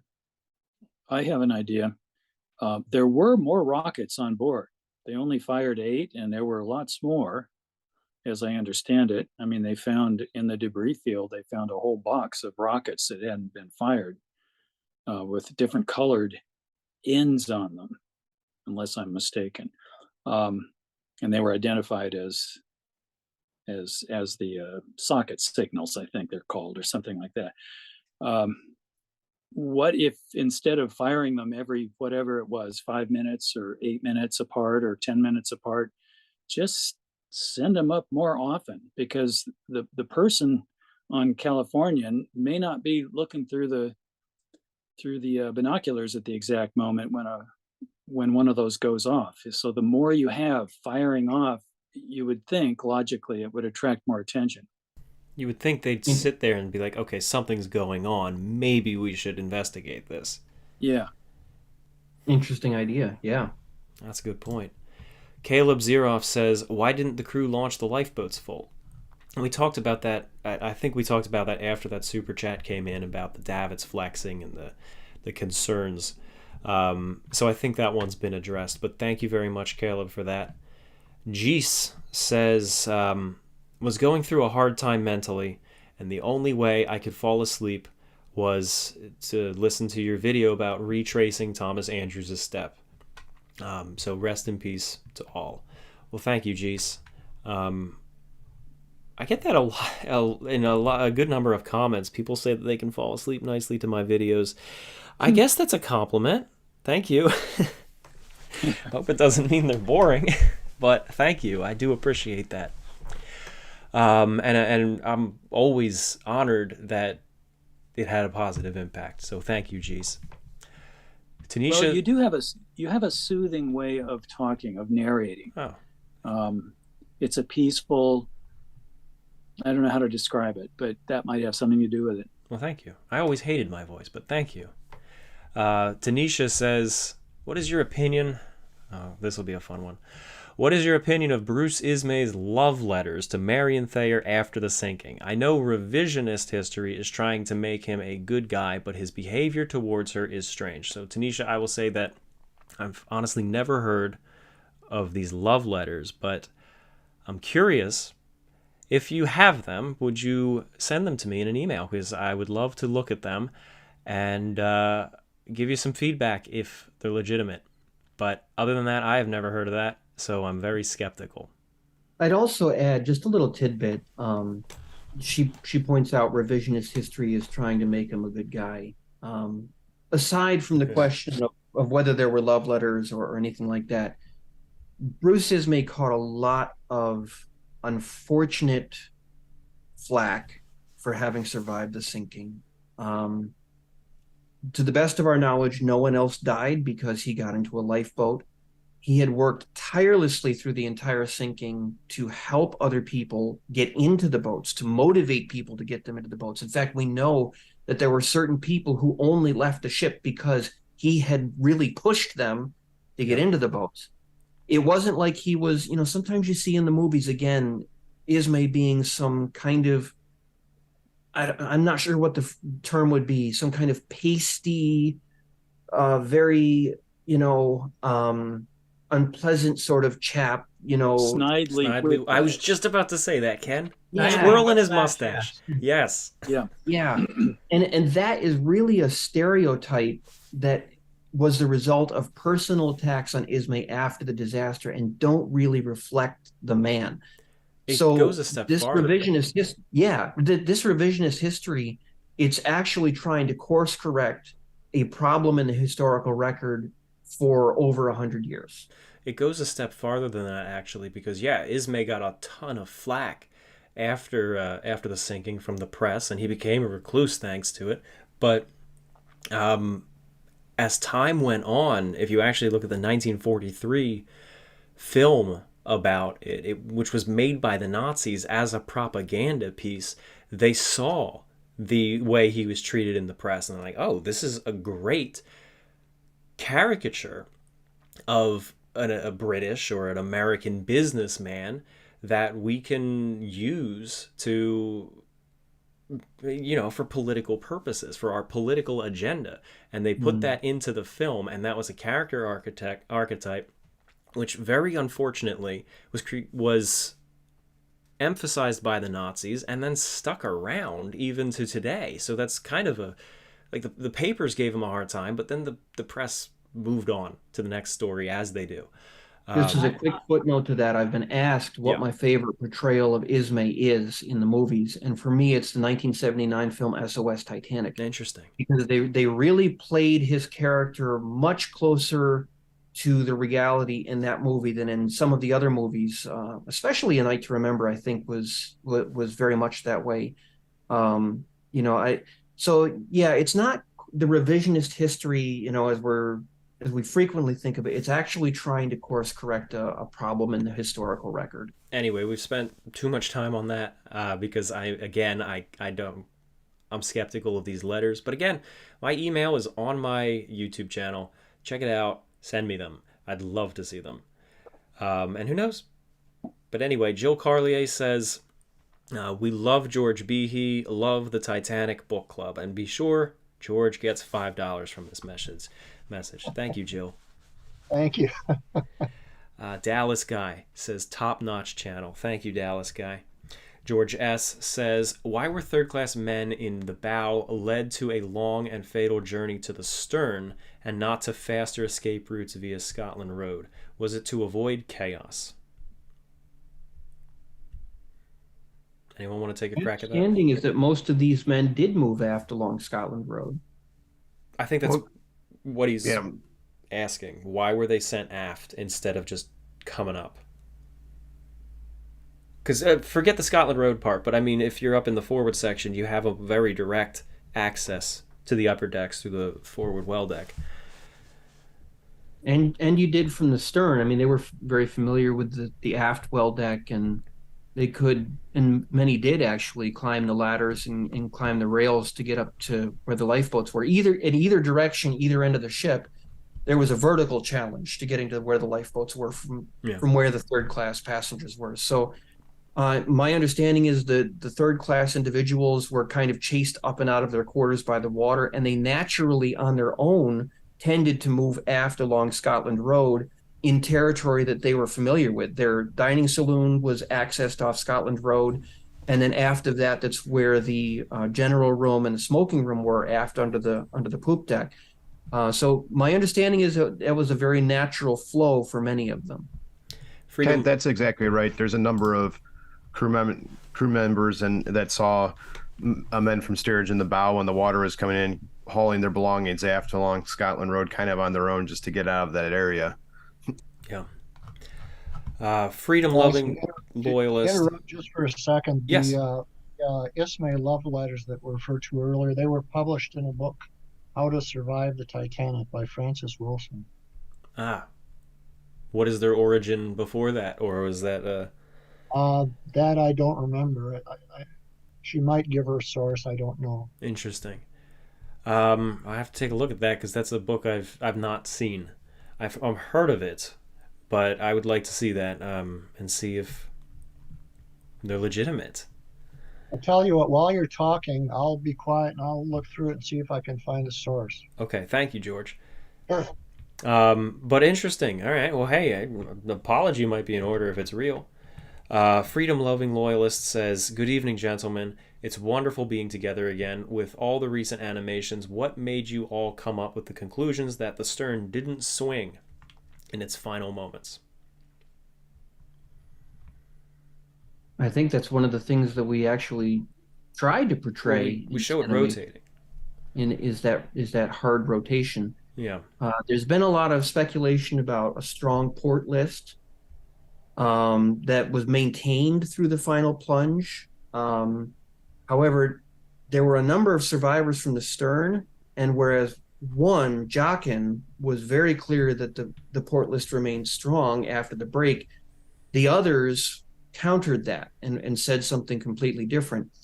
And one of the things we realized when we were putting the animation together is that as the stern approached nearly vertical, it had to have lost that port side list because it rotated around. If you looked at it from above, Thayer was very clear about that rotation. He said it was like the ship was trying to hide, the people on the decks from him.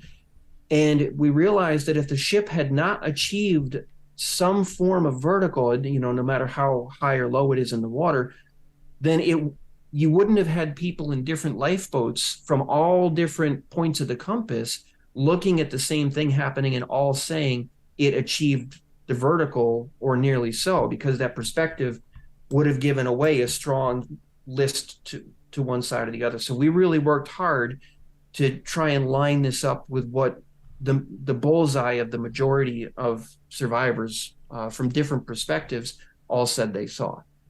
Okay.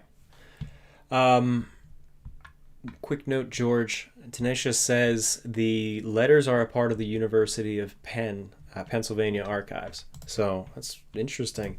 Look a little bit more into that if you can real quick. But I'd like to see that still.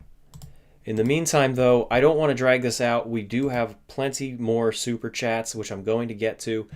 But why don't we do the giveaway, since I know a lot of you are sticking around for that. And then we'll finish off the super chats and we'll chat for a little bit longer. But I do want to do the giveaway for the people who are on their final ounces of energy, just like we are.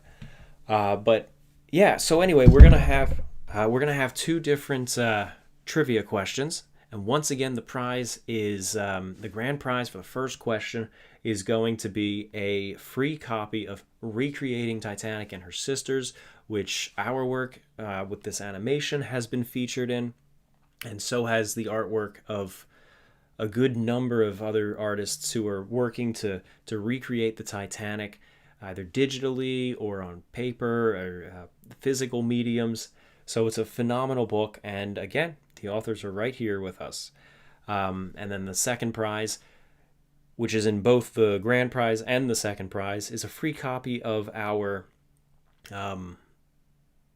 upcoming album, which should be released in the next couple days, where we recreate ocean liner themed vintage music.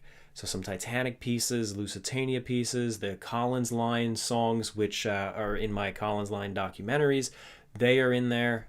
Even the Eastland song, all on the piano on vintage pianos. And we also have a PDF included with that album, where we talk about the origins of each song and how they were put together. It's a fun work that Kent and I did, and actually Kent and his wife Tess put together the recordings. So the grand prize gets that, and the second prize is just that. So anyway, Kent, I'm gonna let you handle the giveaway. If you are picked, by the way, if you are the winner, again, you will find my email address on my YouTube channel. You go to it, you go to the About tab there, click View Email Address. You might have to answer a security prompt, and then send me an email, and because we're going to need your address. So anyway, Kent, I'm getting interrupted. Okay, so yes, please make sure not to share personal information through the chat. We don't want anyone's data to be breached from trying to get their information to us. So we have 2 questions here, and the way that you will be picked is by replying to the question in the chat. And we've picked a certain number, and we're going to start from the top, and the X number down that we've picked from the top, who puts the right answer into the chat, that is the person who's going to win. And of course, the first question we're going to ask is for the grand prize, which is the book and the digital album.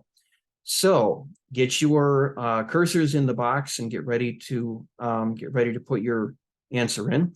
It's going to be a very simple answer so that everyone can answer it, including people who may not know a lot about the Titanic. So we tried to ships. What was that, Tom? Oh, I'm sorry. I was just going to say, we tried to pick questions that come up during the stream so that you'd know it. Yep. So for everyone that's still here, you have to put down in the chat, doesn't have to have an AM or a PM, according to ship's time, when did Titanic strike the iceberg? And go. There's going to be a few second delay for us. I Yep, think we we calculated have a lag. 25-second So, delay. yep. Hey, in the meantime, I'm getting messages about the those letters. And you know what? Hey, I apologize. They seem to be real letters. I was very skeptical because we had so many conspiracy comments earlier. But hey, I apologize for my tone there. But still, I am told that it's in Cliff Ismay's book where he elaborates on it. And the Wilson author had access to the full document, but cherry-picked it, is what I'm told. Anyway. Interesting. Who is our winner? Okay, so we have our winner. What we're going to do is we can't announce it immediately because there were so many responses. We have to get the 5th answer in this chat. So my wife is looking through the chats now. She's going to try to find the 5th correct answer. And that is Robbie Fulton. She got it. Hey. She did a better job than I gave her credit for. Robbie Fulton is the winner of the book and the album. Wonderful. So please Okay. send me that email. We'll get this sorted out. You'll get the album once it's out. But again, a couple days from now. But the book, we could take care of that sooner. All right. Now we're going to move on to the second question. And you have to spell the name correctly because it's frequently misspelled. Who was the officer of the watch when Titanic struck the iceberg? Go. And once again, we got a delay here. And we're keeping our eye on the chat. Easy questions.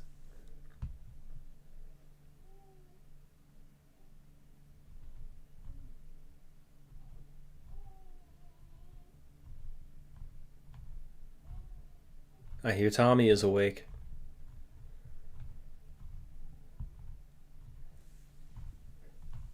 Perfect. Perfect. So in this instance, we're looking for answer number 11 that's spelled correctly. Answer number 11. Answers are still coming in. Wow. We didn't have to pick such low numbers. We were being a little conservative because we weren't sure just how many would be coming in, but No, we didn't know how many would still be with us at this point. I'm so seeing a solid 100 at least of people saying Murdoch. amazing. And everyone who said that, you got the answer correct. It might take a minute for us to go through and to screen grab the 11th answer that's spelled correctly here. In the meantime, I want to give a quick shout out to Tess.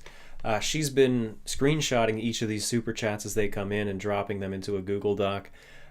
She's also been moderating the chat, and that's a lot of work, especially with the big crowd that we had tonight. The chat was flying by at certain times, so a huge shout out to her. Emma usually helps as well, but as you are aware, we recently had a baby, and she's barely sleeping anyway, so I said take the night off. So That's nice. We're still counting over here. yep. Yeah, it's great. So the album I'm looking forward to getting some feedback on.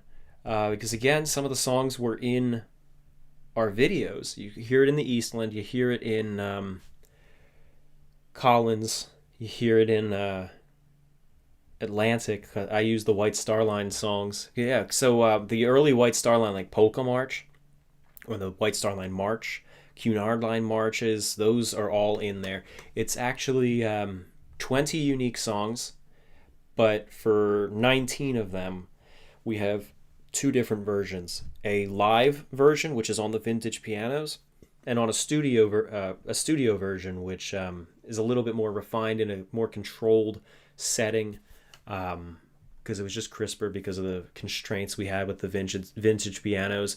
We couldn't pick which recording was best, so we just gave you both. But it'll be available on all of the outlets where you can buy music. It'll be on iTunes, Apple Music, Spotify, YouTube Music even. So that'll be out hopefully in the next few days. You'll see announcements on our general social media. It'll be announced here on my YouTube channel, our Facebook pages, which I do recommend you go follow. We all have social media pages that you can check out. Mine is actually under my company name that I've set up for all of this, which is HFX Studios. You'll find that on Facebook, Instagram. Kent, yours is the Atlantic Liners. Am I right? Yep, you got it. And we do have our winner here. We counted down from the top, and it looks like Jared F. is our winner. Jared F. The digital album. Yep. So please send a message, and do me a favor, both of the winners. Go into your YouTube account, and I want you to just send a screenshot where it says no personal info. I don't need anything private. I don't need login info, obviously, but just something that's like there that shows that you're logged in. Because anyone can claim to be the winner here. So send me that email. Perhaps email me from the account associated from it. I don't mean to complicate things, but I just want to make sure that we know we have the right person here. Anyway, well, thank you very much for all of that. We still have some more super chats, and we will be talking just a bit more. We're all getting tired. This stream has gone on for over 5 hours now, so we have maintained an audience of 1,000 or so the entire time, which is remarkable. I'm grateful that everyone has stuck with us. I know there were a couple other streams that decided to run tonight at the same time. So it's great to see so many people have tuned in with us and have made a tradition out of this and have kept with it. So thank you very much. I'm going to jump back to the super chats now. But again, Can I just say something, Tom? Yeah, absolutely. Just because I know, just in case people don't know, this is boat, Ken, I believe it's 13, right? It's the one that Ruth was in. Okay, I was wondering about that. We've been seeing these point of views from various lifeboats without commentary. So I was wondering if this is 13, but that is Ruth's boat. Yeah. Yeah, so this is what she would have been seeing, just because I know she's, a lot of people know about her. So I just figured, just for context of which boat we were in. No, that's great. That's great. Thank you. Yeah, thank you, Levi. You put a ton of effort into this. So anytime you want to add a little footnote to what we're seeing, absolutely. Another super chat from Tanesha. Dawn Lynch recently said in an interview that Ava Hart made up her story about her mother staying up all night and sleeping all day. Why is this acceptable? I can answer that question if you like. Sure. As most people know who've listened to Eva tell her story, she said that her mother had a premonition that the Titanic, something was going to happen. And so she made a habit of staying up all night in case something happened at night, and she would sleep all day. I can't remember exactly what year it was, but Don and I visited Eva in her home in Romford, Essex. And at that time, she showed us a letter that was written on April 14th, the day before the disaster, the day of the collision, I should say, too. That her mother wrote, her mother, Esther Hart, wrote to her mother, Mrs. Bloomfield. And in that letter, Esther Hart described her activities during the daytime on Sundays, and saying at the time they were reading in the library during the afternoon, and statements that obviously she was wide awake during Sunday. And she also made a comment in the letter saying that she expected that her letter would travel back to England on the Titanic. So it seemed pretty clear that she didn't think, something terrible was going to happen to Titanic, because she thought her mail was going to go back to England on it. One of the most telling things, though, is that while Don and I were there and we were talking with Eva, we asked her about her various experiences and stuff. And all of a sudden, she volunteered the information that her stewardess, Lucy Snape, was engaged to one of the Titanic's wireless operators. And when she said that, Don and I just looked at each other incredulously, because we knew it wasn't true. And to the best of my knowledge, she never told that story to anybody else ever again. But just that series of facts that I've just listed there makes it pretty clear that she could beef up her story if she thought it would spice it up a bit. She told people basically what she thought they wanted to hear. She might have convinced herself over the years, retelling that story, that it actually happened, but the information in her mother's letter sort of refutes what she's saying. So anyway, I think Don was pretty well justified in making that comment, because just from what I can remember of our visit there, and that comment about her stewardess being engaged to one of Titanic's wireless operators. Absolutely not true, just not true. The very first time I met Don, which was on Queen Mary at the THS convention in 1995, I mentioned Eva Hart, and Don said her memory got better as she got older. Yeah, it's a good way to describe it. Yeah. She was a nice person, very hospitable, but she wasn't above telling a good story. Well, thank you for that, Tanesha. Jared F. says, which boat was the one that Ismay tried to rush, but Lowe chastised him for it? That's not quite what happened. The boat was number 5, and Lowe was trying to lower it, and Ismay was standing there going, lower away, lower away, lower away. And I'm trying to remember the quote from Lowe, but he says, if you get out of here, I can do this without tipping the boat over or whatever. That's not quite a good quote, but the point is Ismay was not trying to rush the boat. He was trying to get it to lower faster, and Lowe says, let me handle it. You want me to rush them? You'll have me drown the whole lot of them. Yeah, that's right. What Kent just said. And at that point, Ismay sheepishly moved on to the next boat, which was probably number 3. Stephen, but then he continued to try to help at boats throughout the night. He just a little bit less obtrusively. Enthusiastically. I also think that was an interesting moment that really showed Ismay's character too, because here Lowe is his employee, basically, an officer of the ship, but under Ismay's, company, and Lowe really lit into him publicly in front of everyone that was standing there, and extremely insubordinate. Yeah, and maybe Lowe didn't know who it was, but it was one of those moments that could have exploded. And instead of digging in and don't you know who I am, Ismay just turns on his heel and very mildly walks away, which I always thought showed a lot of character. Yeah, and my understanding is Lowe did not know who it was. It was just some troublesome passenger that was getting in his way. Stephen, Jules, Ruben, and Hexel, thank you both for your super chat. RM says, watching from Edinburgh, Scotland, did you know that Titanic's wheel was designed here by Brown Brothers? Been watching this live stream for almost a decade. Thank you, RM. Absolutely.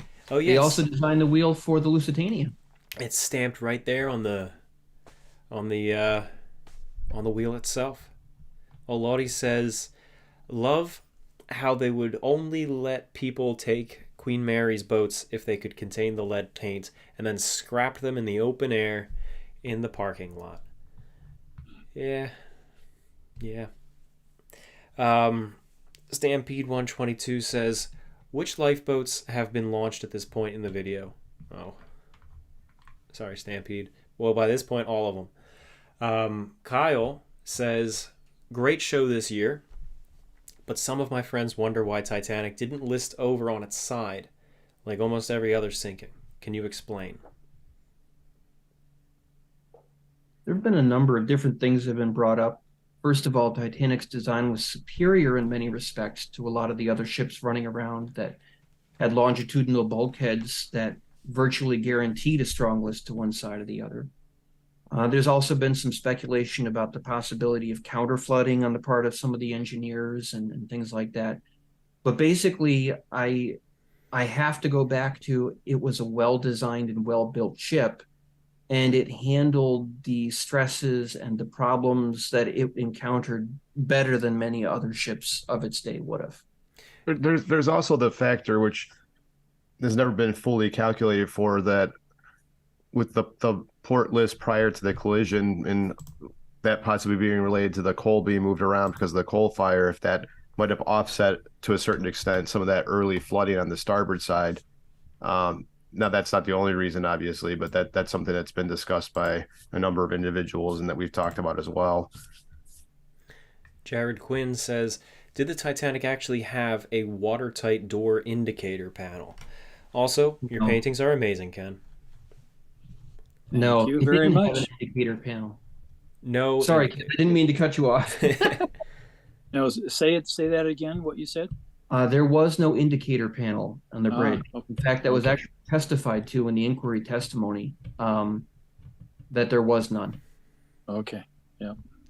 The Civil War guy says, hey, it's me. I emailed about the G.P. Griffith disaster in Willowick, Ohio. I wanted to ask, did the band on the Titanic play Nearer My God to Thee at the end? This is a perfect George question.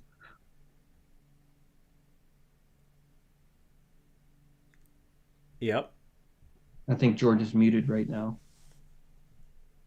He might I'm have... sorry, I missed the question. I got that you wanted to refer it to me, but what was the question? Did the band actually play Nearer My God to Thee at the end? Oh, there's almost no doubt about it. I have, in various places, I found 10 survivor letters. These are primary sources that the survivors wrote themselves, in which they described having heard Nearer My God to Thee themselves. And by contrast, there's not a single primary source from 1912 that mentions autumn or song to autumn or whatever version of that song person leans toward.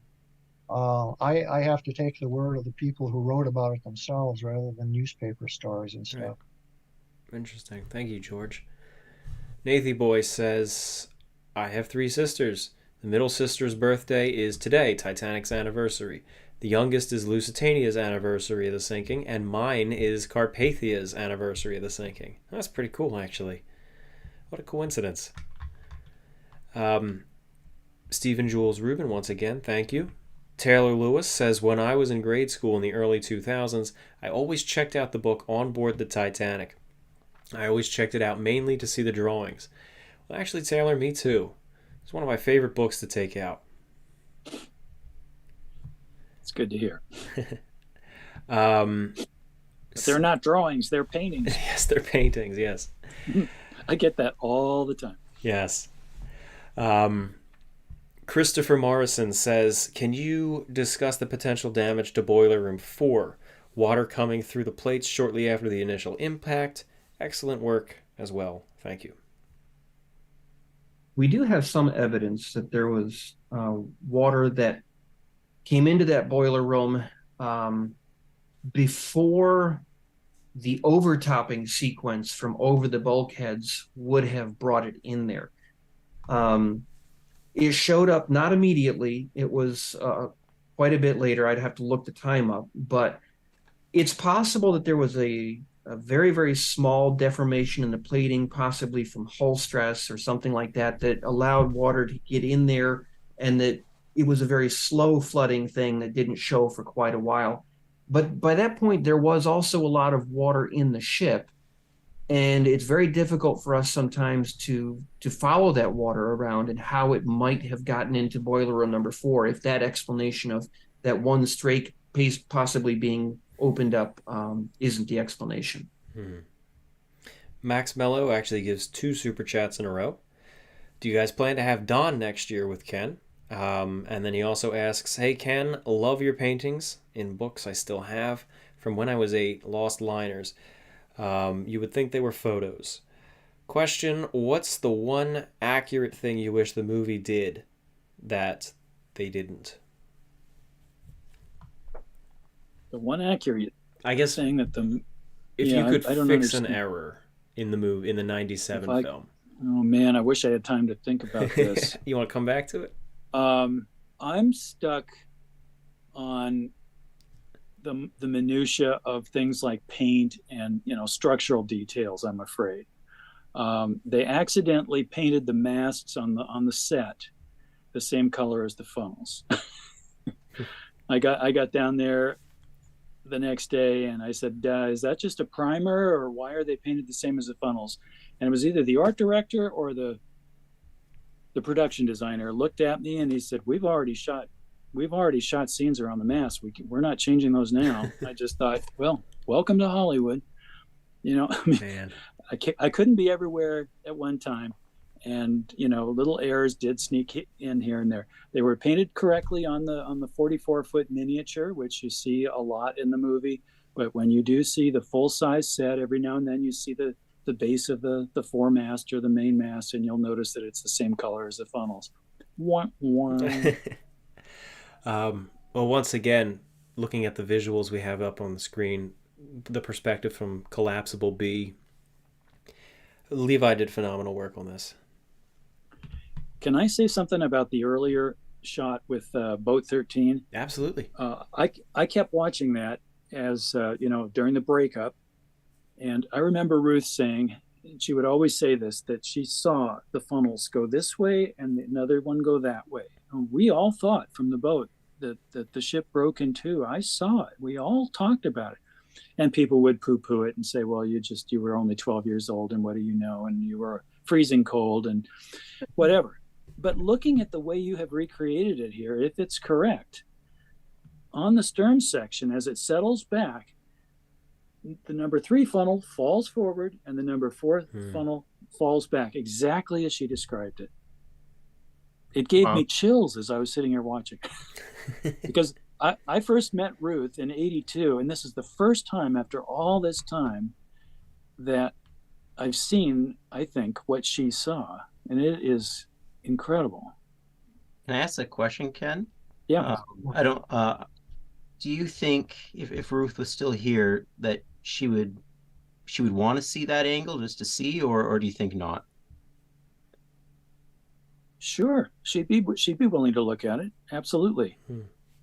Yeah, she didn't have a terrible emotional connection to the disaster as so many did, because she didn't lose anybody. Her mother and her 2 siblings survived along with her. So her father was back in India and would follow later. And she was quite willing to talk about it. And her memory was just incredible. She would answer questions, close her eyes and think about it, and then give you the most honest, direct answer. Or she would just say, I just don't remember. I don't know. And she was a jewel. Taylor Lewis says, a topic that I feel doesn't get talked about that much are the personal guns that the officers brought with them. Having those guns helped maintain order a lot longer than it might have lasted. And I don't know if this came before or after we were talking about Lowe and his Browning. But yeah, it's passengers were armed too. I believe it was Archibald Butt, first class passenger, who had his own pistol with him as well and was helping to maintain order. Stephen Jules Rubin, once again, thank you. Lisa McDougald says, thank you for this wonderful gathering and remembrance. Honoring our Fortune families family survivors on boat 10. So we have a relative here of a survivor, actually. A couple survivors. Stephen Donahue says, 1993, Mr. Marschall's render of Titanic's stern in the air made me a lifelong student of these liners. Now reading On a Sea of Glass, and it's fascinating. Watched Tom's videos for years and are always great. Thank you all. Well, thank you, Stephen. Very good. Thank you so much. Mark Janes says, incredible work, love On a Sea of Glass, and I have had a Ken Marschall signed print Farewell to Southampton since the middle 80s. Titanic fan. Which one's that, Ken? Oh, gosh. That was the very first print that was ever made. And unfortunately, it was done with very cheap inks. So if people don't put 2 layers of UV protective Plex or glass over it, and if they hang it anywhere near a window where even filtered daylight hits it, those things turn kind of purplish and beigeish over the years. I've seen a bunch of them, and they just look awful today. So I hope his has survived well. JJ Bones says, just started watching from the start. I look forward to the Lusitania project. Thanks for doing this, guys. Cheers. Thank you, JJ. Bruno SPFC, a paddle boat with 8 good men from the Titanic could have reached the Californian and get help for everybody. Captain too old. He was stunned. Failed. A paddle boat? Maybe, but they didn't have paddle boats. I guess he means a regular lifeboat, like a rowboat. But the Californian was far. You know, about how far do we think 12 the to 13 12 to 13 miles with possible ice between is pretty far. In fact, we do know that one of the lifeboats that left boat number 8 did try. Several of the lifeboats did try to steer for that light on the horizon, and yet they got discouraged because it didn't seem like they were getting any closer. Yeah. And a number of them gave up. So interesting thought, though. There's a south setting current. I mean, that there's no way they were going to row against that at that distance. Yeah. Edwina Mackenzie was in one of those boats, so she said. Now, if she ends up being in collapsible D, which seems to be the latest indication, I don't know how that works out or not. But she always said that we saw this light on the horizon. We called it the mysterious light. We rowed and rowed, and we sang, "Pull for the shore, sailors, pull for the shore." But the light never got any closer or any dimmer. We called it the mysterious light. She would always say that. It's interesting you mentioned Ava Hart earlier. George mentioned how she was not afraid to spin a good yarn. But I remember, was it her who said that the ship on the horizon, the mystery light, was so close that she remembers seeing people walking around on the deck? Was that her? Yes, she said that. Yeah. I always pondered over that. You know, I always thought, well, how was that possible? And it always kind of threw me off. But yeah, no, as you mentioned, she embellished at times. So but then some of the officers on Titanic, or one of them, didn't he report that at one point the light off in the distance, they could even see the running light, either the red or the green side light, and it was close enough to see portholes or something like that in the running light. So I mean, that's hard to believe as well. Yeah. Tribe Fan 911 2003. Which passenger story has the most meaning for you? We do have to start winding this down because it's getting very late and we still have a good number of super chats to get through. But I know I've talked about it in previous streams. For me personally, Jack Thayer and his father's story, I think. Just how they basically just spent the evening, the night, I should say, when the ship started sinking. They went out to investigate, and you could tell it was just like this. Jack was having fun investigating to see what was going on, and you could tell it was kind of this nice father-son bonding moment. And then they get separated, and they spend the whole sinking trying to find each other, and he never sees his father again. So that just kind of always strikes me. Does anyone else want to answer? We unfortunately don't have time for everybody, but maybe just one or two real quick. Or we can move on. I'll pass because I'm not the passenger person. Okay. George, I would love to hear your answer. About the fire in the Marconi room? No, that's the next one. You're looking ahead here. Oh, sorry. No, just what passenger story has been the most meaningful to you? The one that always chokes me up is the same one that I tried to relate in Titanic Death of a Dream about Minnie Couts and her two little boys. And I better not try and repeat it here. I'll choke up again. But anybody who wants to hear the story is welcome to listen to it in that program, because it really does affect my emotions. There's so many that do. That will really bring the emotions of that night out. Olodi says, when you can somebody speak to the claim that a fire started in the Marconi room as it flooded? Also, Ken, any art advice you can spare for ships? I'm better with human anatomy myself.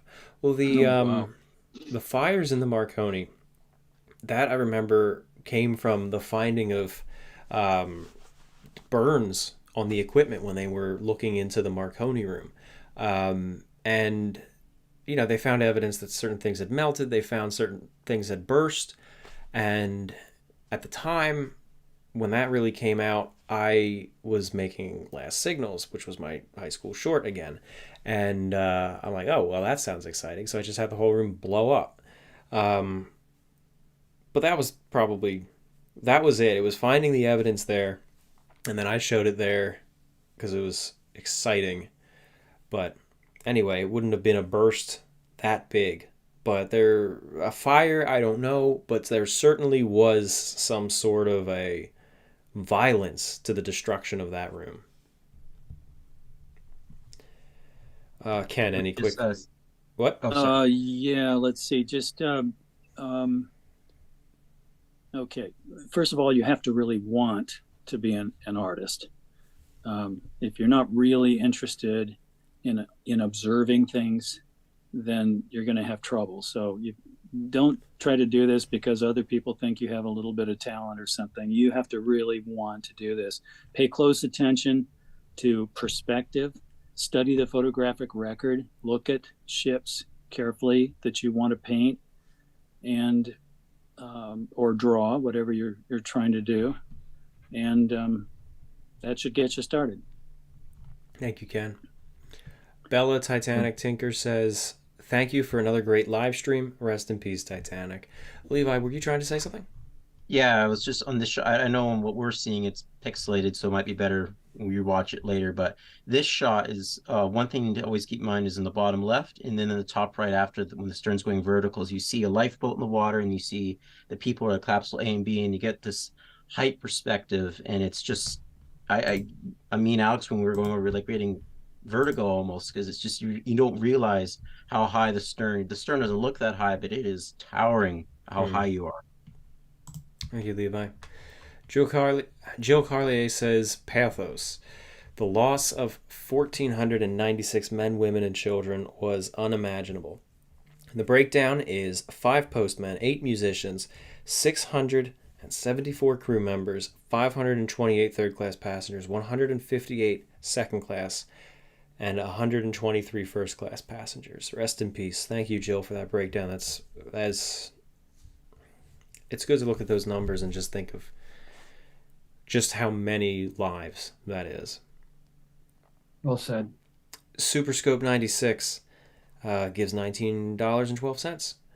In memory of the liner, all those who built and sailed on her, and 111 years of exploration, commemoration, artistry, and dedicated, invaluable research. Warmest regards from New York City. Thank you, Superscope. Daniel Schell, any books about the British inquiry on the Titanic? Not to the best of my knowledge. I can't think of any either. The inquiry is online. though, if you did want to find the transcript. West Hunter, thank you. Egg Boy says, such a haunting and eerie sight. The sounds video make this come together. It's been a privilege to join everyone on this 111th anniversary of Titanic. Thank you, Egg Boy. Kaya K says, I want to apologize to Mr. Behe.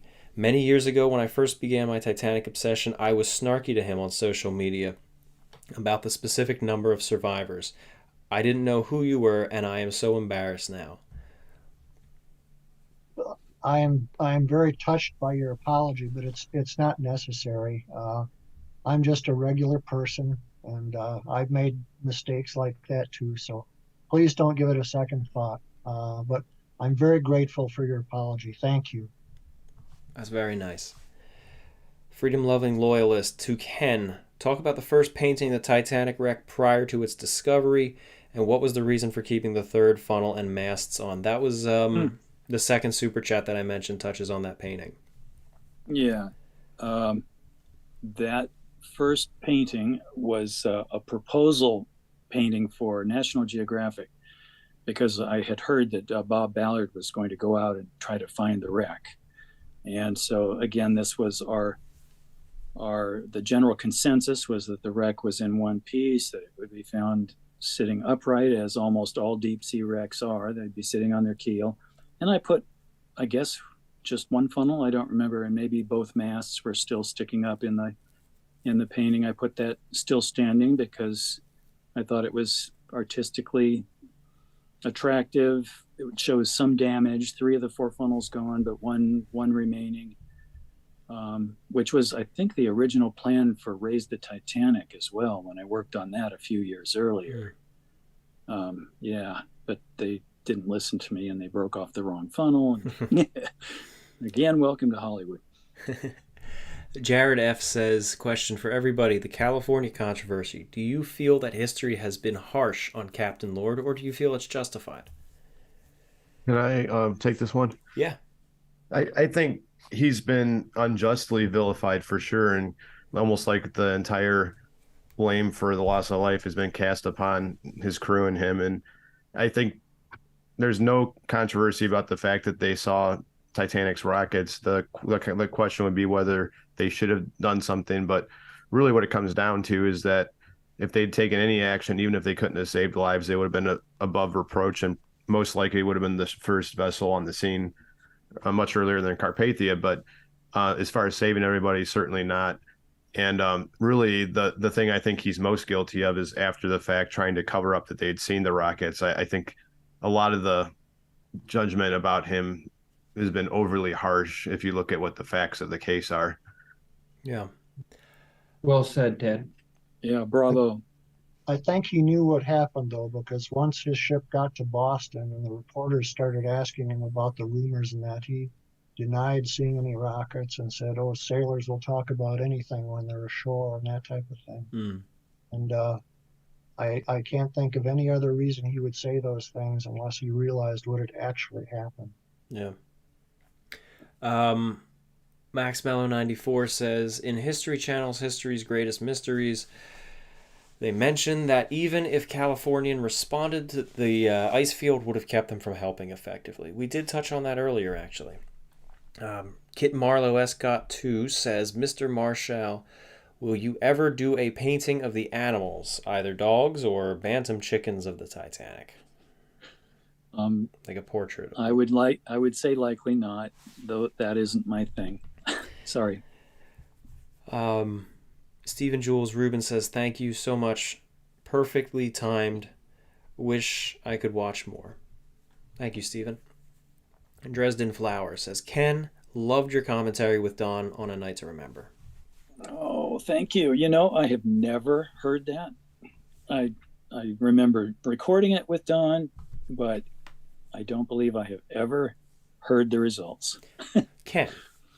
It's enjoyable, Ken. How does one record a commentary? Do you do takes of it, or do you go back? Yeah, we were sitting on chairs. Maybe we were in our own individual booths, and we had like headphones on, I think, and we were just supposed to give our thoughts about scenes as we went through the movie, and I just was not happy with what I was producing. Don was doing so much better than I, as I recall. And I just kind of fizzled out, it seems to me, as I remember. I just started saying less and less because he's the historian. I'm not a historian. You could call me a visual historian because I'm visual. I'm all about observation and what the ship looks like. But Don is into the history, the people, the crew, who said what, who stood where. I'm not that guy. So I was limited in how much I could comment on, really. And anyway. I think you did very well. Well, that's good to hear. Bearded Amish guy. What are you doing on a computer? If one of the boilers had exploded, how severe would the damage have been? Enough to cut the ship in half or just a large hole? Boiler explosions are well known to cause pretty catastrophic damage when they've happened in other shipwrecks.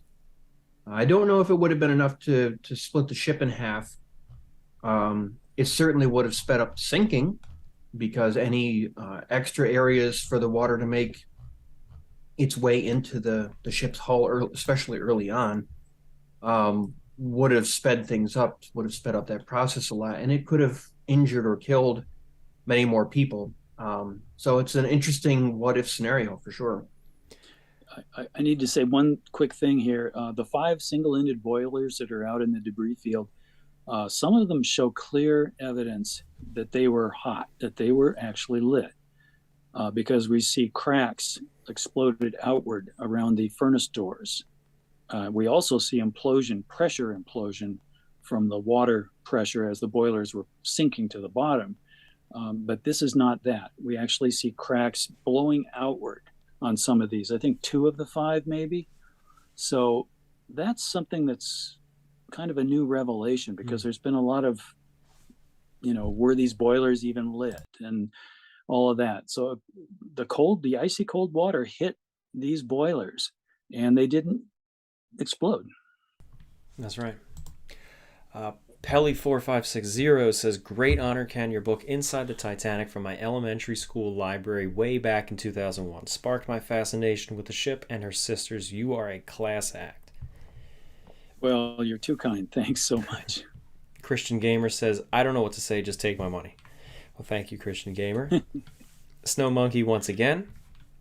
A special thanks to Tom. I'm a huge fan. And a very special thanks to Ken. I grew up seeing and loving all of your paintings. It really means a lot that you did this event. It is really appreciated. Thank you very, very much. And thank you. Angie PDX says, my first time anniversary live streamer here, and it's been an incredible tonight.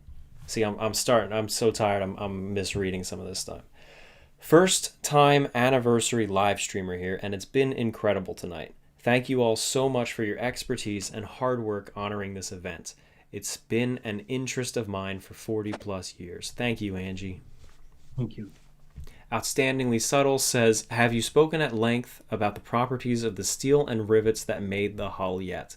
The same type that has contributed to numerous maritime disasters. And I know that we've touched on this subject in some of our written works. Yeah.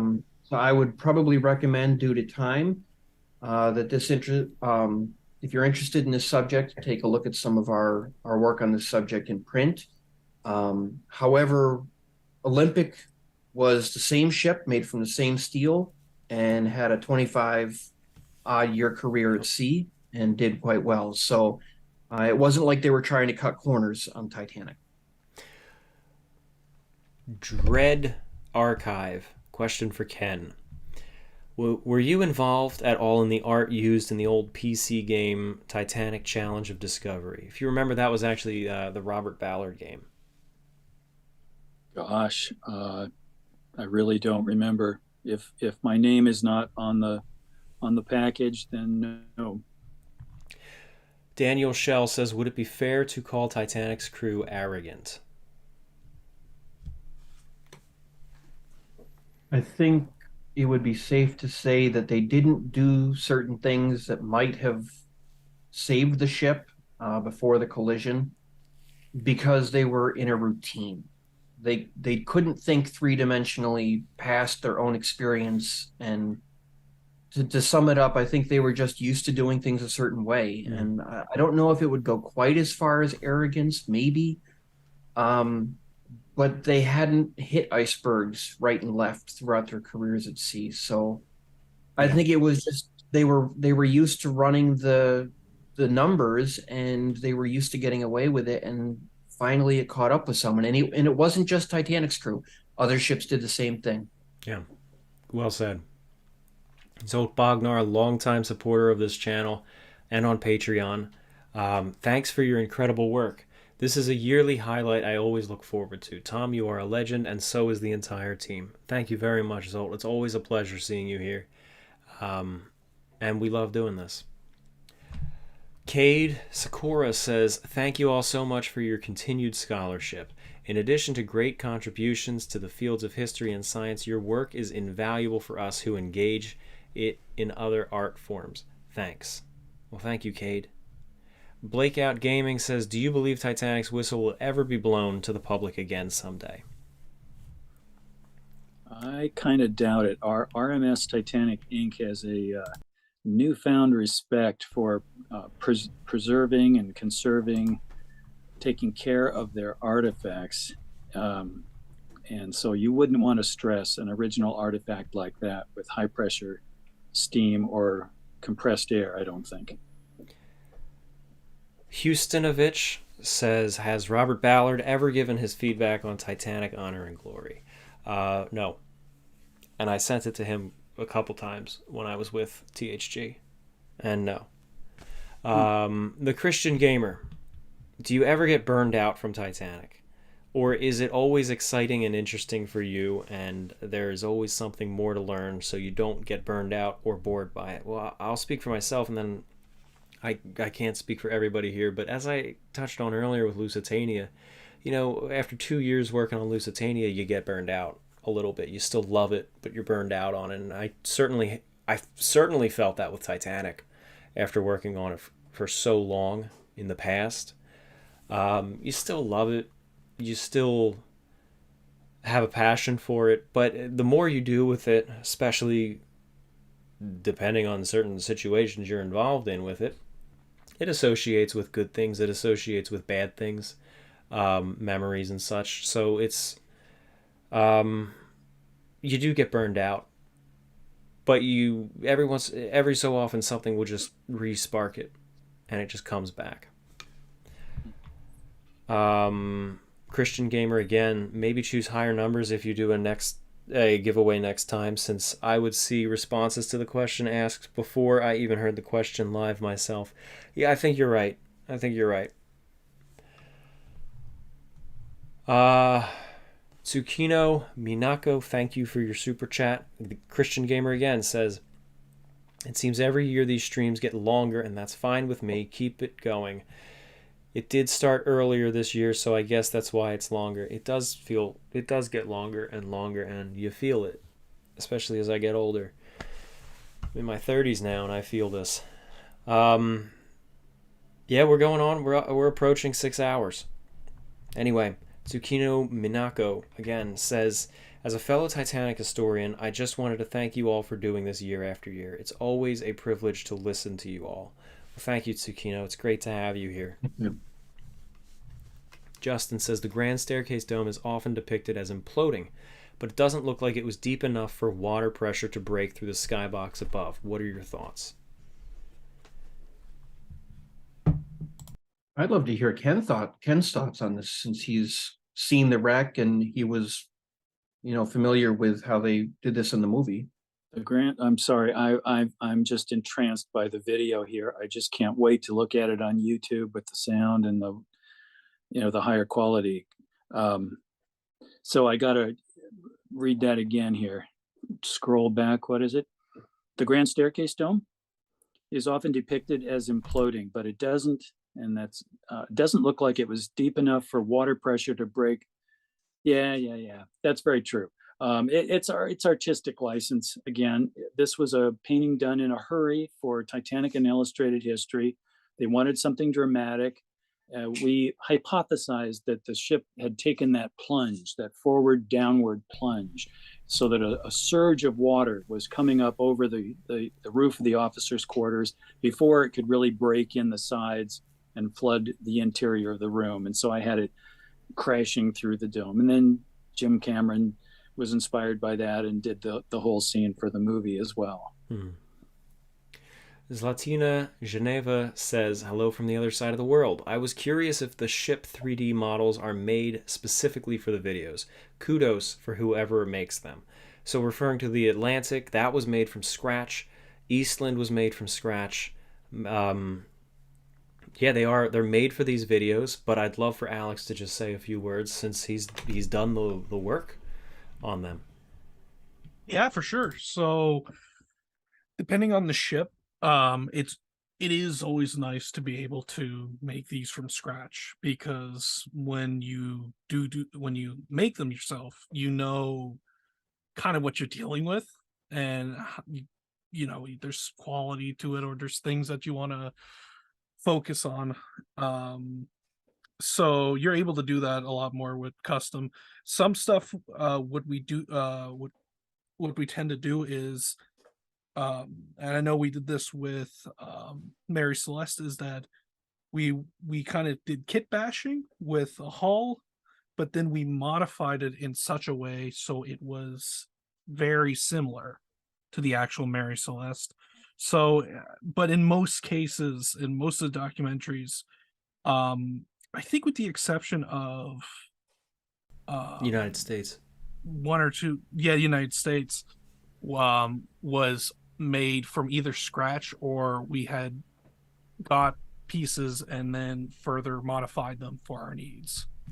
But Atlantic was made from was made from scratch, because that's like my baby. Atlantic was totally that was totally from scratch, and that was one thing like for sure that I wanted to definitely just make from scratch, because it was just perfect opportunity to build that ship. I'm like, okay, I'm gonna have to do this. 150th anniversary, one of my favorite ships. We had to get it right, and I've got her plans too. Oh, yeah. So, oh yeah. Little Blind Mouse. Well, we gotta end this quickly, but asking a can of worms question here. Can you speak on the coal fire as well as the quality of the steel and whether that affected the strength and of the ship and the sinking? I'll try to answer that as succinctly as I can. There was a coal fire, yes, it's been known since 1912. It had no effect on the outcome of the sinking. The flooding that occurred in boiler room number 5 partway through the sinking was actually most likely due to the result of the bunker door collapsing. They closed that door early on during the flooding, and that bunker had filled, and that door was not meant to be watertight. So when that bunker door collapsed, it was certainly no evidence of the main bulkhead collapsing or of any fire damage. In fact, the whole space had cooled off enough so that they were in there and they were rubbing oil on the bulkhead and everything, even on the day of the disaster and the afternoon before. Thank you, Kent. I do believe there's some good credibility to the notion that the ship was leaning to port thanks to the retrimming of the coal, and that might actually have helped keep her from flipping. That's definitely a very interesting idea. Tanya says, thank you for all you have done. Can't wait to see Lusitania Project. Always look forward to this stream. Thank you, Tanya. Christian Gamer again says, poor Tom, you must be tired, especially if after you said you were tired. Thank you for staying up and reading the super chats and all. I appreciate it. Thank you again, the Christian Gamer. Well, that's we got one more. Daniel's Marine Space Station. Hey Tom, I've been watching since THG and wishing you the best tonight. Well, thank you, Daniel. I appreciate that. And that is, I believe it's our last super chat, unless any more have come in since that last one was pasted into the document. But I do think we've just about reached the end. I'm scrolling up. The super chats have stopped. Stay with us. Wow. This, I gotta say again, I've never seen anything like this before. I have to thank our viewers for staying with us and listening to us talk. And I only hope that, even though we're tired and we're running on fumes and we're answering questions in real time, I hope that what we've done here tonight is really a fitting memorial for everyone who sailed on the ship, everyone who lost their lives in the disaster, and even those survivors whose lives were affected so much by it. I hope we've done them right with this. So I want to thank everyone for tuning in and listening. We had some great numbers. We had a lot of people with us tonight, and again, that was especially incredible since I know there were other streams that decided to stream tonight. So it was fantastic to be able to spend this night with everybody, and especially those here on the stream with me. Levi and Kent and Alex for working so hard these last few days to put together a couple visuals, especially that Lusitania update. And then, of course, to Tad and Bill, who have joined in the past. It's great to have you on. Ken as well. It's always great having you on here, and people love listening to you. And George, you were a fantastic addition. You had some great insight and valuable contributions to the talk this evening. So I think it was a great team. And I do want to encourage everyone in the audience, if some of the stuff we've talked about throughout the evening, for example, the books that the panelists here have put together and published, George's excellent works, and Ken's paintings, his prints, and his G clays. Links are in the description. I'm going to be adding George's links to the description after this video gets archived. The stream will be archived. You'll be able to tune in if you missed parts. And then hopefully the live chat will also be archived as well. We got one final super chat. I'm just going to take that again from the Christian Gamer. Thank you for answering my questions, he says, and other questions and super chats, and appreciate it. Thank you for the stream. Have a good night. Thank you very much. Oh, one more. Daniel Shell. May we honor Titanic every April 14th. Thank you, Daniel. Well, once again, thank you. Thank you for doing this, Tom. Thank you, Tom. Yeah, thank you. Thank you, everyone. Thanks. Bravo Thank you, Ken, and thank to you, George. Yes. bravo Thank you. to Alex and Levi for the incredible CGI. Awesome I can't work, wait guys. to look at it again. Absolutely. Thank you so much. Thanks, it really Ken. means a the lot. world. Absolutely. Thank you so much. You bet. All right, thank you. I'm going to end the